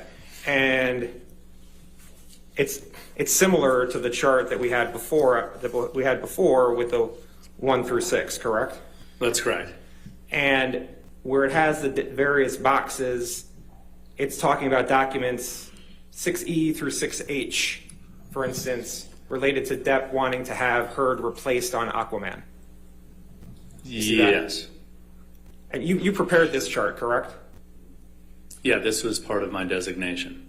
I'd like to have this page as a demonstrative. Your Honor, I do have an objection, if I might be heard. All right, if you want to come forward, page 99. I honestly hope this goes on quickly, because I wonder if the blonde woman next to Kimberly is actually Howell. I don't think she will sit next to her. Well, she still likes her, so maybe he's sitting her for sympathy. But if that's Orwell that brought the letter that we saw, that we talked about on the channel, then it's gonna be quite some moment.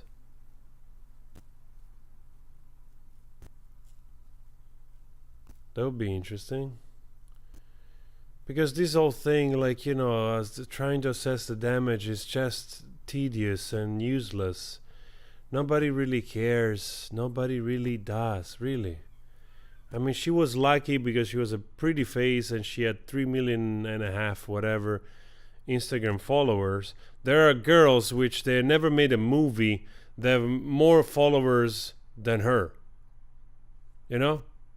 So she was already lucky to get that much following.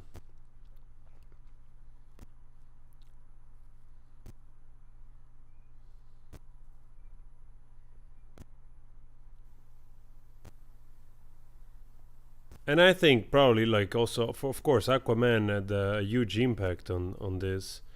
And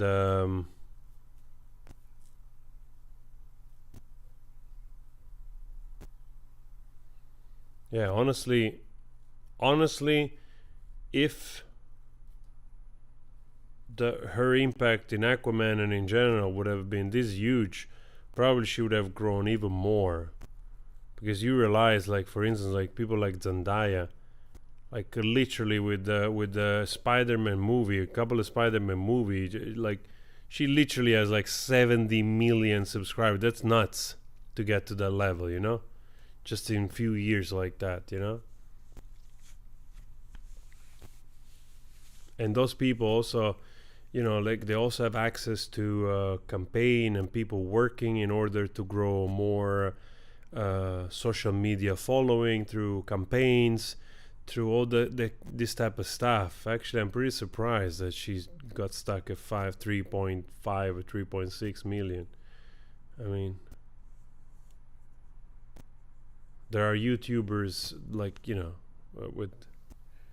with the same amount of followers on YouTube or Instagram, or, you know. Anyway, at the end of the day, it's just a bunch of nothing, really. Just a bunch of nothing. Just absolutely a bunch of nothing.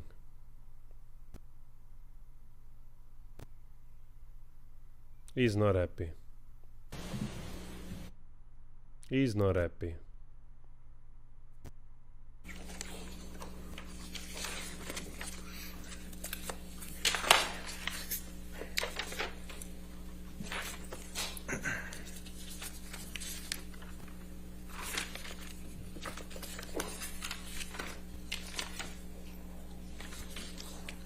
Mr. Banya.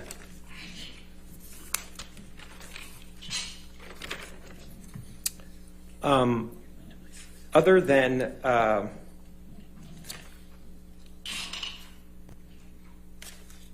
guys, we're almost at 6,000K. We missed 200 likes. We're almost there. So as I understand it, the way you determined that the tweets were not related to the Waldman statements was that you looked at time and then you ran certain Google searches, correct? Correct. And then the top 3 hits came up. Correct. And then you looked through the article to see if the Waldman statements were there? So as it relates to any trending event, any defamation that's happened online, any allegations of economic loss because something went viral, going to Google, looking at the spikes in time and going back in time to see what was happening on those top 3 sites will give you an indication of the best results that were being served at that time. So something viral that's happening would appear most likely in those top 3 results. And just so the record's clear, if we could go back to page 76 of this document.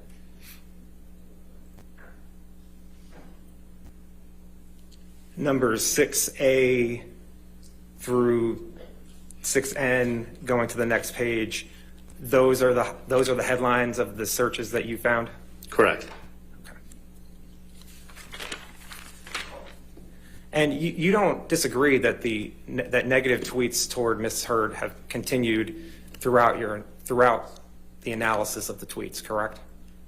I'm not looking at whether they're negative tweets or those hashtags are negative. I'm determining if those tweets are related to the Waldman statements. Right, okay, and you have no opinion whether the tweets were positive or negative towards Ms. Heard. That's what you're saying? Yes, I'm just analyzing whether or not they're related to the Waldman statements. Okay. Thank you. Nothing further. All right, redirect. I have no further questions of this witness, Your Honor. Thank you, Mr. Banya. Yes. Sir, you can, Finally. Thank you. all right, your next witness.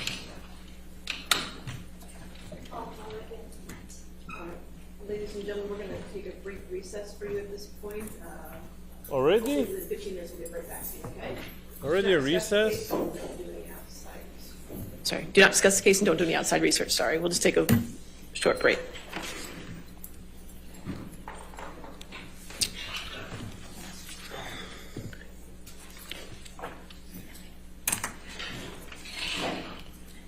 Oh man, a bunch of nothing. A bunch of nothing. Oh my god. So annoying. All right, so just so that we're on the same page, you can have a seat.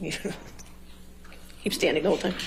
All right, just so we're on the same page with Mr. Knight's testimony.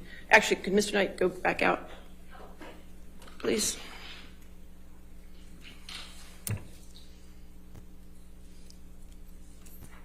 All right. So we're on the same page with Mr. Knight's testimony. There is a rule on witnesses. However, Mr. Knight's a rebuttal witness.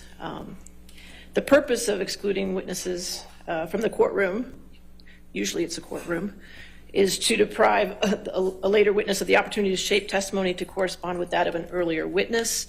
The issue we have here, obviously, if it was a direct witness in the direct testimony, you had time to do a rule on witnesses, let them know about the rule on witnesses. With a rebuttal witness, it's a little different because they didn't know they were going to be a witness. You didn't know they were going to be a witness. I understand that part. The problem is the courtroom in this particular case appears to be the world. So what we have to do here is I'm going to do a voir dire, and I'll allow both sides to ask questions as well of Mr. Knight to see what he has seen of the case And I'm just going to use the factors that the case law in Virginia uses, which the factors to consider, because the court does have broad discretion to permit or prohibit a witness to testify in this particular circumstance. So the factors I'm going to consider is if the impropriety was intentional, which we'll find out, the prejudice attached to it, also if the excluded witness learned about substantive aspects of the case from an earlier testifying witness, and whether that knowledge had any effect on his or her testimony. So those are the three factors I'm going to look at in weighing this decision. So keep that in mind when you do your voir dire. And it's my understanding that the evidence that Mr. Knight will testify only relates to Hicksville. Is that correct? Okay. All right, now we can have Mr. Knight.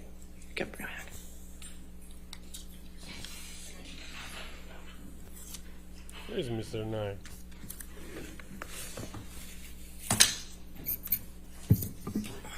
Where's this guy? All right, sir. Mr. Knight, if you could come forward to be sworn. Do you solemnly swear or affirm to testify truthfully in this case in a penalty of law? I do. All right. Sir, if you could just have a seat. This is probably for Humber team, probably. Sir, what we're doing is I'm just going to ask you a few questions outside the presence of the jury, and then the attorneys are going to ask you a few questions, okay? Sure. Then I'm going to have you step back outside after that, okay? No problem. All right, what's your full name, sir? Morgan Higby Knight. Okay, you don't have to be that close. All right. All right, how do you spell your last name? N-I-G-H-T. Okay. All right, and sir, before I can allow you to testify, I just want to ask you a few questions. Wow. Have you seen any of the trial that's been going on for the past 6 weeks? Approximately 5 weeks ago, a friend of mine texted me that Hicksville was mentioned, and I watched a little clip where it was mentioned. Which clip did you watch? I believe it was somebody testifying about, I think it was a security guard testifying maybe about Hicksville, or I forget exactly who was testifying. But it was something where Hicksville was mentioned, and it was about something about a wrist or something like that. All right, and what did you do after that? At some point, did you get in contact with attorneys? So I didn't reach out to them. I didn't really care. The innkeepers that worked at Hicksville before reached out to them and said, we saw some stuff that wasn't true, and then they asked, is it okay if I give the attorneys your phone number? So the attorneys reached out to me. Okay, and when did the attorneys reach out to you? May 3rd. May 3rd. And you talked to the attorneys at that time? Yeah. Okay. Not Camille, but Geraldine. Okay, and then have you seen any other parts of the trial? No, she instructed me not to watch anything about it, regardless of if it was about Hicksville or not. So I've been keeping off the internet and turning off anything that seems to be like it's on social media, so I just don't watch any of that. Okay. All right. And questions, Ms. Breder? Who is this So, dude? Mr. Knight, you were contacted by an attorney for Mr. Depp on May 3rd? Yes. Okay. And you said it was Carolyn? Geraldine. Oh, Yerlin. I got it. Okay. And what? I think it's pronounced Geraldine. Okay. Can you tell us the conversation you had with her at that time? Yeah, she just asked me my recollection of the evening, and I told her, and she said, okay, would you mind testifying? And I said, sure. And she said, okay, well then, we're not sure if we're going to call you or not, but just in case, please don't watch anything having to do with the case. And I said, I will do. Now, how is it that, to your best knowledge, how is it that Geraldine was able to get hold of you? How did she know that you knew something? So, like I said, two of my innkeepers, my innkeeper and my manager, had reached out to her team, I think through email, and one of them texted me and said, hey, do you mind if we give Geraldine your phone number? Now, you also communicated on Twitter, did you not, about this case? Yeah, 2 weeks prior to Geraldine reaching out to me, someone had made a comment about something that happened by the fire pit, and I said, that's not my recollection. I didn't see, that's not what I saw. So who was it that made a comment about something that happened at the fire pit? So once I was told about the fact that Hicksville was mentioned, I went and did a Twitter search of Hicksville trailer. So it was, I don't know who it was, but I was just like, what are they saying about Hicksville? And so that was why I did a search, just to see, because it was weird and fascinating, because the night to me wasn't that remarkable in the context of all the different experiences I've had at the Trailer Palace. So explain to me, please, what you mean by you did a trailer search. So if you go to Twitter and you put in keywords and do a search, all the tweets regarding that subject come up, or anything with those keywords in it. So that is how I found the tweet that I replied to. Okay. And how many tweets did you find that mentioned Hicksville when you did that trailer search? Probably like 5 or 6. I only replied to one of them. Okay. And what do you recall those tweets saying about Hicksville? The one that I replied to said that there was some incident by the fire pit, and Johnny was yelling at Amber, and I replied that I didn't see that. I was there all night, and I was working that night, so I didn't see anything like that.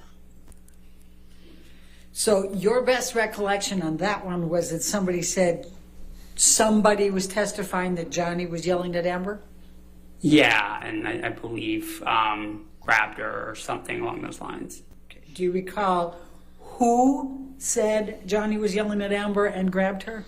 I have no idea. It was a stranger, so I didn't really pay attention to who was writing it. All right, and you said that you responded to it. How did you respond to it? Guys, this is interesting. I said that's not what happened. I was there all night. Yeah, basically. I'm paraphrasing. It was a Did few you months say ago. anything about what you thought happened? I just said that didn't happen. I didn't say what. I believe I said maybe something along the lines of, from what I saw, Amber was the one acting jealous, not Johnny. Wow. And you said this to one of the tweets. Yes. Do you recall whether that was the Umbrella Man? I don't recall. That's a ridiculous name, though. Okay. So tell me about the other 5 Umbrella guy. tweets. And don't offend Mike Man, okay? He's legit. I think they were similar Umbrella in nature. guy is legit. I don't A specifically good guy, remember good the man. details of them. That was pretty much the only one I remembered, and that's the only one I replied to. Do you remember anything about she's the not other liking 5 this, huh? and what was said? The truth comes out. When you said that somebody told you about a security guard, what was your understanding of what the security guard said? I got a text that somebody in the trial had said that they were talking about the Trailer Palace during the trial. And so that's what led me to go on Twitter and do a search. And did you have any She doesn't like communications this. with the 2 innkeepers about what you knew or what you thought? Umbrella No, I guy haven't talked is to them happy in years, today. and still haven't regarding the case. So how Guys, we are is it that 6,000 the likes. innkeepers Thank you then so much. contacted you and said, do you mind if we give you the telephone number to the attorneys? Because they still have me in their phone, and Christy, who was the manager at the time, is the one that texted me and said, hey, do you mind if we pass this along? Mr. Depp's attorneys want to talk to you. Do you mind if we pass what along? Your phone number. Right, but how is it that, what is the communication you had with the innkeepers that even led them to understand that you believed you had knowledge about the Hicksville incident? There was no conversation. They knew because they were both working that same night. Jenna was the innkeeper, and she was there along with me that night. Christy was the one who texted me, and she had come in the following morning for her shift. And I slept over. I was live-in innkeeper that night. So I'm trying to understand. So just based on the fact that 7 years ago, they happened to know that you were working that night. 9 years ago, and it's because I was there Okay. with them. My math, well, it's 2022 right now, and that was what year? Oh, that was 2013. You're right. Okay. So how is it that out of the blue they remembered 9 years ago that you worked there that night and that you might have some knowledge? I mean, to be honest, like, we do get celebrity sometimes, but it was, you know, it's not that unmemorable. It's not like it's any other night of the week. So I'm sure they remembered the specifics of that night. Had Mr. Depp's attorneys ever attempted to contact you before? No. Had you ever attempted to contact Mr. Depp's attorneys before? No, I had no interest. All right. Have you had any conversations with Mr. Depp's attorneys other than the one you described with Geraldine? Since? Yes. Well, I met with Camille last night.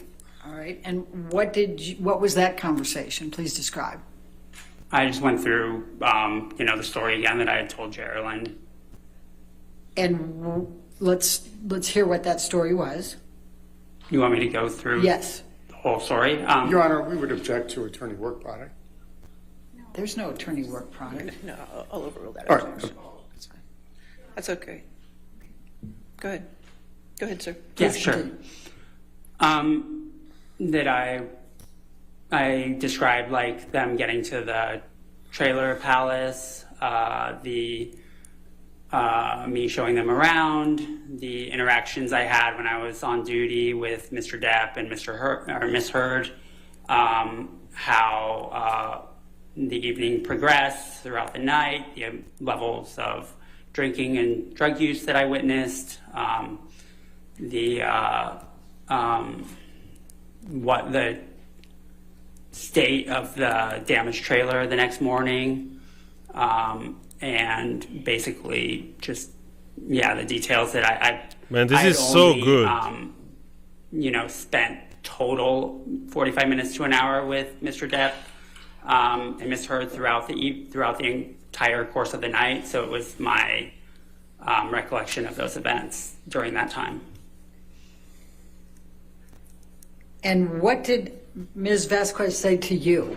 Your Honor, this is beyond, we object on the grounds that it's beyond the scope of the voir dire, No, which is I limited think to the whatever three she criteria. said to him But is may I very please finish clear. stating my objection, Your Honor? Go ahead. Yes, sir. The objection is that it's beyond the scope of the voir dire. Your Honor enumerated the three criteria which are relevant here. And this is a rebuttal witness, so. Your Honor, whatever Ms. Vasquez shared with him is going to be very important here because they knew by this time he was going to be a witness. So, Well, that was last night. So how Right. does that fit into one of the three factors of deciding whether or not he's going to testify? Well, one of the three factors, Your Honor, may I approach so that the witness doesn't hear? Okay, that's fine. Oh man, they want to try to get the thing out of him first. This guy looks like honest, and first of all reminds me of Billy Corgan. He's looking at JD Team. He looks like an honest guy, and relaxed. Look at the hands like that. I like this guy, and reminds me of Billy Corgan from Smashing Pumpkins. Mr. Knight, did Yes. Ms. Vasquez provide you with any information that anyone had testified to or said at any point? No, she didn't talk about anything except for asking me my experience and just getting a clear understanding of what my experience was. She didn't mention anything outside of the scope of what I saw and just asked me for the facts and told me just tell the truth and let me know, you know. Do you know what any of the witnesses said in this trial? About, I mean, outside of what I described earlier with the, a friend of mine texting that someone was talking about Trailer Palace, I do not. Do you know whether any of the witnesses testified about any jealousy? Other than the tweet that I replied to, no. You have nothing, Ellen. Go sit. Thank you. Your Honor, may we approach? All right. Well, do you have any questions? All right. Sir, if you could have a seat back outside the courtroom. Sure. Thank you. Go seat, Elaine. Yes, you can leave your water. Guys, we're almost at 7,000 likes. Well, we're not 7,000 likes. We can get there. We will get there. I'm sure. I'm sure we'll get there. I like this guy. This is unexpected, this rebuttal witness. And I like that it's really like he's all of us. He's a dude that was at the right place at the right moment and saw the truth. Witness trying to listen to the other lawyer what they're saying. You're a liar. We know that. By the way, everything I'm saying in those podcasts live streaming is just an opinion, and I do not intend to represent anyone. I don't know if there was a disclaimer, just in case. We're just talking fluff here. We're just doing entertainment. Just in case somebody wants to come over, like after us. We're just entertaining.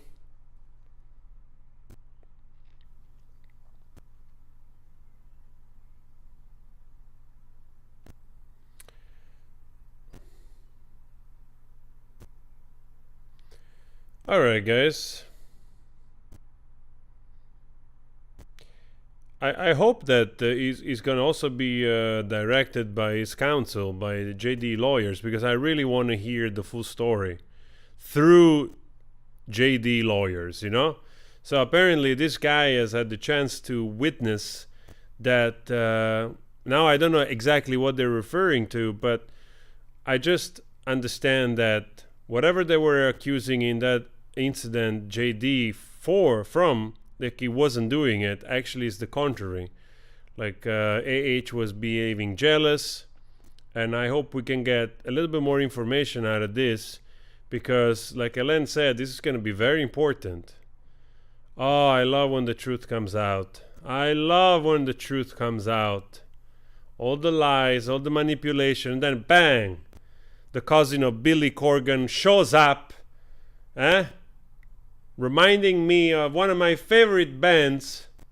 I'm gonna listen to 1979 after this trial, you know? By the way, anybody of you knows 1979? If you do, I want to see a yes, or I also want to see a like. I want to see a yes and a like if you know 1979 from Smashing Pumpkin. Here we go. Yes, I like those yeses. Yes. Oh, man, I love you guys. This is the right audience. This is the right audience. This is the right chat. Oh, man, I'm so happy to be in this chat. You made my day. Look at all those yes. Yes. Now we're talking. People with good taste in music. Thank you, Brian. Thank you so much. Now we're talking. Now we're talking. You see? I knew it. I knew it. I was in the right company. I knew it.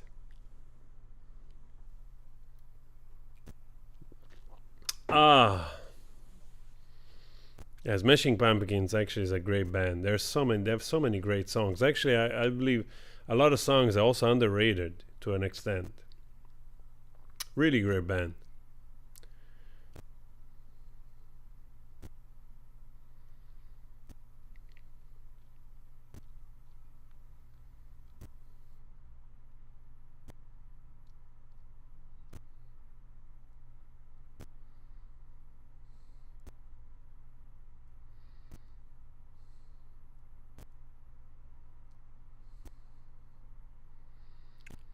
Yeah, I was so lucky that I had the chance, I think, pre-COVID to see them live here. It was such a great show, man, such a great show. I really look forward to have a chance to see them live again. They did such a great show. Wow.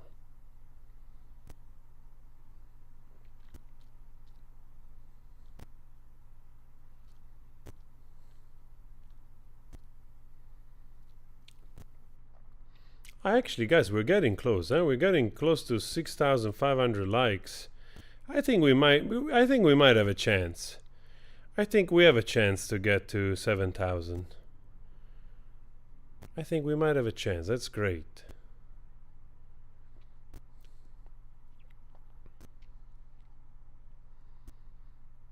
Here we go. Let's go. All right. Please, give us a little bit of Camille. Eh? We need a little bit of Camille here.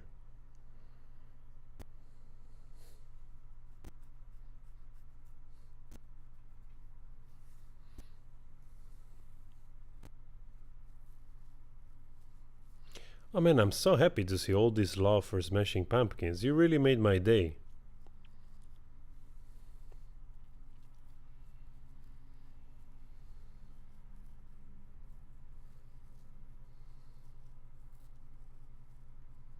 Hey, what happened here? I think it just froze, eh? It's not me. It's live, it's going, it's not paused. I think it just froze there. I have no idea what happened. I can try to refresh, but it's frozen on both computers, so it's definitely not me. Yeah. I don't know, it's just freezing. I refreshed, nothing. I think it just froze.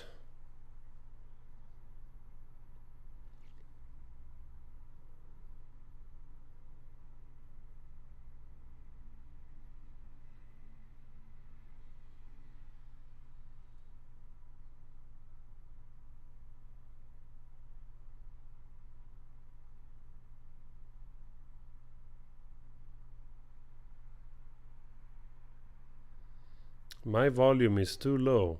Is it true that my volume is low? I don't think so, guys. Let me know. Let me know if the volume is low. Wow. Some matters we have to take up outside your presence, okay? All right, thank you. All right, your next witness. All right, Mr. Knight, if you could come forward to be sworn. Do you solemnly swear or affirm to testify truthfully in this case under penalty of law? I do. Sir, if you could have a seat. Oh, come on. Come on. We need to listen to this guy. What's up with your freaking stream here? What's up with your camera? Eh? Come on. We have to listen to this. You can't do this to us.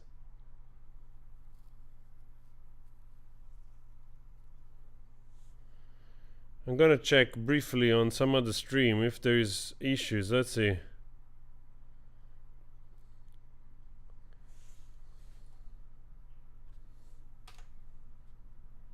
Is it me?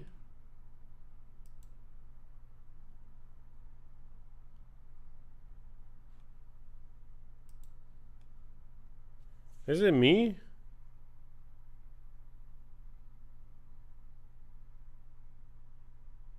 I don't get it. Here says again frozen, so this is their chat. Here we go. Come on.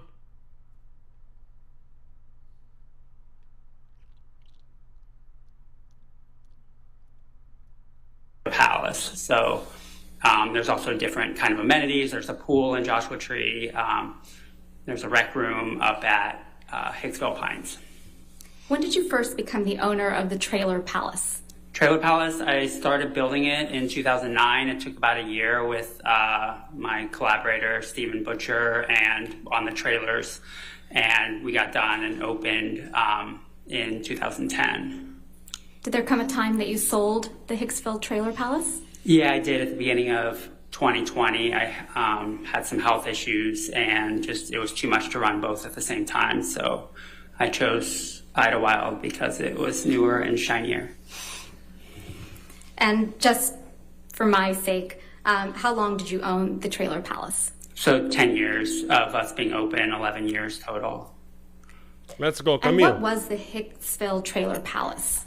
So it started out as a artist retreat. I was a filmmaker at the time and wanted a place to get away and work on film projects outside of Los Angeles. I also put in a recording studio so musicians could record records there. I had lived in New Orleans for 5 years, and there was an amazing I knew this recording guy studio had there something called to do with Kingsway, music. where all the musicians would come and they'd live in this big mansion and record their records, and I just thought that was a really neat thing for artists to be able to get away and create create whatever they were working on. Over the course of the build out of all the trailers, themed trailers, which I'm a huge fan of this hotel called Madonna Inn, and so I wanted to do really detailed themed trailers. It became too expensive to just make a living off of an artist retreat, so I decided before I was done to make it a hotel as well. And what were your job responsibilities, generally speaking, when you owned the Hicksville Trailer Palace? So I would be live-in manager some nights, a couple nights a week. I would also drive out from Los Angeles twice a week and bring supplies that you can't get out in the Yucca Valley area and Joshua Tree. There's just a lot of things like, Smart and Finals, Costco's and stuff. So I would drive that stuff out.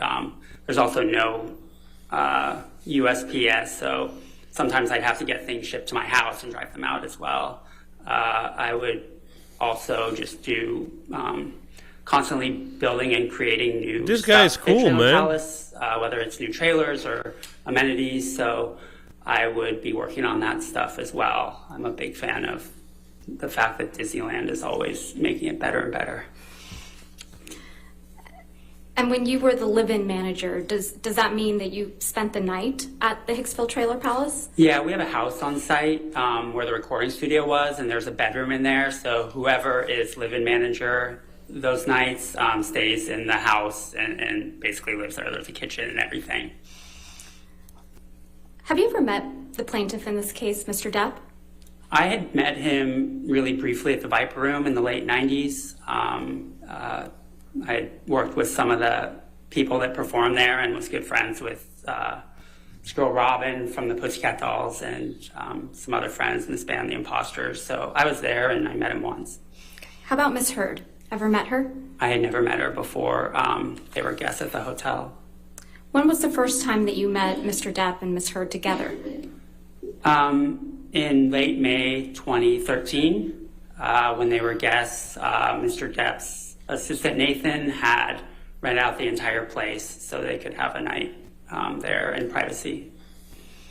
And what do you recall, if anything, about Mr. Depp and Miss Heard's arrival to the Hicksville Trailer Palace?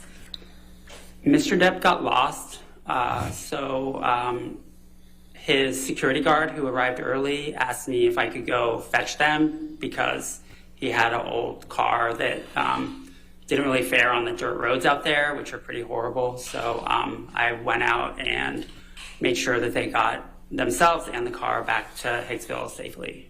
Do you remember approximately at what time that was? It was 3 to 4 in the afternoon. Writing notes today, What was Mr. Depp's demeanor when they first arrived? The fire's getting closer. At Trailer Palace, he was super excited about the place, really complimentary, just had a lot of questions and just seemed like he was in a really great mood. And how about Miss Heard's demeanor? Anything stick out? She was pretty quiet. She just kind of didn't say that much when I was giving them the tour of the grounds and the trailer. And was anyone else with Mr. Depp and Miss Heard when they first arrived? There was people that were arriving throughout the afternoon. So there was, I think 10 to 12 people total ended up staying. The security guard had gotten there earlier and just to check out the place. But yeah. And did I understand your testimony previously that the entire trailer park was rented out by Mr. Depp and Miss Heard? Yeah, the whole place slept, I believe at the time, about 25 people, but there was only 10 to 12 in this party. And who was part of that party besides Mr. Depp and Miss Heard? I'm really horrible with names, but I remember one of them was Miss Heard's sister and the security guard I mentioned before, but I honestly forgot his name too. What happened when Mr. Depp and Ms. Heard first came onto the property? So I gave them a tour of, we give all guests a tour of their specific trailer and the grounds, and show them around. When someone rents the whole place, they get another trailer called the bar trailer, which is basically a place to set up their alcohol and stuff, and some people in the group were just putting their beverages in that area. And where were you when Mr. Depp and Ms. Heard, did there come a time when Mr. Depp and Ms. Heard went to the bar trailer? I didn't notice most of the time that my interactions with them, everything's kind of centrally located, so there's a fire pit, bar trailer, and picnic tables all right in the same area, so they were generally around that area the entire evening that I saw them. And what did you observe of Mr. Depp and Ms. Heard as the So evening interesting. progressed? So interesting. So Mr. Depp was just super curious and really nice.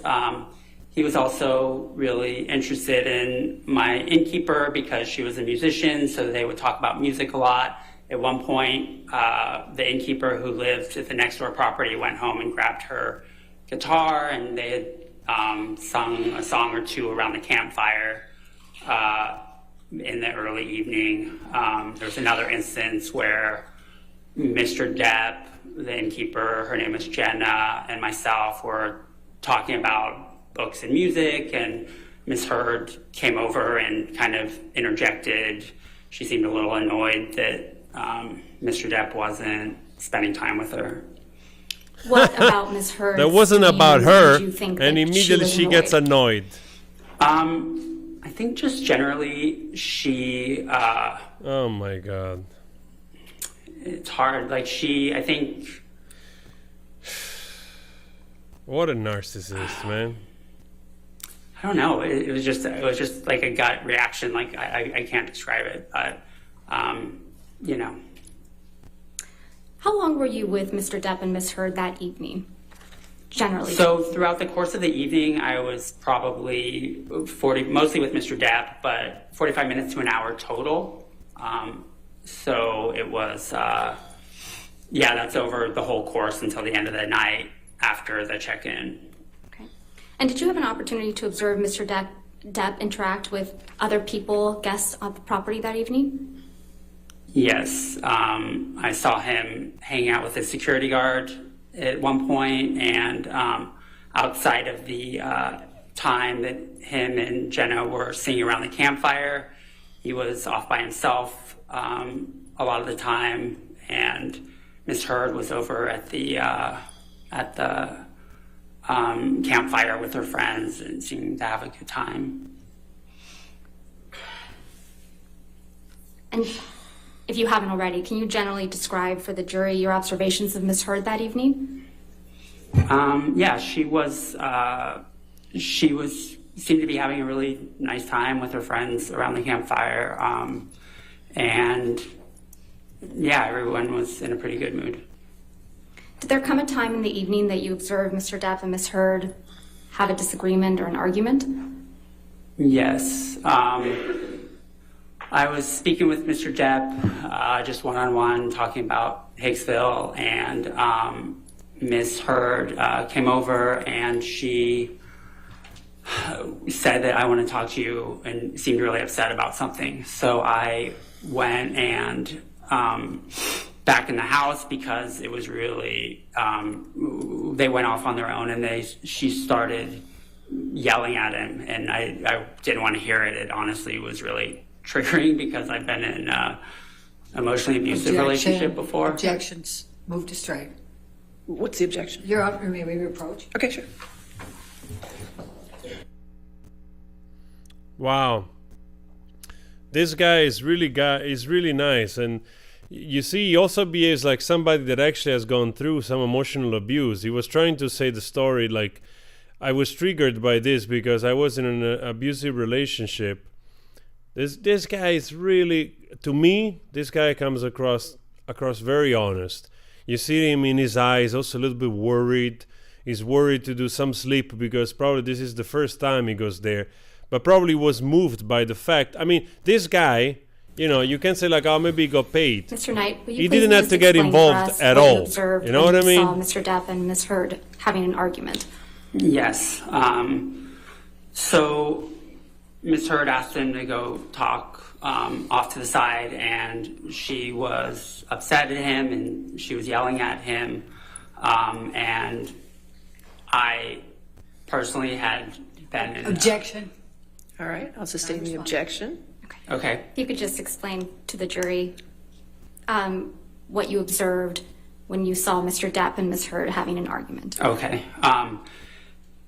He was kind of cowering and seemed almost afraid, and it was really like odd to see because he was older than her, obviously. So, but I just went back in the house because I didn't Objection to what he did. All right, I'll sustain us to. Understood. So after you observed the argument, wow, fair to say you went back to the to your house on site? Yes, I did. Yeah. Okay. What happened after that? So when I saw Mr. Depp on my next rounds, he apologized profusely and said, "I'm really sorry about that." She was upset. Objection, Your Honor. Hearsay. Sustain. Next question. What, if any, type of reaction did Mr. Depp have? He was just really... Objection, Your Honor. Hearsay. He's going to say it again. It's the reaction. It's not the Ellen. statement. All right, if you could make that clear, that's fine. Just what type of physical reaction did Mr. Depp have after the argument between Mr. Depp and Ms. Heard? He honestly, throughout the rest of the night, became a lot more quiet and was just very more petulant. In the beginning of the night, he was a lot more outgoing and extroverted, and throughout, as the course of the night went on, he was less and less so and more quiet. Did you observe any of the guests consuming alcohol while on the property? I assume they were. I mean, people had cups and there was alcohol set up in the bar trailer, but I didn't physically see them pour alcohol into their cup and cup go into the mouth per se. Did you witness Mr. Depp drink any alcohol that evening? I couldn't say. Anything about Mr. Depp's demeanor that made you think he was perhaps intoxicated?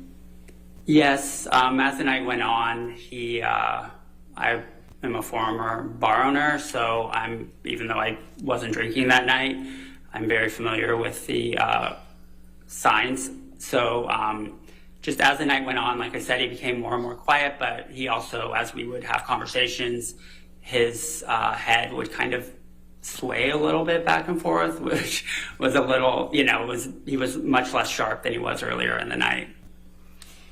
Did Ms. Heard appear intoxicated to This you? guy is too honest, but it's good. It's good. She did.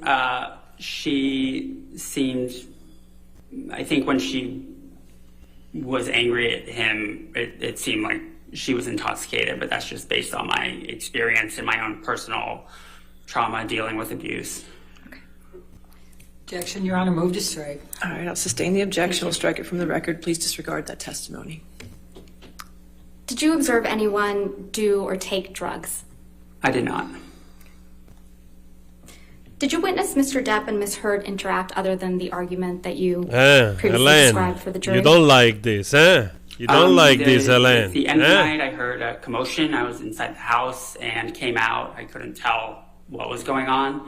And Mr. Depp and Ms. Heard were having a discussion about I'm not sure what, but then they went to their trailer. At that point, a lot of people had already gone to bed. So it just kind of petered out. Everyone went to bed, including myself, and I didn't hear anything else the rest of the night.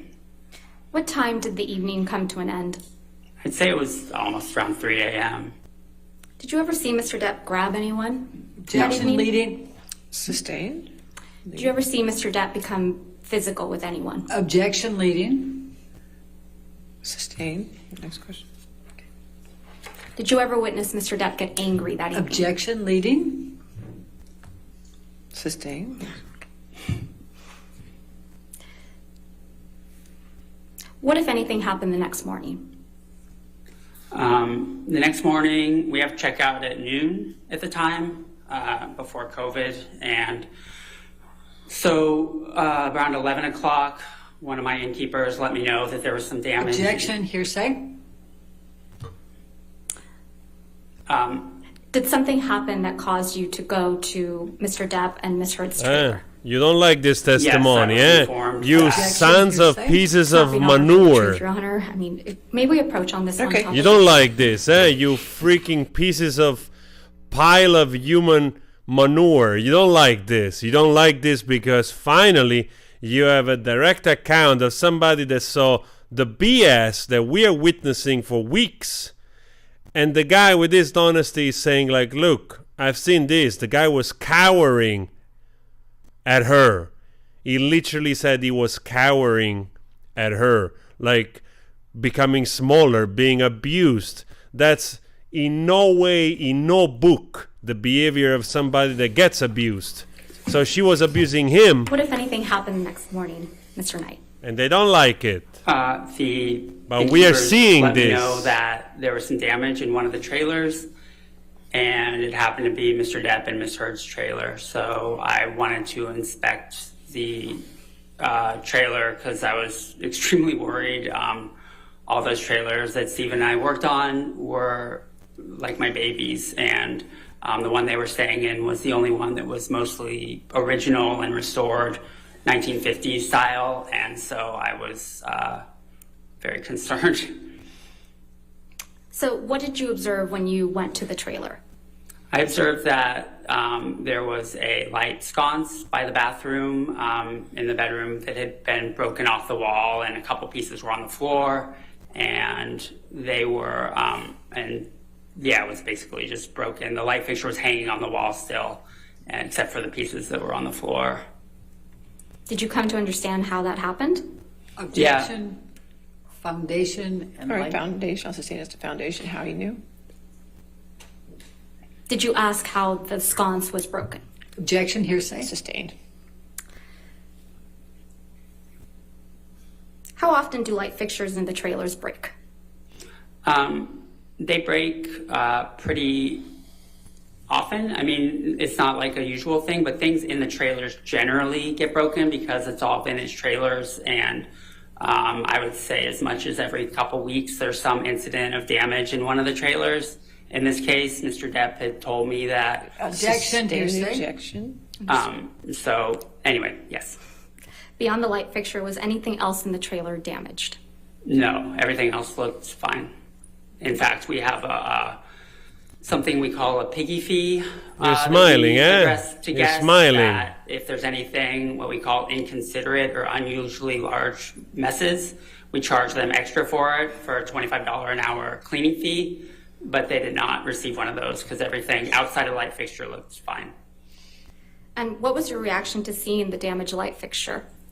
To be honest, I was filth. relieved because it was not a big deal. I just there was already another light in the room, so I just tucked the wires in the wall until I had a few months later time to buy. It was matching sconce with another one in the room, so I had to on eBay find a matching pair that would fit there. And when I finally got around to it, I was able to get that and charge it to Nathan, whose credit card I had. And what was your understanding of who Nathan was? Mr. Depp's assistant. Okay. And what did you charge Nathan or Mr. Depp for replacing that pair of light fixtures? The pair came out to $62.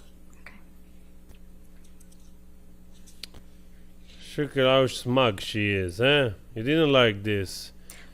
While you were on site, Mr. Knight, did you ever wear a mesh shirt?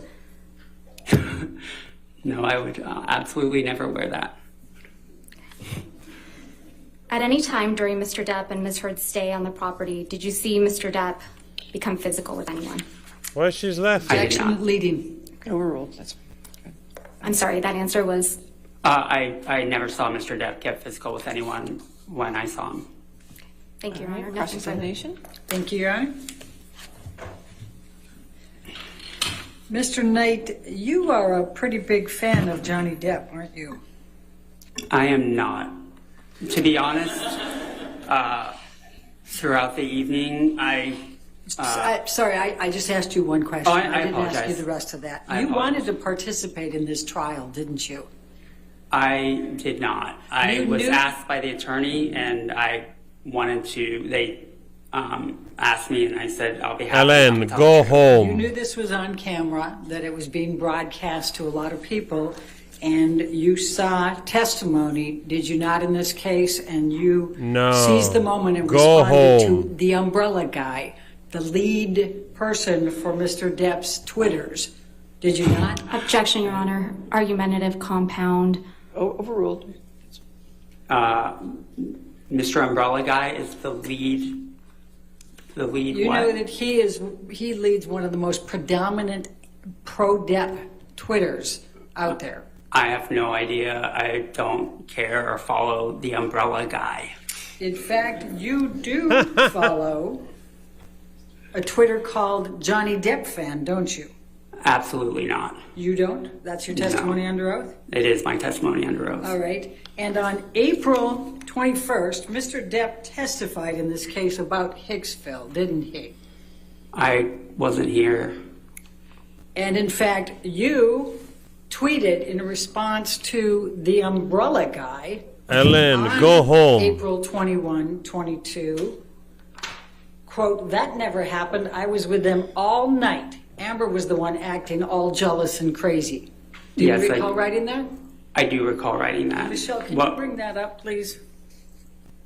We're going to call it Defendants 1903. They have nothing. You have nothing, you piece of human manure. That's what you are.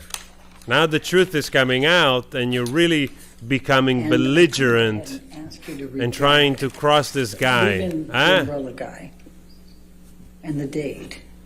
Well, and what has you know? The bringing umbrella in guy has nothing to do with this. He Yeah, does his own thing. He does his own YouTube, and he speaks his. You know, there is freedom of speech, and he can talk about what he wants, and he's not talking on the behalf of anybody. So I don't understand why they go after a YouTuber that is just doing whatever he wants to do with his free time, and he has the ability and free speech to do so. Well, she's working on that. Did you write and direct a piece called Matters of Consequence back in 1999? I did. And didn't Mr. Depp's first wife, Lorianne Allison, work as a makeup artist on that? She absolutely did. And while we're looking at that, 4 days after you tweeted to Umbrella Man, That was Umbrella Guy. Umbrella Guy. Okay. Well, all right, now we have this up. I'm going to ask you to take a look what is Defendant's Exhibit 1903. Do you see that? I do. Okay, and that's from that Umbrella Guy on 4/21/22, correct? Correct. And it says bringing in the Hicksville incident accusations. Do you see that? I do. And there's clearly Mr. Depp testifying there, likely a video, right? Okay. And you respond, that never happened. I was with them all night. Amber was the one acting all jealous and crazy. Do you see that? I do. Your Honor, I'm going to move the admission of Defendants 1903. Any objection? Yeah, Your Honor, we believe the first part of the that Umbrella Guy's tweet should be unredacted for context. I have no idea what I was replying to. It's hearsay. It's rank hearsay, and the context Your Honor, is not necessary. Your own approach. Of course. Take a look.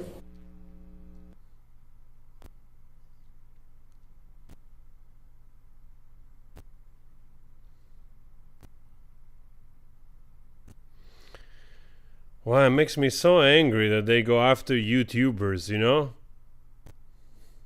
Makes me so angry they go after YouTubers.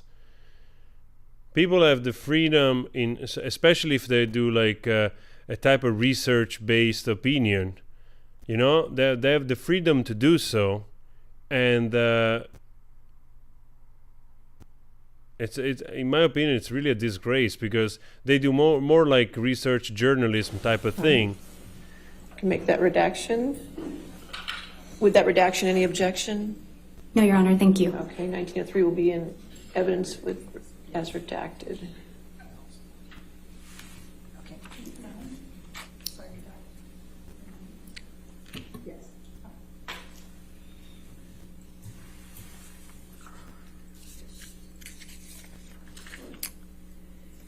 Thank you, Aman. Thank you so much.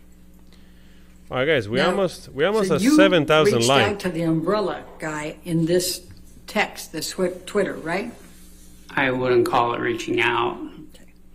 In fact, the umbrella guy is in Mr. Adam Waldman. Do you know who Adam Waldman is? I have no idea. Well, he's testified earlier that he talks to the umbrella guy. That he what? He talks to the umbrella guy? Yeah. Were you aware of that? I honestly, this sounds like schizophrenia. Okay. Now, 4 days after this event where you texted, Your Honor, yeah, it's in, okay, good. 4 days after that, you tweeted something pretty nasty about Elon Musk, didn't you? I did. Okay, thank you. So you don't like Elon Musk, right? Objection, relevance. Oh, I don't know Elon Musk. Overruled. Thank you. So that was the context of that is that he had... I didn't ask you for the context. I apologize. Okay. But you texted something that So had swear dirty. words in it. Would you agree? So about Elon dirty, Musk? Elaine. So dirty. Okay.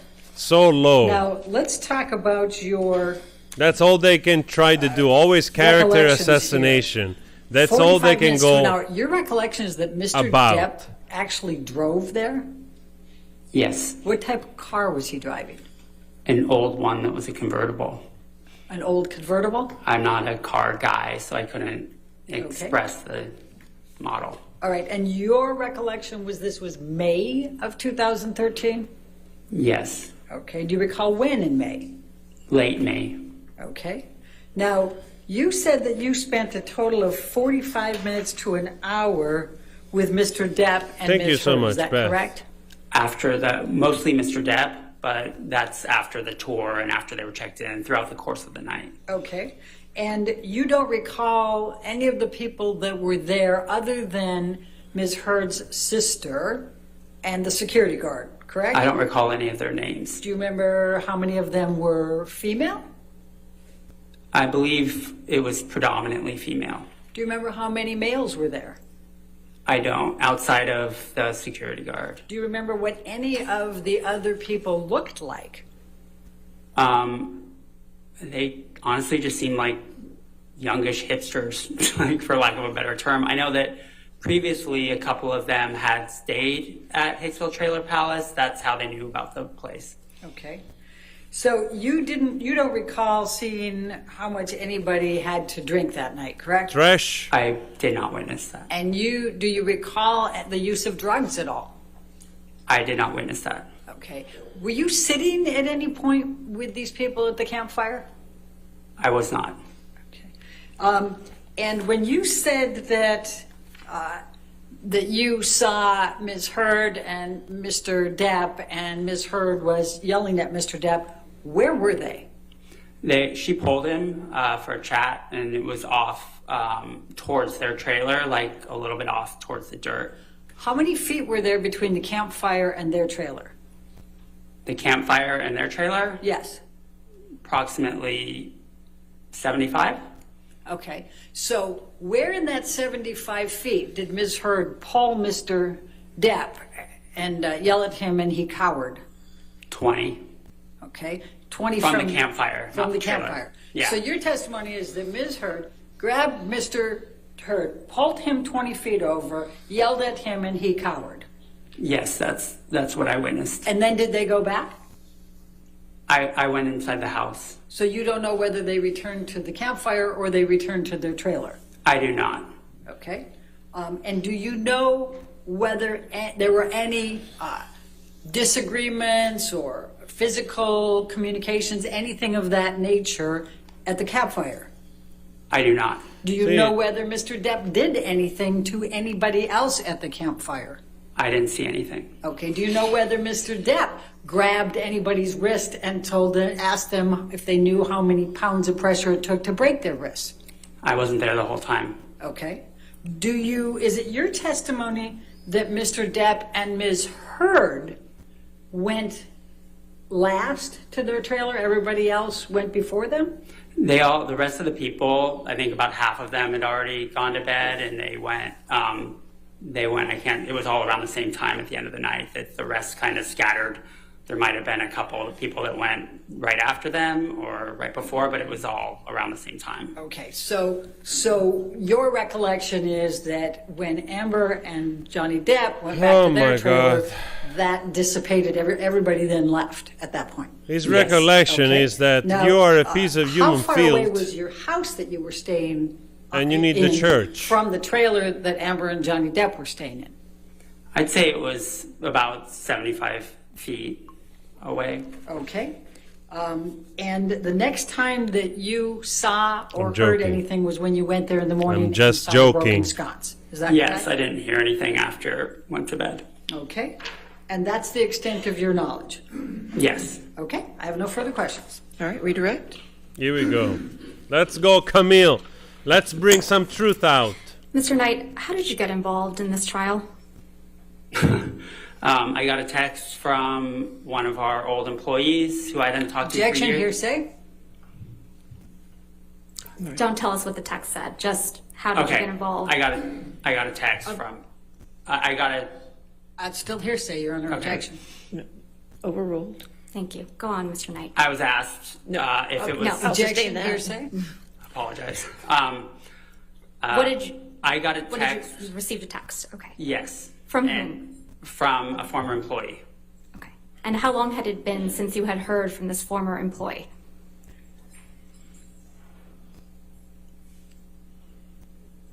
Approximately 5 years. And did you contact Mr. Depp or any of his attorneys? Objection, leading? Overruled. I did not. How did you get in touch with Mr. Depp's attorneys? They got in touch with me. Objection, hearsay? Overruled. Go on, Mr. Knight. They reached out to me. Okay. Sorry. It's okay. I don't have an objection right now. Thank you. It's only if you talk more. Next question. You don't like the and how do you truth. feel about participating in this trial? Objection, relevance? It's extremely relevant considering that they have accused him of being... Overruled. Thank you. How do I feel about it? Yeah. I'm happy to tell what I saw, and that's the extent of it. I really don't care outside of that. Thank you very much, Mr. Knight. All right. I assume this witness is not subject to recall. Is that correct? All right. Sir, you're free to go. Thank you. Thank you. All right. Your next witness. Or is it going to be a deposition, or is it going to... This has Apologies, been... Your Honor. Thank you. Dr. Shaw. Okay, Plaintiff calls Dr. Shaw. This has been a very powerful witness, and I'm telling you right now, this witness might have swayed even further the jury towards Johnny Depp. This is the most honest witness I've seen so far. Like a guy without a motive that seemed that he was driven only by the injustice, and he went to report what he saw. And he saw something very Good valuable afternoon, Dr. Shaw. Can you please that state your name just for the record? we all knew My name already. is Richard John Shaw. But it's good to have a confirmation. Dr. Shaw, can you please describe your educational background? I'm a psychiatrist. I went to medical school at the University of London in England. I went straight after high school. That's actually the system in the British medical system. I did 2 years of preclinical training and then 3 years of clinical work with patients. Following that, I moved to New Zealand to do an internship. It was an internship in neurology, medicine, surgery, and psychiatry. I spent 3 years in New Zealand, and I did a year of psychiatry residency training. Excuse me. And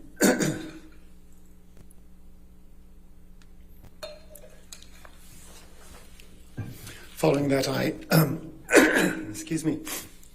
Following that, I moved here to the United States for the first time and did a residency in adult psychiatry at the Albert Einstein College of Medicine, which is in New York. That was 4 years of training in the Bronx.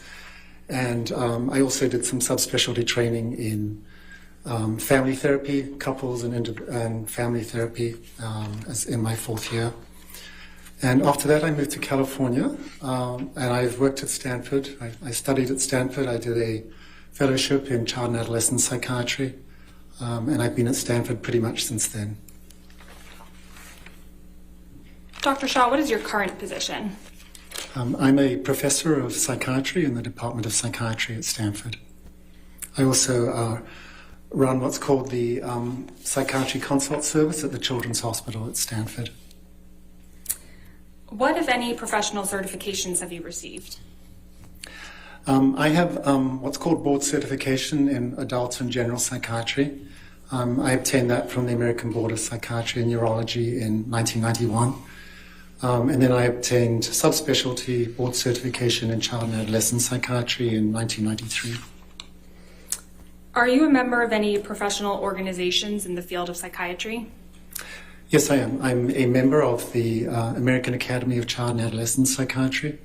I'm also a member of the Academy of Consultation Liaison Psychiatry. I wonder, this guy is being called by Team AH or Team Johnny? If you include my training in psychiatry residency in the US, that would be since 1985. Is that approximately 35 years? Yeah, I think so. What percentage of your practice involves treating patients? Approximately 3/4 of my time is working with patients. I work in the pediatric hospital. Thank you, treating a combination of mainly children Is this Team and Johnny? adolescents with All right. severe medical conditions, but also working with parents of children who have severe medical conditions.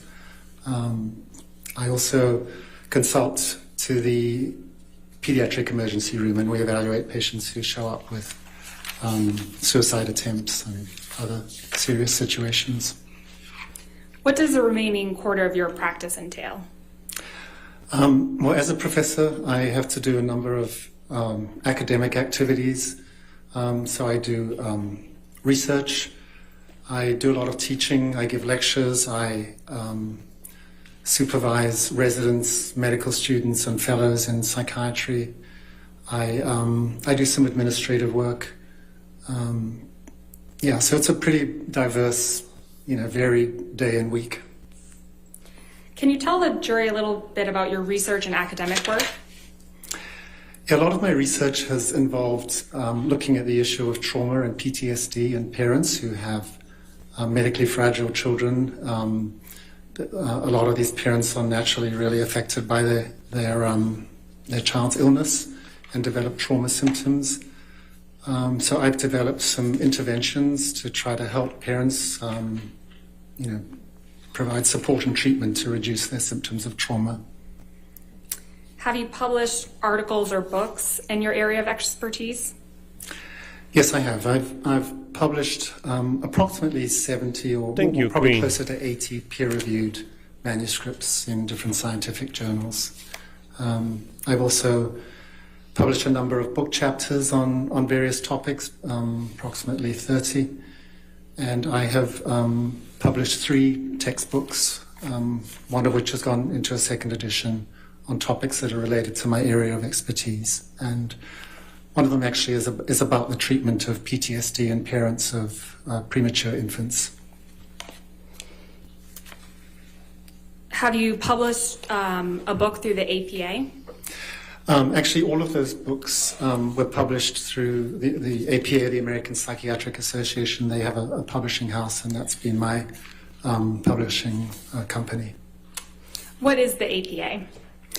The APA, the American Psychiatric Association, not to be confused with the American Psychological Association, is a professional organization that represents psychiatrists in the U.S. The last time I looked at this, I think there's about 37 or 38,000 members. And the APA has many different roles. One of it is advocacy in psychiatry in the US, but it also has an important role in terms of education. So they host an annual scientific meeting every year in which psychiatrists will present their research. It publishes a number of journals in the field, and from time, well, fairly frequently it publishes guidelines for professional practice or about ethical guidelines that they hope that members will follow as part of their practice. What ways are you involved with the APA? Well, I mentioned my publishing. I also present at the scientific meetings. I last presented in 2021 during COVID, was virtually, but on the topic of group therapy for parents with trauma symptoms. I follow the APA and their various guidelines. I think it's a really influential and important institution. Going back to your credentials, what, if any, professional awards have you received? I've been given several teaching awards at Stanford University, and the American Academy of Child and Adolescent Psychiatry that I mentioned honored me with an award for service to my specialty several years ago. I don't remember exactly when. Have you given any public presentations in the field of psychiatry? Yes, that's part of our work as an academic psychiatrist, is to lecture, to give presentations. So I present fairly frequently at annual scientific meetings, as I mentioned. I've been invited to give grand round presentations at different medical centers, including University of Pennsylvania and Harvard. So that's just part of our role is to try to educate our colleagues about our work. Have you testified as an expert in the field of psychiatry before? Yes, I have. On how many occasions? I would estimate, in terms of deposition and trial testimony, approximately 50 times in the past 15, 20 years. What type of cases did you testify as an expert in? They're pretty varied. So some of them have been medical malpractice. I've also done a number of cases evaluating victims who've been subject to physical or sexual assault or trauma. What work were you asked to do in this case? My role in this case was to give my opinions about the testimony and opinions of Dr. Spiegel, whom you heard from yesterday morning. And what work have you done to form your opinion? I was present yesterday in court listening to his testimony. I have viewed his depositions. He had 2 depositions earlier this year, and I watched those depositions. I've also read a lot of deposition testimony. For example, testimony by Mr. Depp's psychiatrist, Dr. Blaustein, by his physician, Dr. Kipper, and nurse Debbie Lloyd. I've reviewed depositions by many of the therapists involved in this case, including Dr. Banks, the relationship consultant, Dr. Cohen, who was Ms. Heard's therapist, and I think Dr. Anderson, who I think provided some couples therapy. I've also reviewed the medical records of Dr. Kipper and Dr. Blaustein, and some various email communications. I think a lot of the information that has been talked about here. Thank you. Your Honor, at this time, we'd like to offer Dr. Shaw as an expert in the field of psychiatry. Any objection? Can we approach? Okay.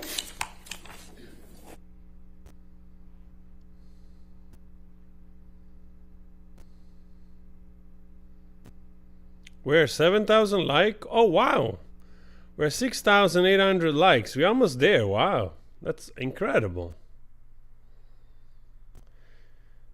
Yeah, I was hoping this guy was for Johnny Depp. If I understand correctly, Because he seemed like very composed.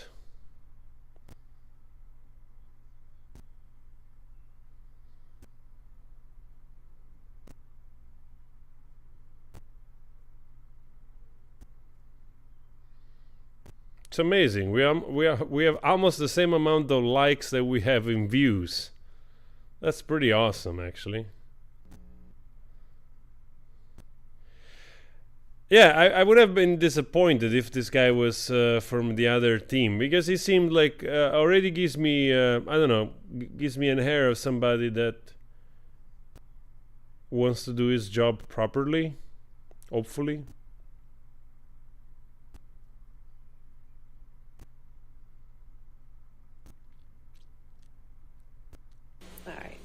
So any objection? No objection, Your Honor. All right, so he'll be moved as an expert. Thank you. Dr. Shaw, you testified that you observed Dr. Spiegel's testimony yesterday. Yes, that's correct. And to reorient the jury, can you please generally describe the main areas in which Dr. Spiegel testified? Yes, Objection, Your Honor. They heard what he testified to. What's his opinion? All right. Foundation to reorient them. That's okay. We can move forward. Okay. Do you have an opinion of Dr. Spiegel's testimony? Yes, I do. And what is your opinion? I have a couple of primary opinions. The first is that my opinion is that he violated the ethical principles that are outlined in the Goldwater Rule when he gave his opinions about Mr. Depp, specifically with relationship to personality traits and his cognitive abilities. My second primary opinion would be that that Dr. Spiegel's opinions were unreliable and that he had insufficient information. Objection, Your Honor. All right.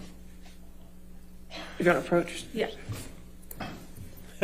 They don't like this guy either. They don't like this guy because he's gonna make look like their doctor a quack, which he was. And that's what you get when you pay people to lie. Right? Allegedly. I'm alleging, okay? I'm not condemning anybody. I'm just alleging here that might have been the case. And here might be the case that this guy is going to kick their butt with facts and professionality and also a very good amount of style. All right?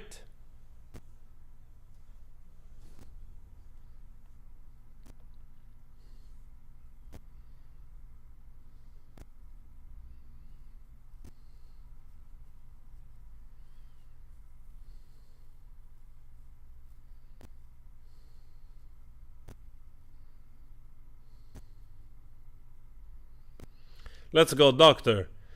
Breathe in, breathe out. We are with you. Tell the truth. Tell the word. Let's go. They don't like this guy. They don't like this guy. Of course, they don't like anybody that is telling the truth.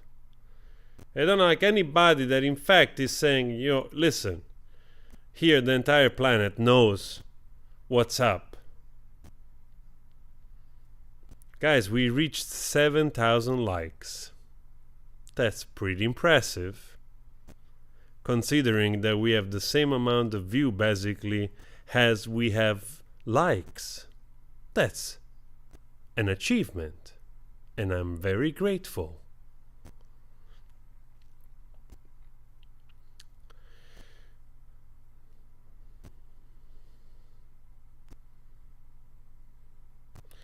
In one day, I think in one day, we are really, really, really doing a lot of good stuff for JD team. And the funny thing is that it's just facts. More reliable witnesses, facts. That surprise witness was the champion. I'm gonna clip that part out because that guy was a champion. That guy was a champion. That guy was really good. That was the most impressive testimony, in my opinion, because that guy came out of the woodwork, literally, just to make sure to tell the truth, because he couldn't stand the injustice of what he had witnessed. This is how far this is going. Like, this guy looked like he didn't want to be there, he didn't want to bother.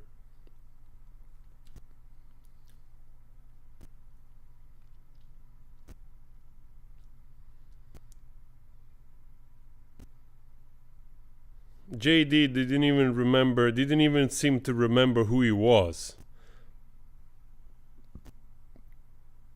I know you can argue whether or not he was lured into, coming into doing the stand here. But I suppose, probably lawyers of JD, they're always out for witnesses. They're doing a good job, and they found this guy thanks to that tweet. They found this guy thanks to that tweet. Probably the umbrella guy tried to reach out to JD lawyer or whatever. So they saw this, and they made sure to try to contact the guy, which it's what you would do, because that's what you want. You want to find reliable sources, objective sources of somebody that has seen the truth outside the circle of JD or her circle. This is an incredibly valuable, in my opinion. I'm not a specialist, but I just intuitively, I don't know, I just feel that the deposition of that guy was very, very valuable, and I will love to see, like, I have to find the reaction of the jury through some other YouTubers that perhaps was in here, because that's going to be so interesting to learn. So interesting to learn how the jury reacted to that guy, because to me it really seemed powerfully revealing. Dr. Shaw, you mentioned the Goldwater Rule. What led up to the publication of the Goldwater Rule? The Goldwater Rule came about in response to an incident that occurred during the 1964 presidential election, when Senator Barry Goldwater was running as a Republican candidate.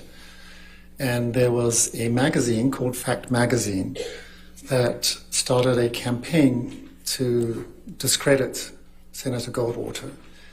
And they obtained a mailing list from the AMA and sent out a single survey questionnaire to about 12,000 psychiatrists in the US, asking if they felt that Senator Goldwater was fit to run for office. And about 2,000 psychiatrists responded, 1,000 of whom expressed very negative opinions about Senator Goldwater and made comments such as, for example, he was a megalomaniac, he was a paranoid schizophrenic, that he had narcissistic personality disorder. And as a result of that, he was replaced as a candidate, and then went on to sue Fact Magazine for defamation of character. And he was successful in that lawsuit. And in response to this incident, the American Psychiatric Association, that I think was really concerned about how psychiatry was being represented and statements psychiatrists were making about someone they had never met or evaluated, issued the Goldwater Rule. And the main premise of the Goldwater Rule was that it was improper for a psychiatrist to render a professional opinion about a public figure unless they had personally and closely evaluated them. What justifications did the APA provide, other than the ones you mentioned, for enacting the Goldwater Rule? They wanted to make sure that psychiatric illness wasn't being stigmatized. They wanted to ensure that individuals weren't defamed by statements made by a psychiatrist that weren't backed up by medical evidence. And they also wanted to preserve the integrity of the psychiatric profession, since I think the public in general, when a psychiatrist speaks out publicly and expresses an opinion, a psychiatric opinion, people generally like to take that seriously, and the APA wanted to make sure that those opinions were credible and could be relied upon. Have there been any updates to the Goldwater Rule? Yes, since 1973, which was when the Goldwater Rule first came out, there have been a number of revisions and publications by the APA. They're called annotations in psychiatry, in which the Goldwater Rule has been better defined and expanded to some degree. So, for example, in 2017, in this publication, the APA reasserted that it was not ethical to provide a psychiatric or professional opinion about someone who had not been evaluated personally by that psychiatrist, that it was unethical to provide an evaluation without obtaining consent from that individual. They also sort of really kind of defined what a professional opinion is, and how they defined it is that an opinion that a psychiatrist expresses about someone's speech, behavior, or any characteristic about that person, if that opinion is made using the expertise, experience, and knowledge inherent in the practice of psychiatry, that is considered a professional opinion. So it might include making a diagnosis or not making a diagnosis. And the other, I think, a couple of important things about that 2017 document were that the APA specified that if a psychiatrist is to give an opinion about someone, about the diagnosis or personality characteristics, whatever, that they have to follow an appropriate methodology. They have to do an evaluation that follows the standard practice of a psychiatrist here in the US. And if they don't do that, they are considered to be, affecting the integrity of both the psychiatrist and the psychiatric profession. And this revision of the Goldwater Rule definitely received a lot of support. The president of the APA at the time stated that breaking the Goldwater Rule was irresponsible, stigmatizing, and definitely unethical. So that was a very strong statement from the president of the APA. What other medical organizations have weighed in on this issue? Yeah, the number of organizations have their own sort of version of the Goldwater Rule. The American Medical Association, that represents physicians in the US, has an annual meeting, and they have what's called a Council of Ethical and Judicial Affairs, and they had a meeting in 2017 in Honolulu, and they came up with their own statement about the issue of whether physicians can provide opinions without directly evaluating somebody. And their opinion was that physicians should refrain from giving a psychiatric diagnosis about any public figure, including celebrities and people in the media. Are there exceptions to the Goldwater Rule? There are exceptions, yeah. And I think Dr. Spiegel had a lot to say about this yesterday when he was saying that if you couldn't express an opinion without evaluating someone, it sort of made the whole specialty or role of experts in the court sort of null and void. But there are exceptions and situations in which an expert can give testimony in court. So one good example would be if there was a medical malpractice case, or if there was a case that involved a patient who'd committed suicide and the courts wanted to find out whether the psychiatrist had followed appropriate practice. The expert can review medical records and can give an opinion based on those records, provided those records have sufficient information, for example, about the diagnoses, about the treatment, about how the patient was responding or not responding to treatment. Did you form an opinion about whether Dr. Spiegel complied with the Goldwater Rule? Well, my opinion is that he did not. He expressed a number of professional opinions about Mr. Depp that we heard about yesterday. And again, he did so without an evaluation, without consent. He did not follow the guidelines of the APA in the 2017 revision, where it was considered important that there be sufficient information obtained by that expert to give an opinion. So I would definitely felt that his conduct, unfortunately, did violate the Goldwater Rule. And specifically, what opinions of that Dr. Spiegel gave yesterday do you feel violated the Goldwater Rule? Yeah, I think that there were sort of two primary ones. The first that you heard about was that Dr. Spiegel had professional opinions about Mr. Depp's personality. And he talked a lot about how he believed that Mr. Depp had narcissistic personality traits. So, and he also, talked a lot about narcissistic personality disorder. So, narcissistic personality disorder is a diagnosis in the Diagnostic and Statistical Manual. It's called the DSM-5 for short. It's a diagnostic manual published by the APA. Objection, Your Honor. Can we purge for a moment? Okay. They don't like the truth. They don't like real expert. They don't like good doctors. They don't like professional people because the fire is getting closer and closer to purge this monstrosity of a trial. And the fire of the truth will soon arrive and will rinse the sin out of the sinners. I'm not even a believer. I sound like a preacher. Oh my God.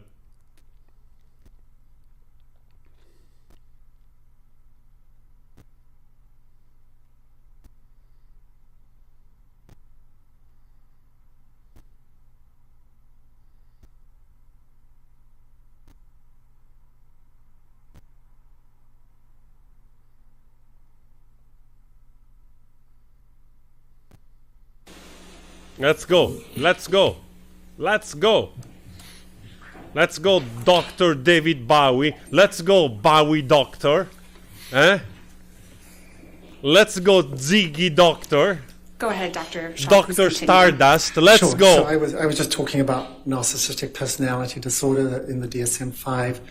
So the diagnostic criteria for that are, I'm not going to remember every word about this, but essentially it's a pattern of grandiosity, a need for admiration, a lack of empathy that's demonstrated by that person since young adulthood. And the DSM-5 has 9 specific criteria, and for someone to meet the diagnosis, you have to meet 5 of those criteria. And so when, as a psychiatrist, we're trying to make a diagnosis of any personality disorder or any diagnosis in general, the normal professional guidelines would dictate that we would do a very careful diagnostic interview. And there are actually interviews specifically written to assess personality disorders. It's also possible to have the individual fill out questionnaires. There's something called the Narcissistic Personality Inventory. This is a 40-item checklist that taps into various components of narcissistic personality disorder. And it's also possible to get psychological testing, like the MMPI that I think you heard about in reference to one of the other experts here. So with all of this information, including collateral information from family members, work colleagues, information of that sort, it is possible to come up with a diagnosis of narcissistic personality disorder. So in the case of Dr. Spiegel,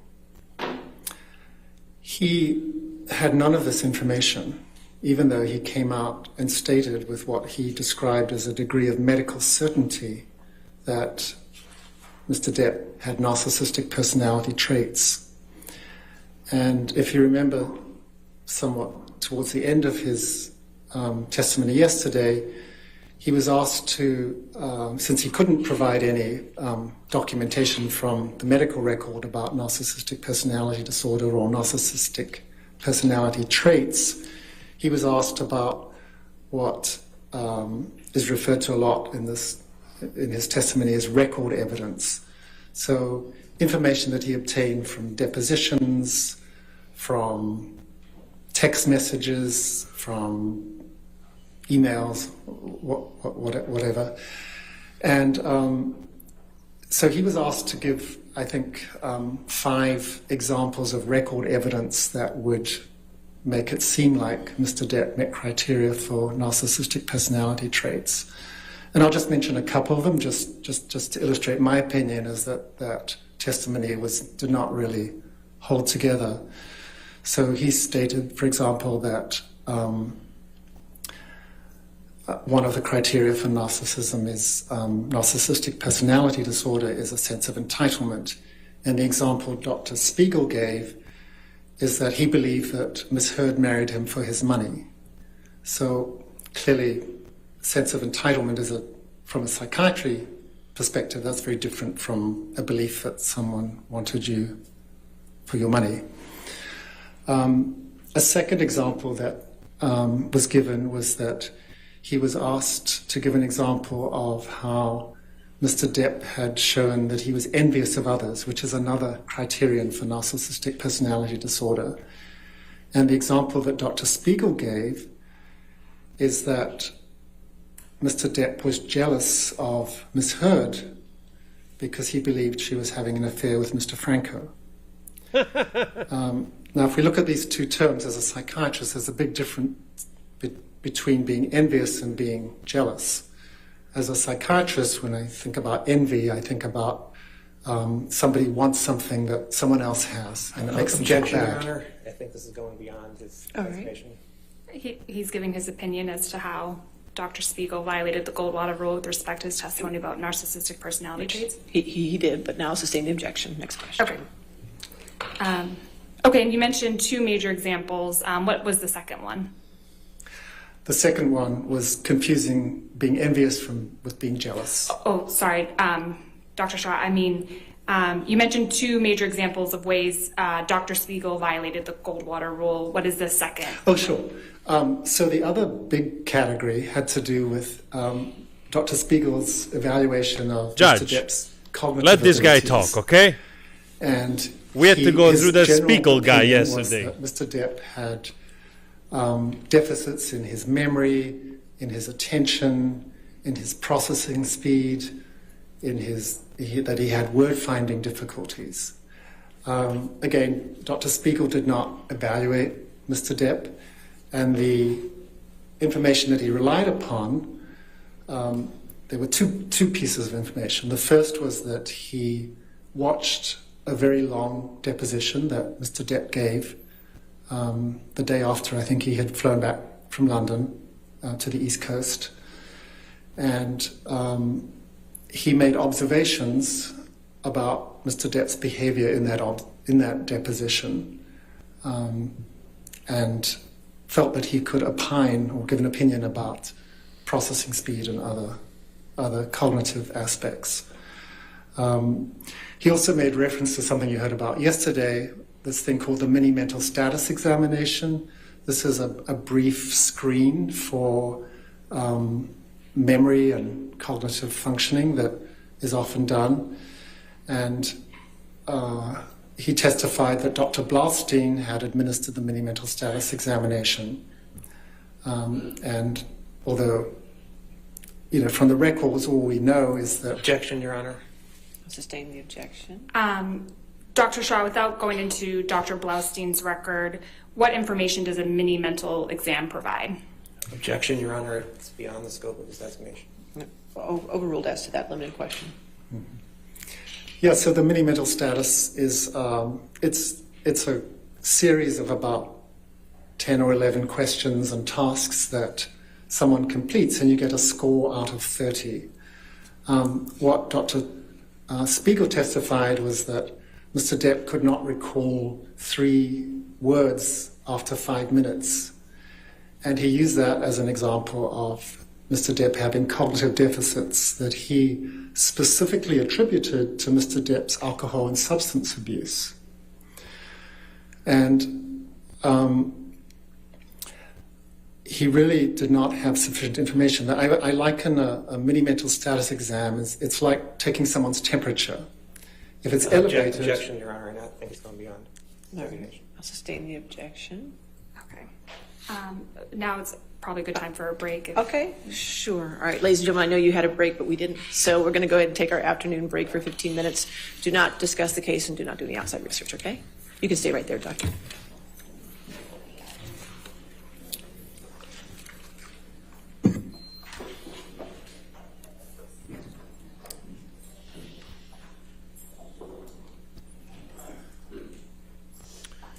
You see what happens when you actually bring in real experts, not some kind of average quack. All right, you're excused for the 15 minutes too, sir, Doctor. Okay, we'll come back at 4:17 then. Finish the day? Okay. Guys, before the pause, if you're not subscribed to the channel, please consider subscribing. I would really appreciate that. I remind you every now and then because there is always new people coming in.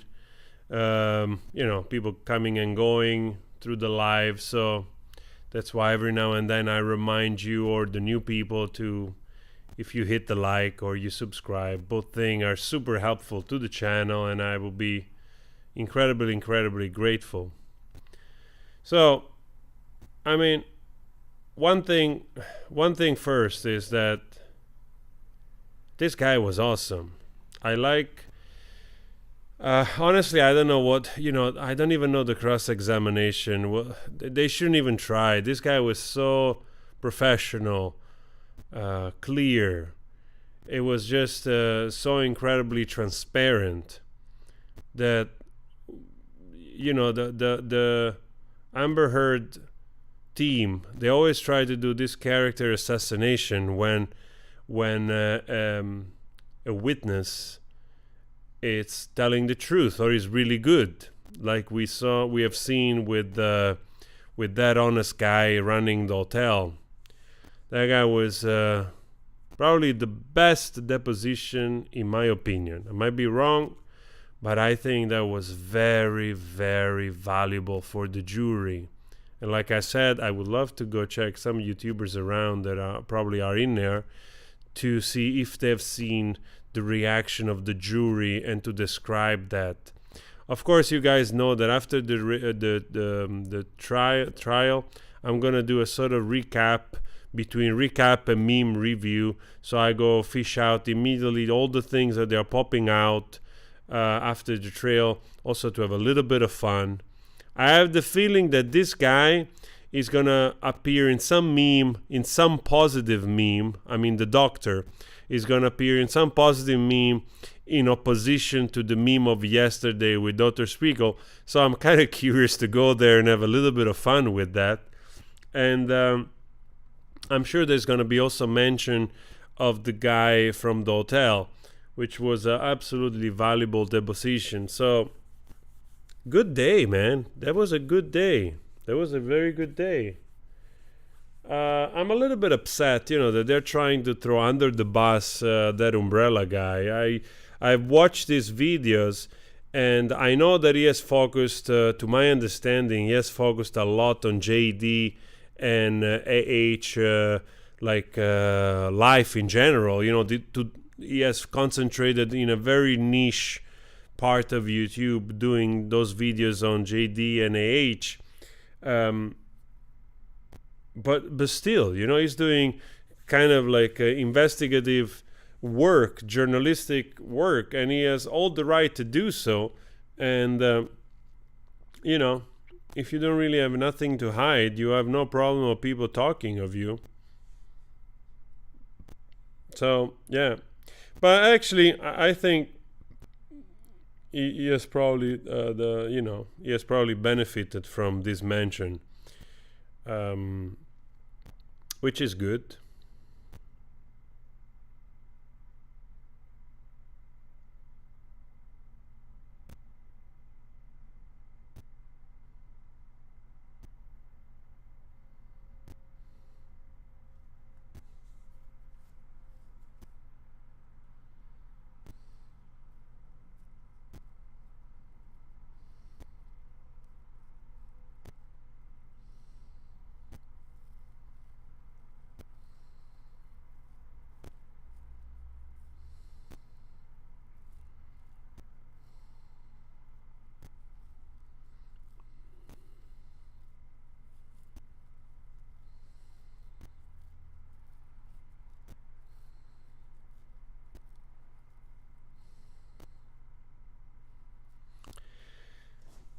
Wow.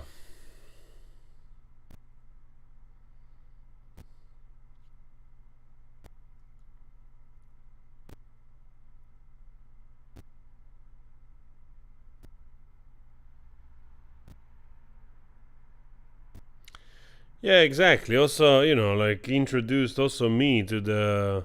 I don't remember how I got to the incredibly average, but that's how I got interested into this whole trial, because I saw a few videos of incredibly average, which also does like really outstanding investigative work, and I really got caught up in it. I was like, wow, this is so much more than meets the eye. And it's like one of those things in our lifetime, like this case. There's such a high profile case of an actor, and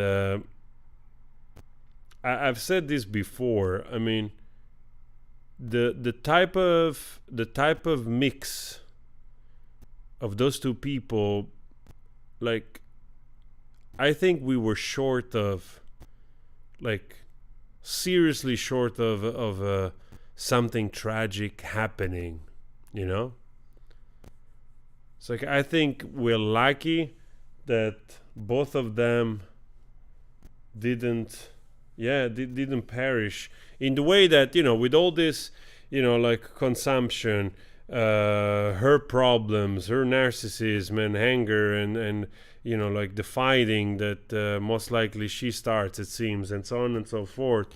And JD, use and prescription medication, plus the use of non-prescribed medication, illegal stuff. Like truly a combination that could have had disastrous consequences. And I think that could have happened. Luckily, it didn't happen. So, but yeah.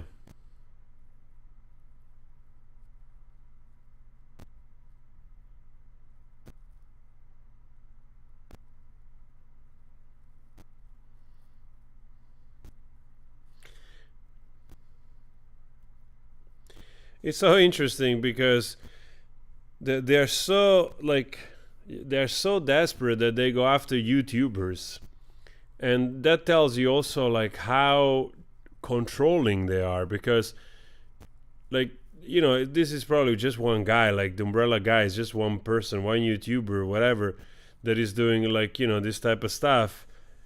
And if you're bothered by it, first of all, if you have, like, you should ask also the question, if you have triggered some people to go to that length, of starting channels, like to try to prove otherwise of the BS that you're trying to perpetrate, that actually tells a lot more about you, and I'm talking about AH, than the actual YouTuber that actually started to have a channel trying to call you out on your BS. Like, so that's actually quite telling, It's like it really frustrates the humanity so much that people are rising up like, I'm going to start a freaking YouTube channel talking about the BS of calling out this woman out because it's just preposterous. So that alone tells you a lot, actually. It's like, like it's, and then they sort of gaslight the whole situation, like blaming the guy,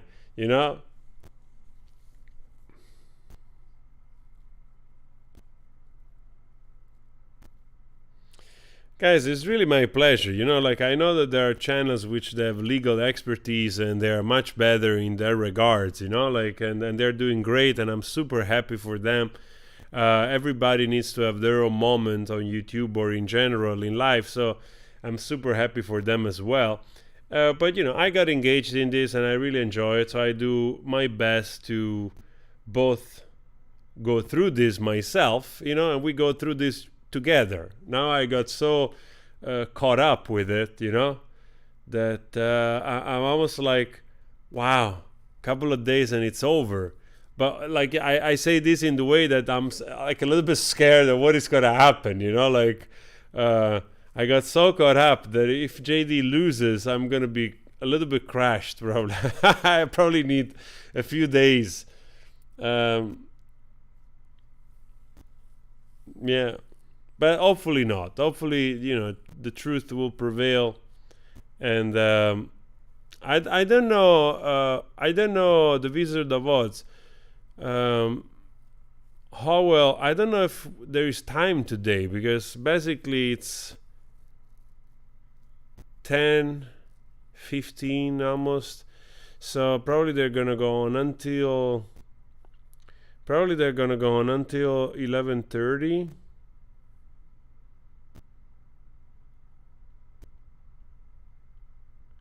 So if they go on until 11:30, maybe they won't be able to do. Maybe they won't be. Thank you so much, Pamela. They won't be able to call in this other witness, but probably it's better tomorrow. Tomorrow at 3:00 we are here again. Bang! And if Howell, tomorrow if we have Howell, and we have Kate Moss, wow! It's got to. Tomorrow I predict that the views are gonna go through the roof in general, because I think a lot more people, they're gonna tune in to check for Kate Moss. This is, Kate Moss, even now, she's like 100 times the star that Amber Heard is. You know what I mean? Even a 40 or 44, Kate Moss is still that celebrity that has that type of power, in my opinion. So I'm pretty sure that tomorrow is going to be a big day in terms of views and curiosity, that a lot of people will tune in to check, what's up.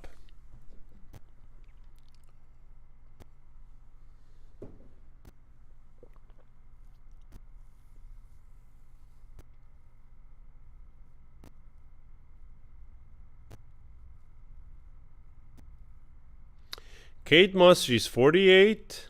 Right, great.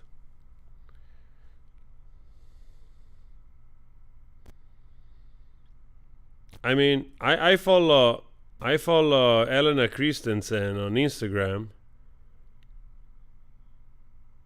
and I think she's also 50 or something, and she's just fantastic, and also 1,000 times the celebrity that AH is even today. So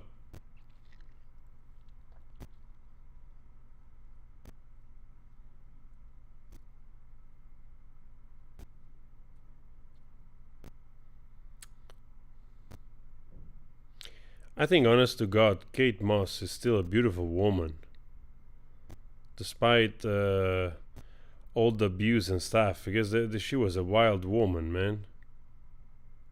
Still a beautiful woman. If we are talking about, of course, that type of stuff, it has nothing to do with anything. We're just, appreciating that aspect of an individual.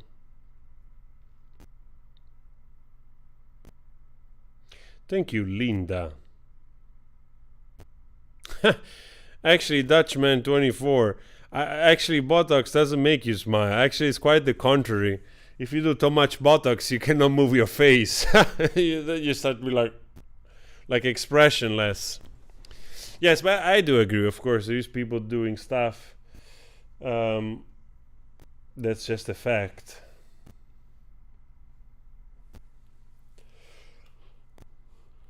Wow, today's been a really good day, man. Today's been a good day. We got the doctor, we got the real expert on Hollywood. That guy is awesome. And we got the new guy, Rebuttal guy, which super powerful. Oh man, it was so frustrating that the cross-examination and the objection, they got so strong on that guy. They really hated the guts of that guy. You also saw AH looking at him smug, kind of like trying to intimidate him a little bit. She never she was looking like a little bit like condescending, like, yeah, you little pitiful creature, You think you have something on me, you have nothing on me. He actually had something on you, my dear. He had something on you. And from a human point of view, I think the reason why, and it just managed to sleep just briefly, but the reason why that guy was there, the guy from the hotel, the rebuttal witness, is because he's a man that has been abused, and he slipped out, then they blocked him because blah blah blah blah blah.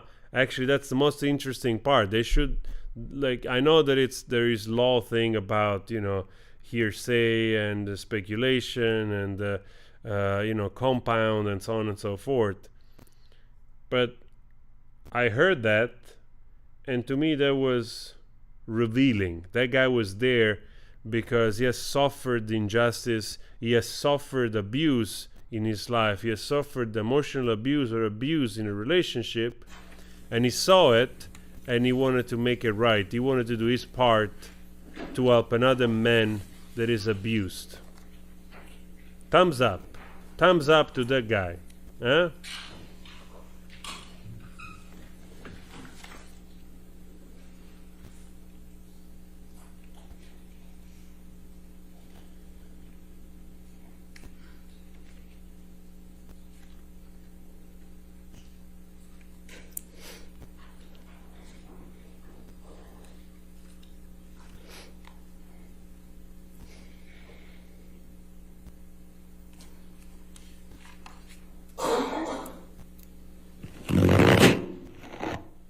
What on earth that just happened? Did somebody just farted on a chair? Thank you. You be seated. All right, your next question. Thank you. Dr. Shaw, is the Goldwater Rule limited to diagnoses? It's not. It's includes all professional opinions. Do you agree with Dr. Spiegel that the Goldwater Rule doesn't apply to expert witnesses? I don't agree, no. How could Dr. Spiegel express an opinion without violating the Goldwater Rule? This has actually been a topic that's been written and published about. So it is possible for someone to give testimony about a matter without interviewing someone. And there's certain sort of ways that it should be framed. So, for example, when Dr. Spiegel was testifying about the report that Mr. Depp was unable to recall these 3 objects, what he could have done is said that I have not personally examined Mr. Depp, so I can't speculate about his cognitive state or ability to function cognitively. However, it is possible that someone who's not able to recall 3 objects could have issues related to substance use, which was what his opinion was. However, what he should have done in expressing his opinion is then have followed up to say that in order to really establish whether these were relevant and significant cognitive deficits, Mr. Depp should have had psychological testing to establish the nature of these deficits. And he should also have added that there are other potential explanations for these findings. So, for example, it's possible that Mr. Depp... Objection, Your Honor. He's now going past the designation.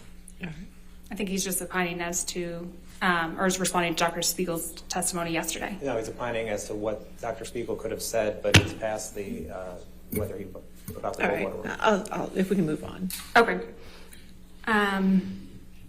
The judge is so done. To give an opinion about the judge is so done. And processing speed. It would have to be someone who could conduct the type of neuropsychological testing that I was mentioning. You can't establish the presence of cognitive deficits without a battery of tests. Objection. Again, this is beyond the Goldwater Rule. Overruled. You can't establish cognitive deficits without appropriate neuropsychological testing. And that can only be done by a psychologist or neuropsychologist. So a psychiatrist like Dr. Spiegel would be giving an opinion outside of his area of expertise if he gave an opinion about cognitive deficits that required psychological testing to be further evaluated. Dr. Spiegel yesterday testified about the practice of forensic psychiatry. Do you recall that testimony? Yes, I do. What is forensic psychiatry? Forensic psychiatry is a specialty of psychiatry that relates to matters on the intersection between psychiatry and the law. So, for example, what we're doing today is forensic psychiatry, where a psychiatrist comes into court and gives an opinion about a matter to help the court come to an opinion. Are there professional standards that govern the practice of forensic psychiatry? Yes, there are.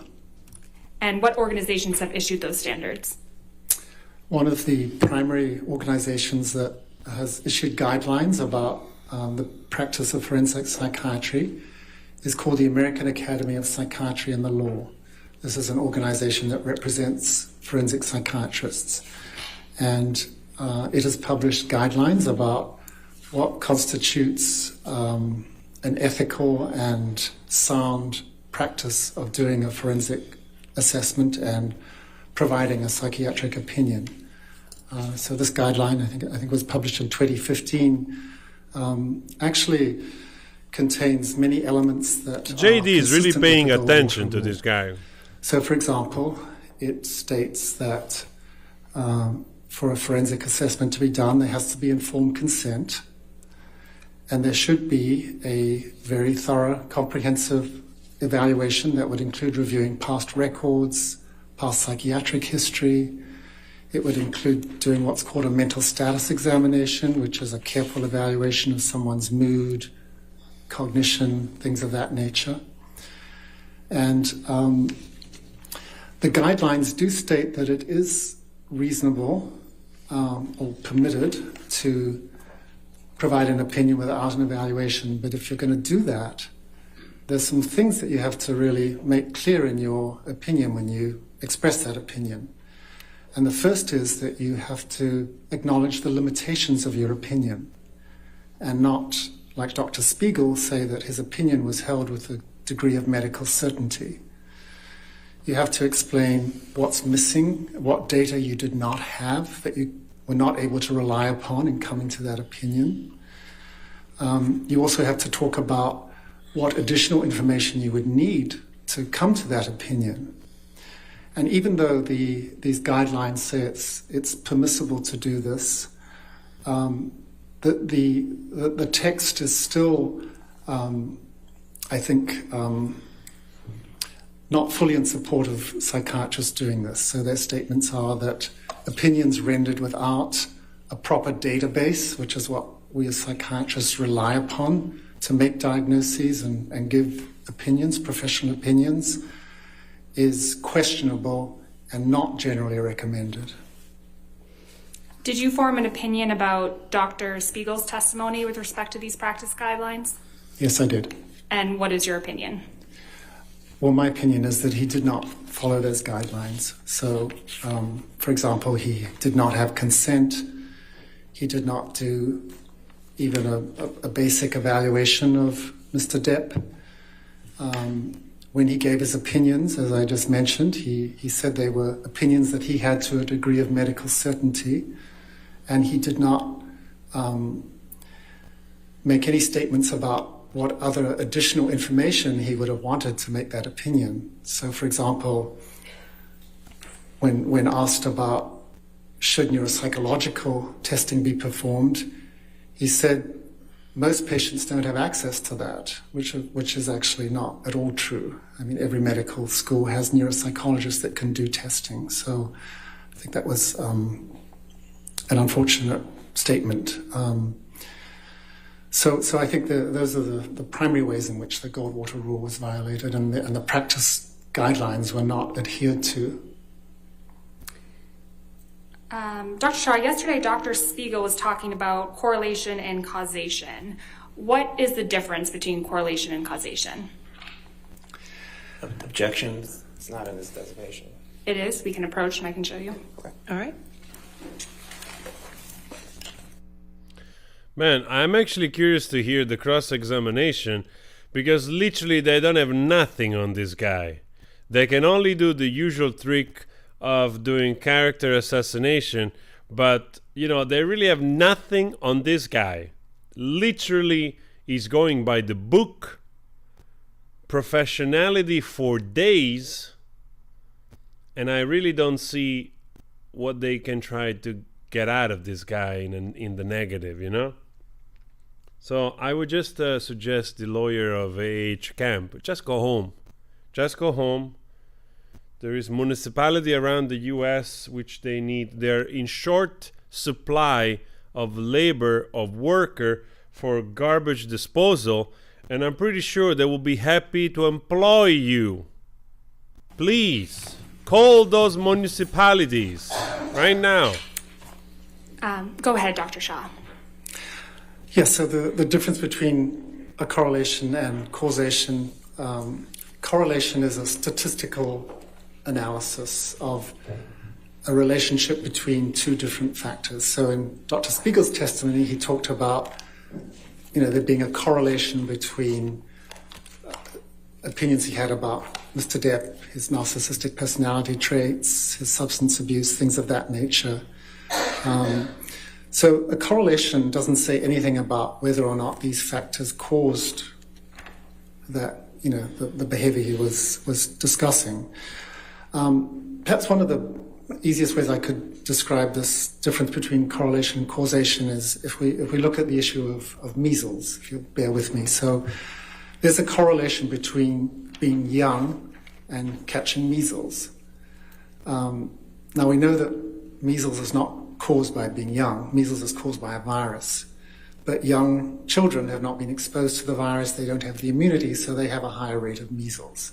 So the difference statistically is, well, the difference is between causation and correlation is illustrated by that example. So another way I might put this is if, you know, if we had 100 people in a room, just bringing it back to the issue of IPV that Dr. Spiegel was testifying about.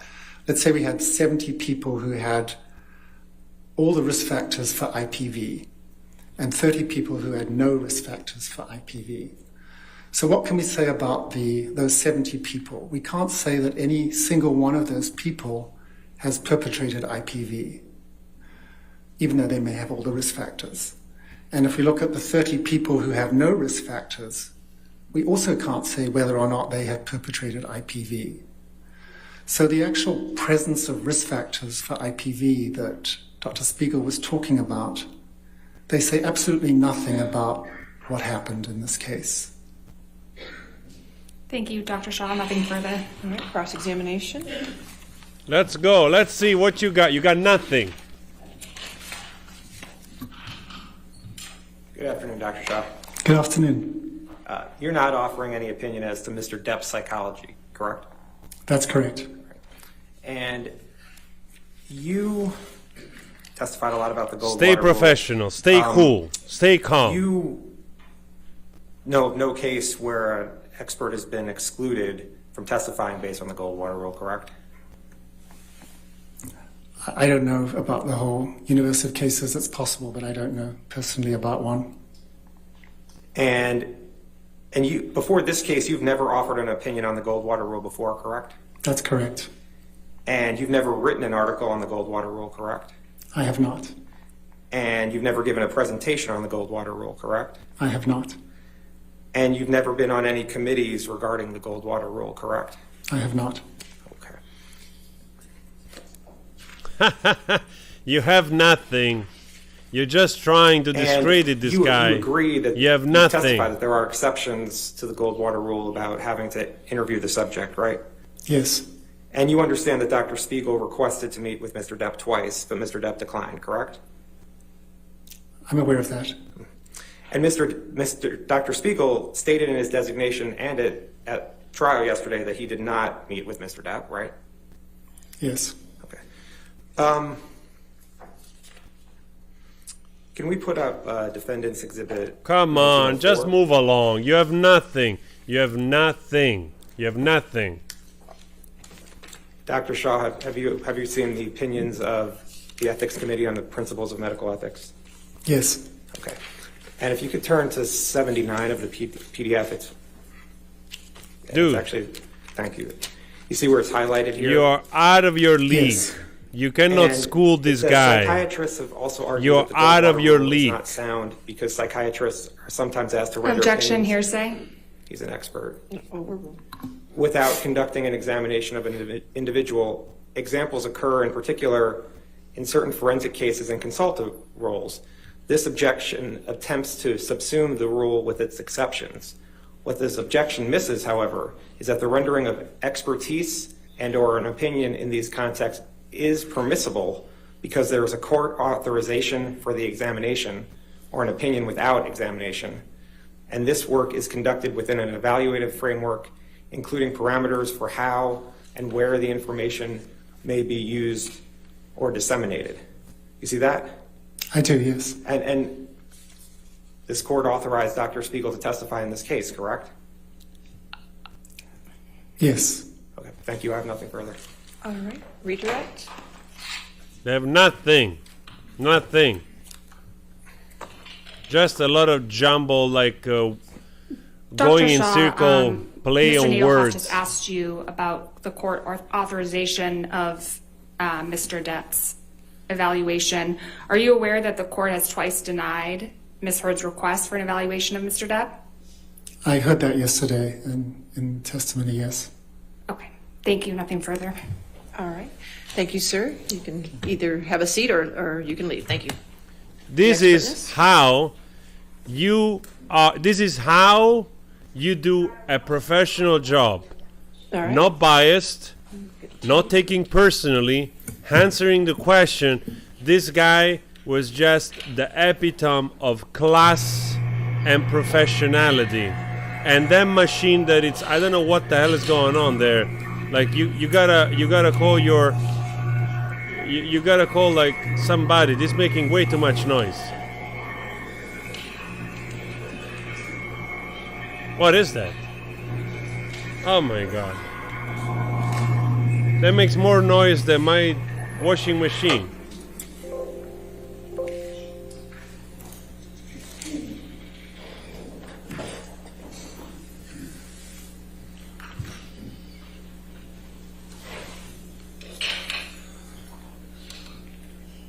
Man, I really enjoyed this professional witness. This is how a professional witness is supposed to be, an expert. This is how an expert is supposed to be.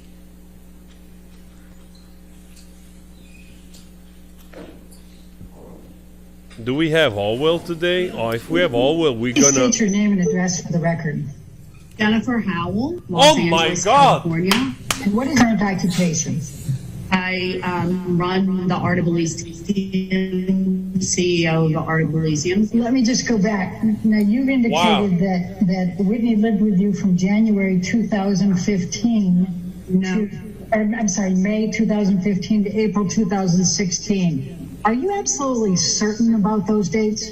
I'm certain, yes. She came and went at different periods, but all of her stuff moved out of my house April 2016. And I'm sorry, did you say you were 100% certain of that? Oh So my could you God. answer my question?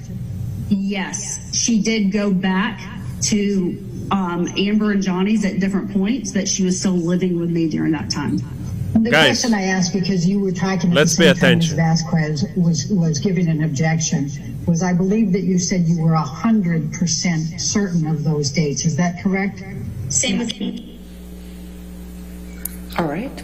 Oh, you previously testified that you are the CEO for Art of Elysium. Is that correct? That is correct. And are you still currently in that position? Yes, I am. And how long have you been the CEO for Art of Elysium? I am the founder of the organization, so let's go. We did our first workshop in August of 1997. She doesn't like this. Filed the legal paperwork in February of 98 to set up a 501c3. So I guess since the beginning of the charity. Ms. Howell, when did you first meet Amber Heard? At the Pineapple Express premiere is where I met she and her sister Whitney. Do you remember approximately what year that was? I believe it was around 2008. I'm sure that could be pulled. It was the LA premiere. I think there was probably multiple premieres, but it was the Los Angeles premiere of Pineapple Express.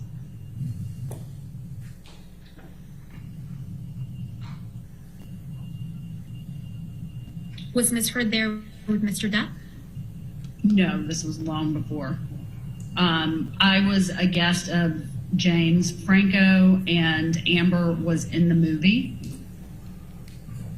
And so I met she and her sister at the, to be specific, at the after party of the premiere.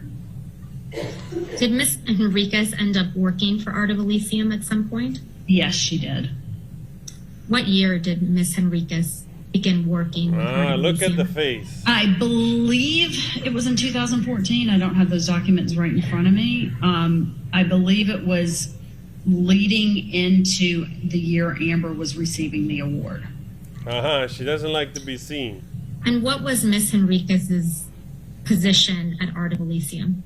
Art salon manager, director. Does Ms. Henriquez still work for Art of Elysium? No. When did that end? 2015, I believe. Each time you saw Mr. Depp, did you ever see him doing any illicit, illegal drugs? Never. Did you ever see him consuming excessive amounts of alcohol? Judge. Never. Did you ever see Mr. Depp appear intoxicated? No. Did Ms. Heard ever show you photographs of depicting injuries on her face or body? No. Did Ms. Heard ever tell you that Mr. Depp was abusive towards her? No. Mr. Depp paying your legal fees, Ms. Howell, for this deposition and the testimony you've provided in the UK action? He is not. Wow. Who is? Myself.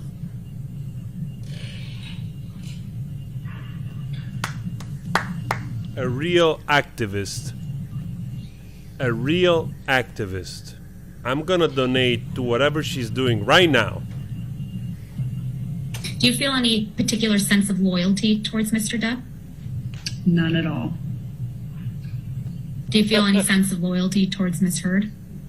None at all. Ms. Howell, do you recognize this check as the check that the Art of Elysium received on behalf of Ms. Heard for a donation, an anonymous donation of $250,000? Yes. Yes.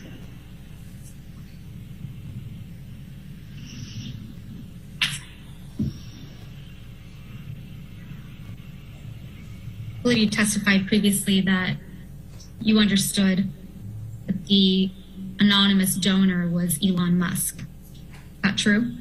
Bang. If I could please have Exhibit 4 brought up. Man. And for the record, it's base stamp JH 22 through 29. Jesus, man. Elon Musk has spent some dough on this woman. Wow. It's really an expensive date for the dude. Oh, man. What for?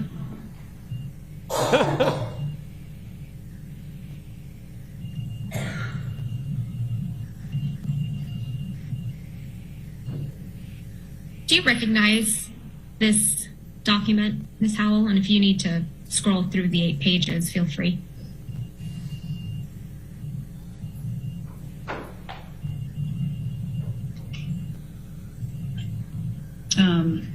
Can you scroll down?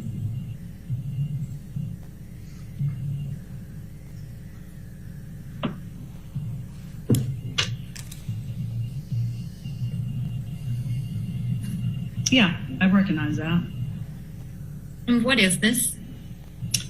That is an email, I believe, I sent to Whitney. Wow, this is the letter. Scrolling up to the first page of this attachment. Wow, they're gonna read the letter. Marcel Parasol? Sure, Parasol. He is one of my oldest friends in Los Angeles who has served as a board member of the Art of Elysium and is one of my biggest confidants here in LA, kind of for the course of my career.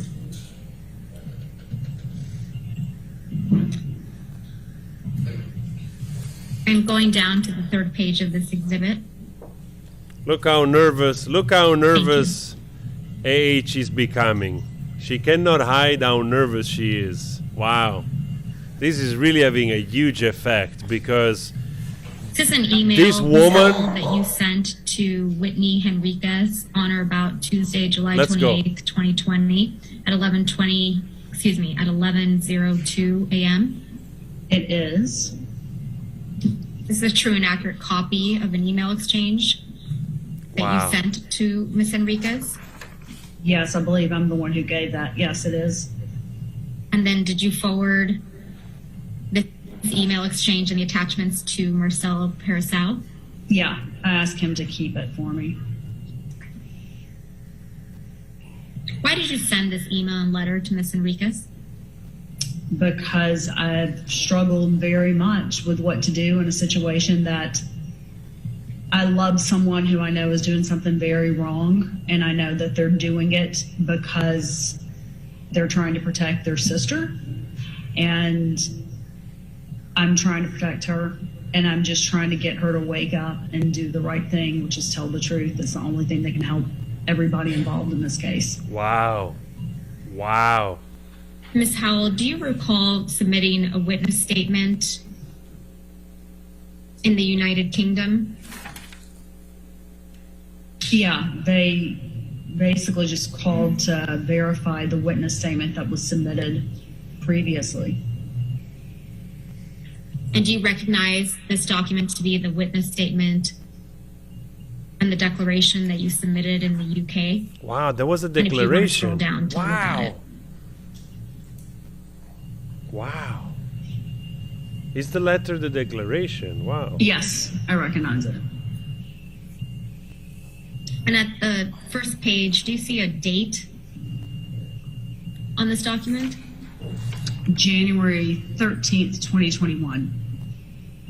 And is this document a true and accurate copy of the declaration that you submitted in the UK proceeding on or about January 13th, 2021? Yes. And are all the statements in your UK declaration accurate and true? I mean, yes, I signed it, yes. Wow. All right, let's pull up what I believe was Depp Exhibit 9. It's been marked as Depp Exhibit 9.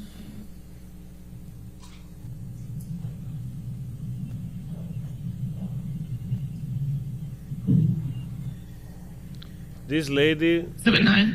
literally will destroy AH camp. This lady is literally already destroying all of their defense. So, Ms. Howell, earlier you were shown this document. Scrolling to the end of it. Can you go? Okay. There. Mm-hmm. Did Mr. Waldman assist you in drafting this email? Absolutely not. Did you speak with Mr. Waldman at all about drafting this email? About writing an email? No. I did that on my own accord. Did you speak with Mr. Waldman at all about contacting the ACLU? I do not recall having a conversation with him about that. And Ms. Howell, you testified earlier that you received a check from Fidelity Charitable in January of 2018. Is that correct? I don't know if I said the date, but yes, I received an anonymous donation from that check that was submitted. Whatever it's on there, I just don't know the date off the top of my head. And you testified that there was a letter sent along with that that said that it was in honor of Amber Heard?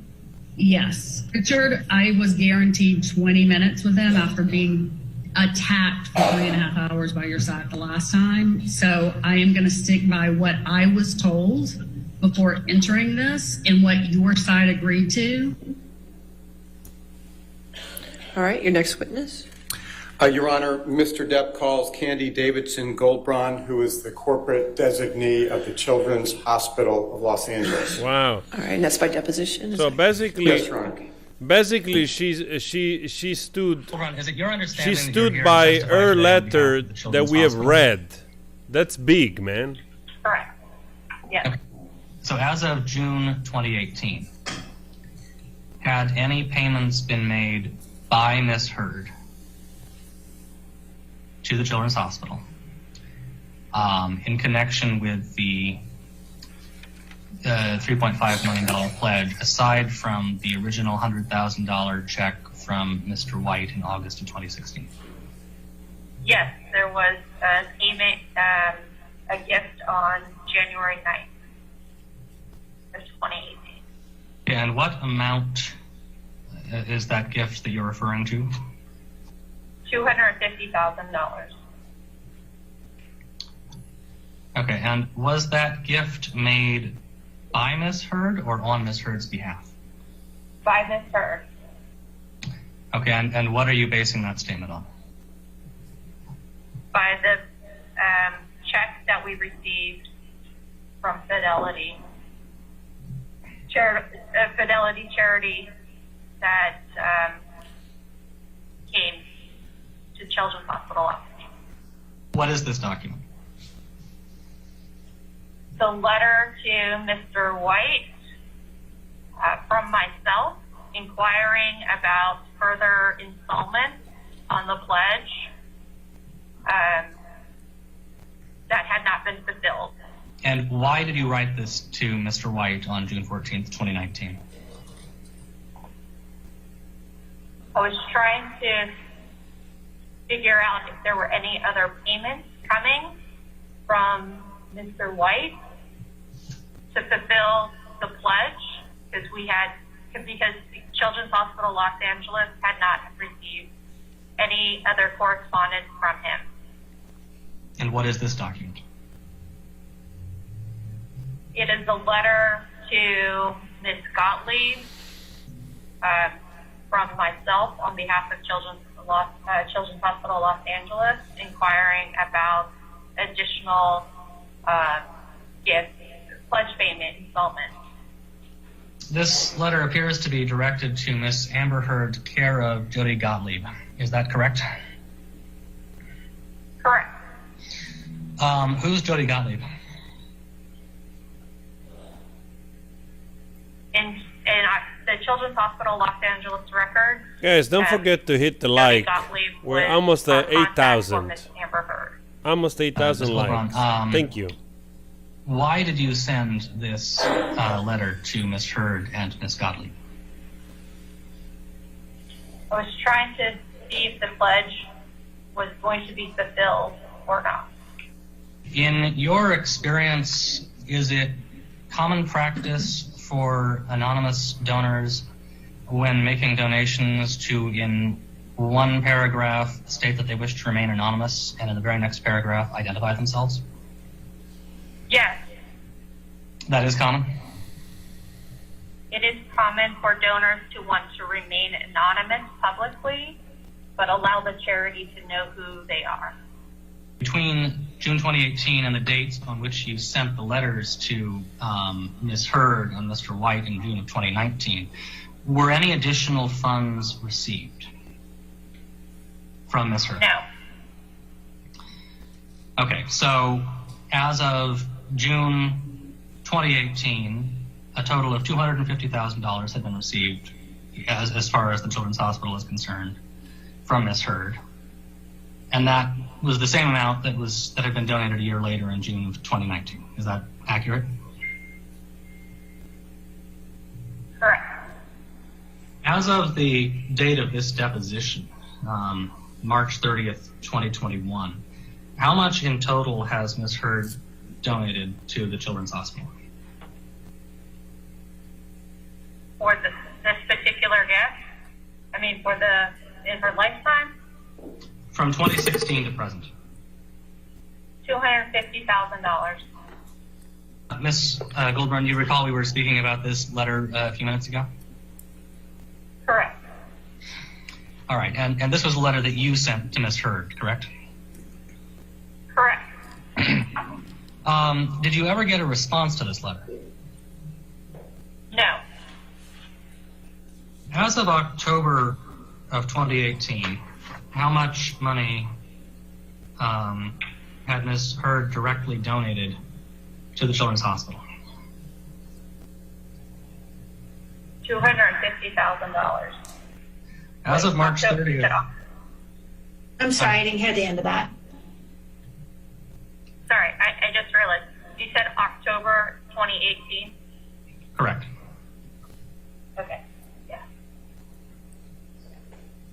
$250,000. Okay. As of March 30th, 2019, how much money had Ms. Heard directly donated to the Children's Hospital? $250,000. What is your understanding of the length of time over which Ms. Heard pledged the gift of $3.5 million to Children's Hospital? There was no date arrangement with Ms. Heard to have this pledge paid off in a particular time.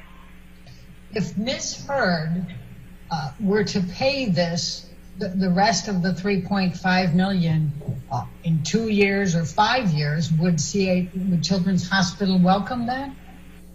CHLA welcomes every and any donation Ellen. that comes its way. Oh my God, Has Amber Ellen. Heard's pledge of the $3.5 million to Children's Hospital expired, to your knowledge?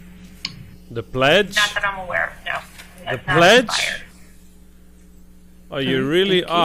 Thank God. Your next witness? Or? Thank God. I was almost... Your Honor, I think we've concluded our witnesses for today. We will have more live witnesses tomorrow. Okay. All right. Ladies and gentlemen, that'll be the end of your day for today. Again, do not do any outside research. Do not discuss the case with anybody, and we'll see you tomorrow morning at 9 a.m., okay? Thank you. Was it finished?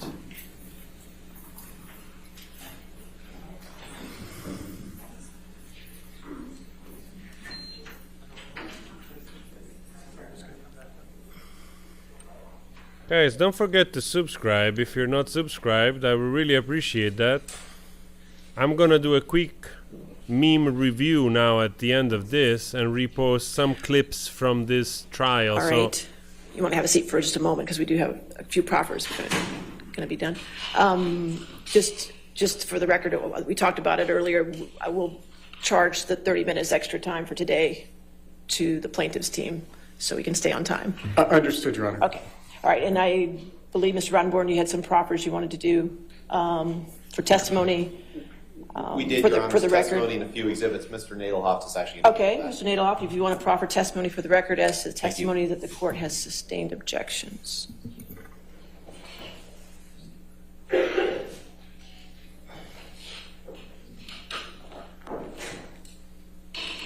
Here, Your Honor, it's a box here, so I just... Okay, that's fine. You can stay there as long as you stay close to the microphone. I appreciate it. Man, so much paper. And Your Honor, what I will do is I'll explain what we're proffering the evidence for, and then we have copies. Good. Which I'll provide to you. We'll provide them to you electronically, or I don't have another copy for you right now, but we'll provide. That's them. fine. Go ahead. Yes, sir. Okay. Your Honor, for Laurel Anderson, on March 31st, 2022, the defendant attempted to designate certain portions of the deposition testimony for trial of Dr. Laurel Anderson, a clinical psychologist who worked with Ms. Heard and Mr. Depp. Dr. Anderson testified in the therapy session.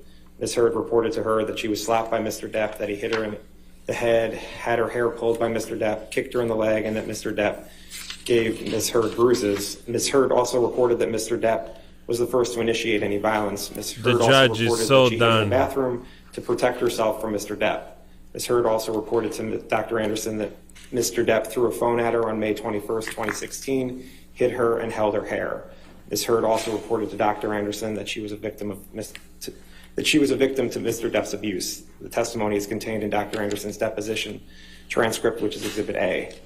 The court also excluded records of Dr. Anderson from Ms. Hurd's and Mr. Depp's therapy sessions and a treatment summary, which are Exhibits B and C. Mr. Depp objected to Dr. Anderson's testimony as described in medical records, stating that they were hearsay and that they did not fall into any exceptions, including statements for purposes of medical treatment. The court sustained the objection on the grounds that the testimony and exhibits were hearsay. For Dr. Kipper, on March 31st, 2022, the defendant attempted to designate certain portions of the deposition testimony for trial of Dr. David Kipper, Mr. Depp's physician.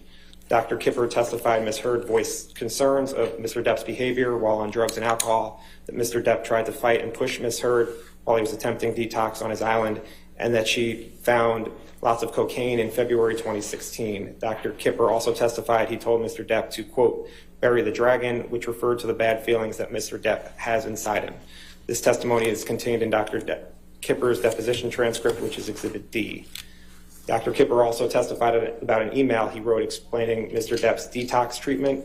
In the email, Dr. Kipper wrote to Mr. The Depp's judge sister is that just Mr. doing Depp some had fundamental cleaning up. issues with anger, romanticized the drug culture, and had no patience if his needs were not met. This email is Exhibit C. Exhibit E. Mr. Depp objected to Dr. Kipper's testimony and the email stating it was hearsay, that it did not fall into any exceptions, including statements for purposes of medical treatment. The court sustained the objection on the ground that the testimony and exhibits were hearsay. Deborah Lloyd. On March 31st, 2022, the defendant attempted to designate certain portions of the deposition testimony for trial of Debbie Lloyd, Mr. Depp's nurse. Ms. Lloyd testified Ms. Hurd voiced concerns about Mr. Depp's behavior while on drugs and alcohol, and that Mr. Depp worked himself up into a rage and was trying to fight Ms. Hurd while he was attempting detox on his island. This testimony is contained in Ms. Lloyd's deposition transcript, which is Exhibit F. Also, Ms. Lloyd kept nursing notes on these issues that she testified to, which is Exhibit G. Mr. Depp objected to Ms. Lloyd's testimony and portions of the nursing notes stating it was hearsay that did not fall into any exceptions, including statements for purposes of medical treatment. The court sustained the objection on the ground that the testimony and portions of the nursing notes were hearsay. Aaron Borum-Filati. On March 31st and April 1st, 2022, the defendant attempted to designate certain portions of the deposition testimony for trial of Ms. Filati, Ms. Hurd's, and Mr. Depp's nurse. Ms. Filati testified that Ms. Hurd reported to her on December 16th, 2015, that Mr. Depp headbutted Ms. Hurd in the forehead. This also was contained in Ms. Filati's nursing notes, which is Exhibit H.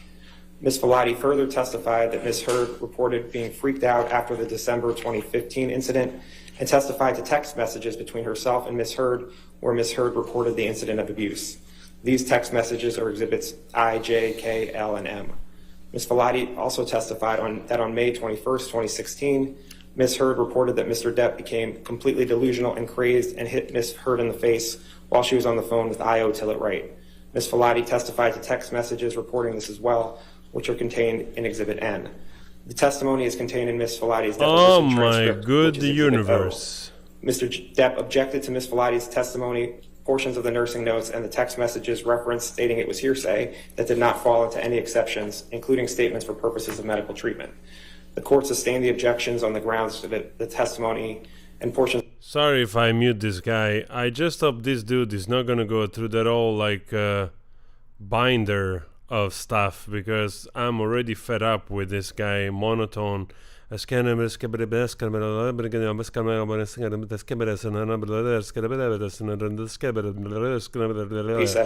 Ms. Hurd reported that Mr. Depp attacked her physically, including by hitting her with his hand. Dr. Banks also testified that Ms. Hurd reported that Mr. Depp cut his finger off and burned himself with a cigarette. Dr. Banks also reported that Ms. Hurd told her that Mr. Depp initiated the violence while in a session with Mr. Depp, and Mr. Depp did not object to the characterization of the violence. Finally, Dr. Banks testified that she believed Ms. Hurd's accounts of the violence and that Ms. Hurd was a victim of domestic abuse. This testimony is contained in Dr. Banks' deposition transcript, which is Exhibit P. Mr. Depp objected to Dr. Banks' testimony, stating it was hearsay that did not fall into any exceptions, including statements for purposes of medical treatment and for providing improper expert opinion. The court sustained the objections on the grounds that the testimony about the abuse was hearsay and that Dr. Banks' testimony that Ms. Hurd was a victim of domestic abuse was improper expert opinion. Connell Cowan. On April 29th, 2022, the defendant attempted to designate certain portions of the deposition testimony for trial of Dr. Connell Cowan, a clinical psychologist who worked with Ms. Heard. Dr. Cowan testified that in the therapy session, Ms. Heard reported abuse by Mr. Depp, including text messages and medical notes, where Ms. Heard reported in December 2015 that, quote, Johnny did a number on me, end quote. This testimony is contained in Dr. Cowan's deposition transcript, which is Exhibit Q. It is also contained in Dr. Cowan's medical notes in Exhibit R at Depp 9122 through 23, and is contained in text messages that are Exhibits S and T. Mr. Depp objected to Dr. Cowan's testimony, stating it was hearsay that did not fall into any exceptions, including statements for purposes of medical treatment. The court sustained the objections on the ground that the testimony about the abuse was hearsay. Alan Blaustein. On April 29, 2022, the defendant attempted to designate certain portions of the deposition testimony for trial of Dr. Alan Blaustein, a clinical psychologist who worked with Mr. Depp. Dr. Blaustein testified that in the therapy sessions, Mr. Depp reported that he had cut himself as a child and burned himself with cigarettes. Dr. Blaustein also testified about the drugs that Mr. Depp was on, as reported to him by Johnny Ms. Lloyd. Depp fell asleep. This testimony is contained in Dr. Blaustein's Come on, deposition Johnny, transcript, wake up. which is Exhibit U. Johnny, wake this up. This information was also contained Johnny, in emails, wake up. which are Exhibits V, W, and X. Mr. Depp objected to Dr. Blaustein's testimony regarding the Johnny, cutting and wake burning up. himself Here you as go. speculation, and the testimony regarding the drugs Mr. Depp was taking as hearsay that did not fall into any exceptions, including statements for purposes of medical treatment. The court sustained the objections on these grounds. Bonnie Jacobs. On May 4th, 2022, the defendant attempted to introduce into evidence the treatment notes of Dr. Bonnie Jacobs, a clinical... Why is this even possible to do? This guy is going through the whole trial. This guy has to go through the whole month of May. I don't know if I want to do this. Sorry, guys. I don't know if I want to do this. Witness. Mr. Depp objected to Dr. Jacobs' notes as hearsay that did not fall into any exceptions, including statements for purposes of medical treatment. The court sustained the objections on those grounds. I have some more.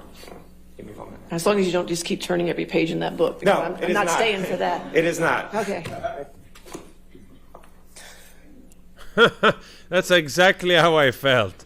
The judge is reading our mind. It's like, my man, you're not going to go through all that stuff. There is no freaking way you're doing that.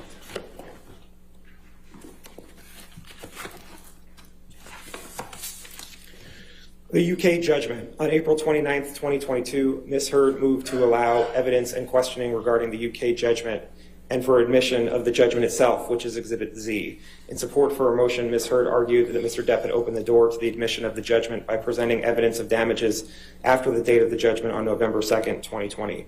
For example, Ms. Heard observed that Mr. Depp had sought damages for losing his role in Pirates of the Caribbean 6. Johnny, wake up, Johnny. Ms. Heard further observed that Mr. Depp testified that the op-ed had caused him and his family irreparable harm, thereby suggesting that his reputational harm had continued to the present. Ms. Heard noted that Mr. Depp's expert designation indicated Michael Spindler relied on Mr. Depp's earnings from 2019. I don't know why, but Amber, she's really like, she's really like agitated.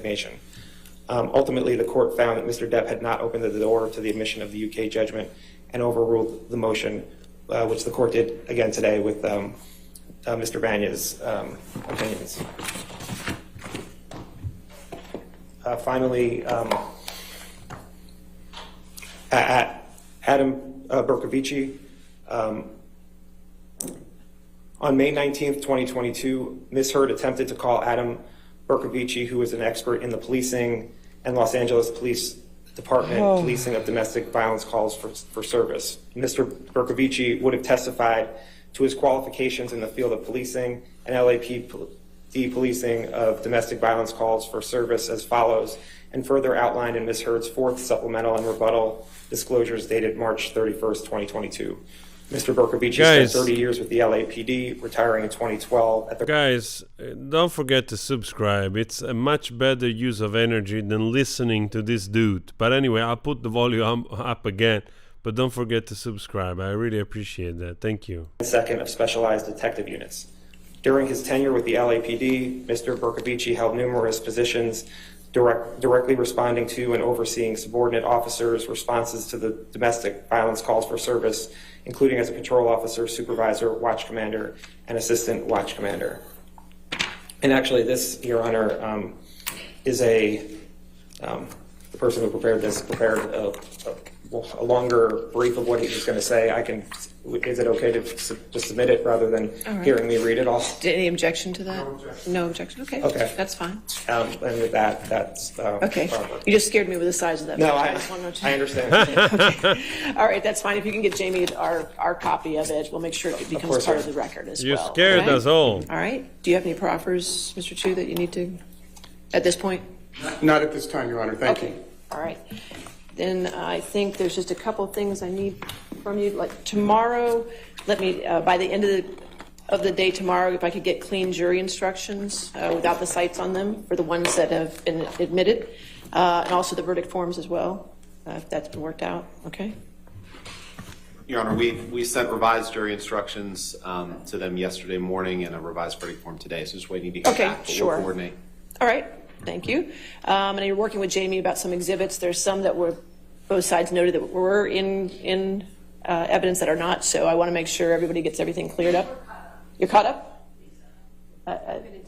Okay, good. All right, just keep that going so we can get that, make sure that's taken care of. As far as time left, Sammy, today, I can give you a rough estimate for two reasons. One, you had some depositions, so make sure you give the breakdowns to Sammy about those. And two, Sammy wasn't here today. He had a mandatory CLE that he had to do. So I just did a rough estimate, and I want to qualify that as a rough estimate.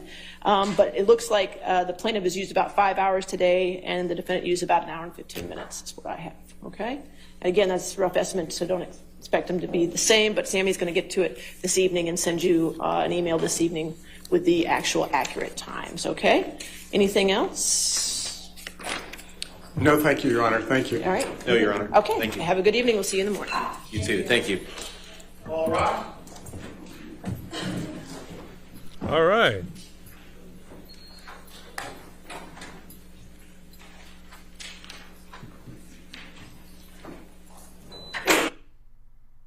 All right, guys. I think that's about it for today. Again, before you go, please consider subscribing. I would really appreciate that if you're not subscribed already. If you're subscribed, thank you very much. I really appreciate that.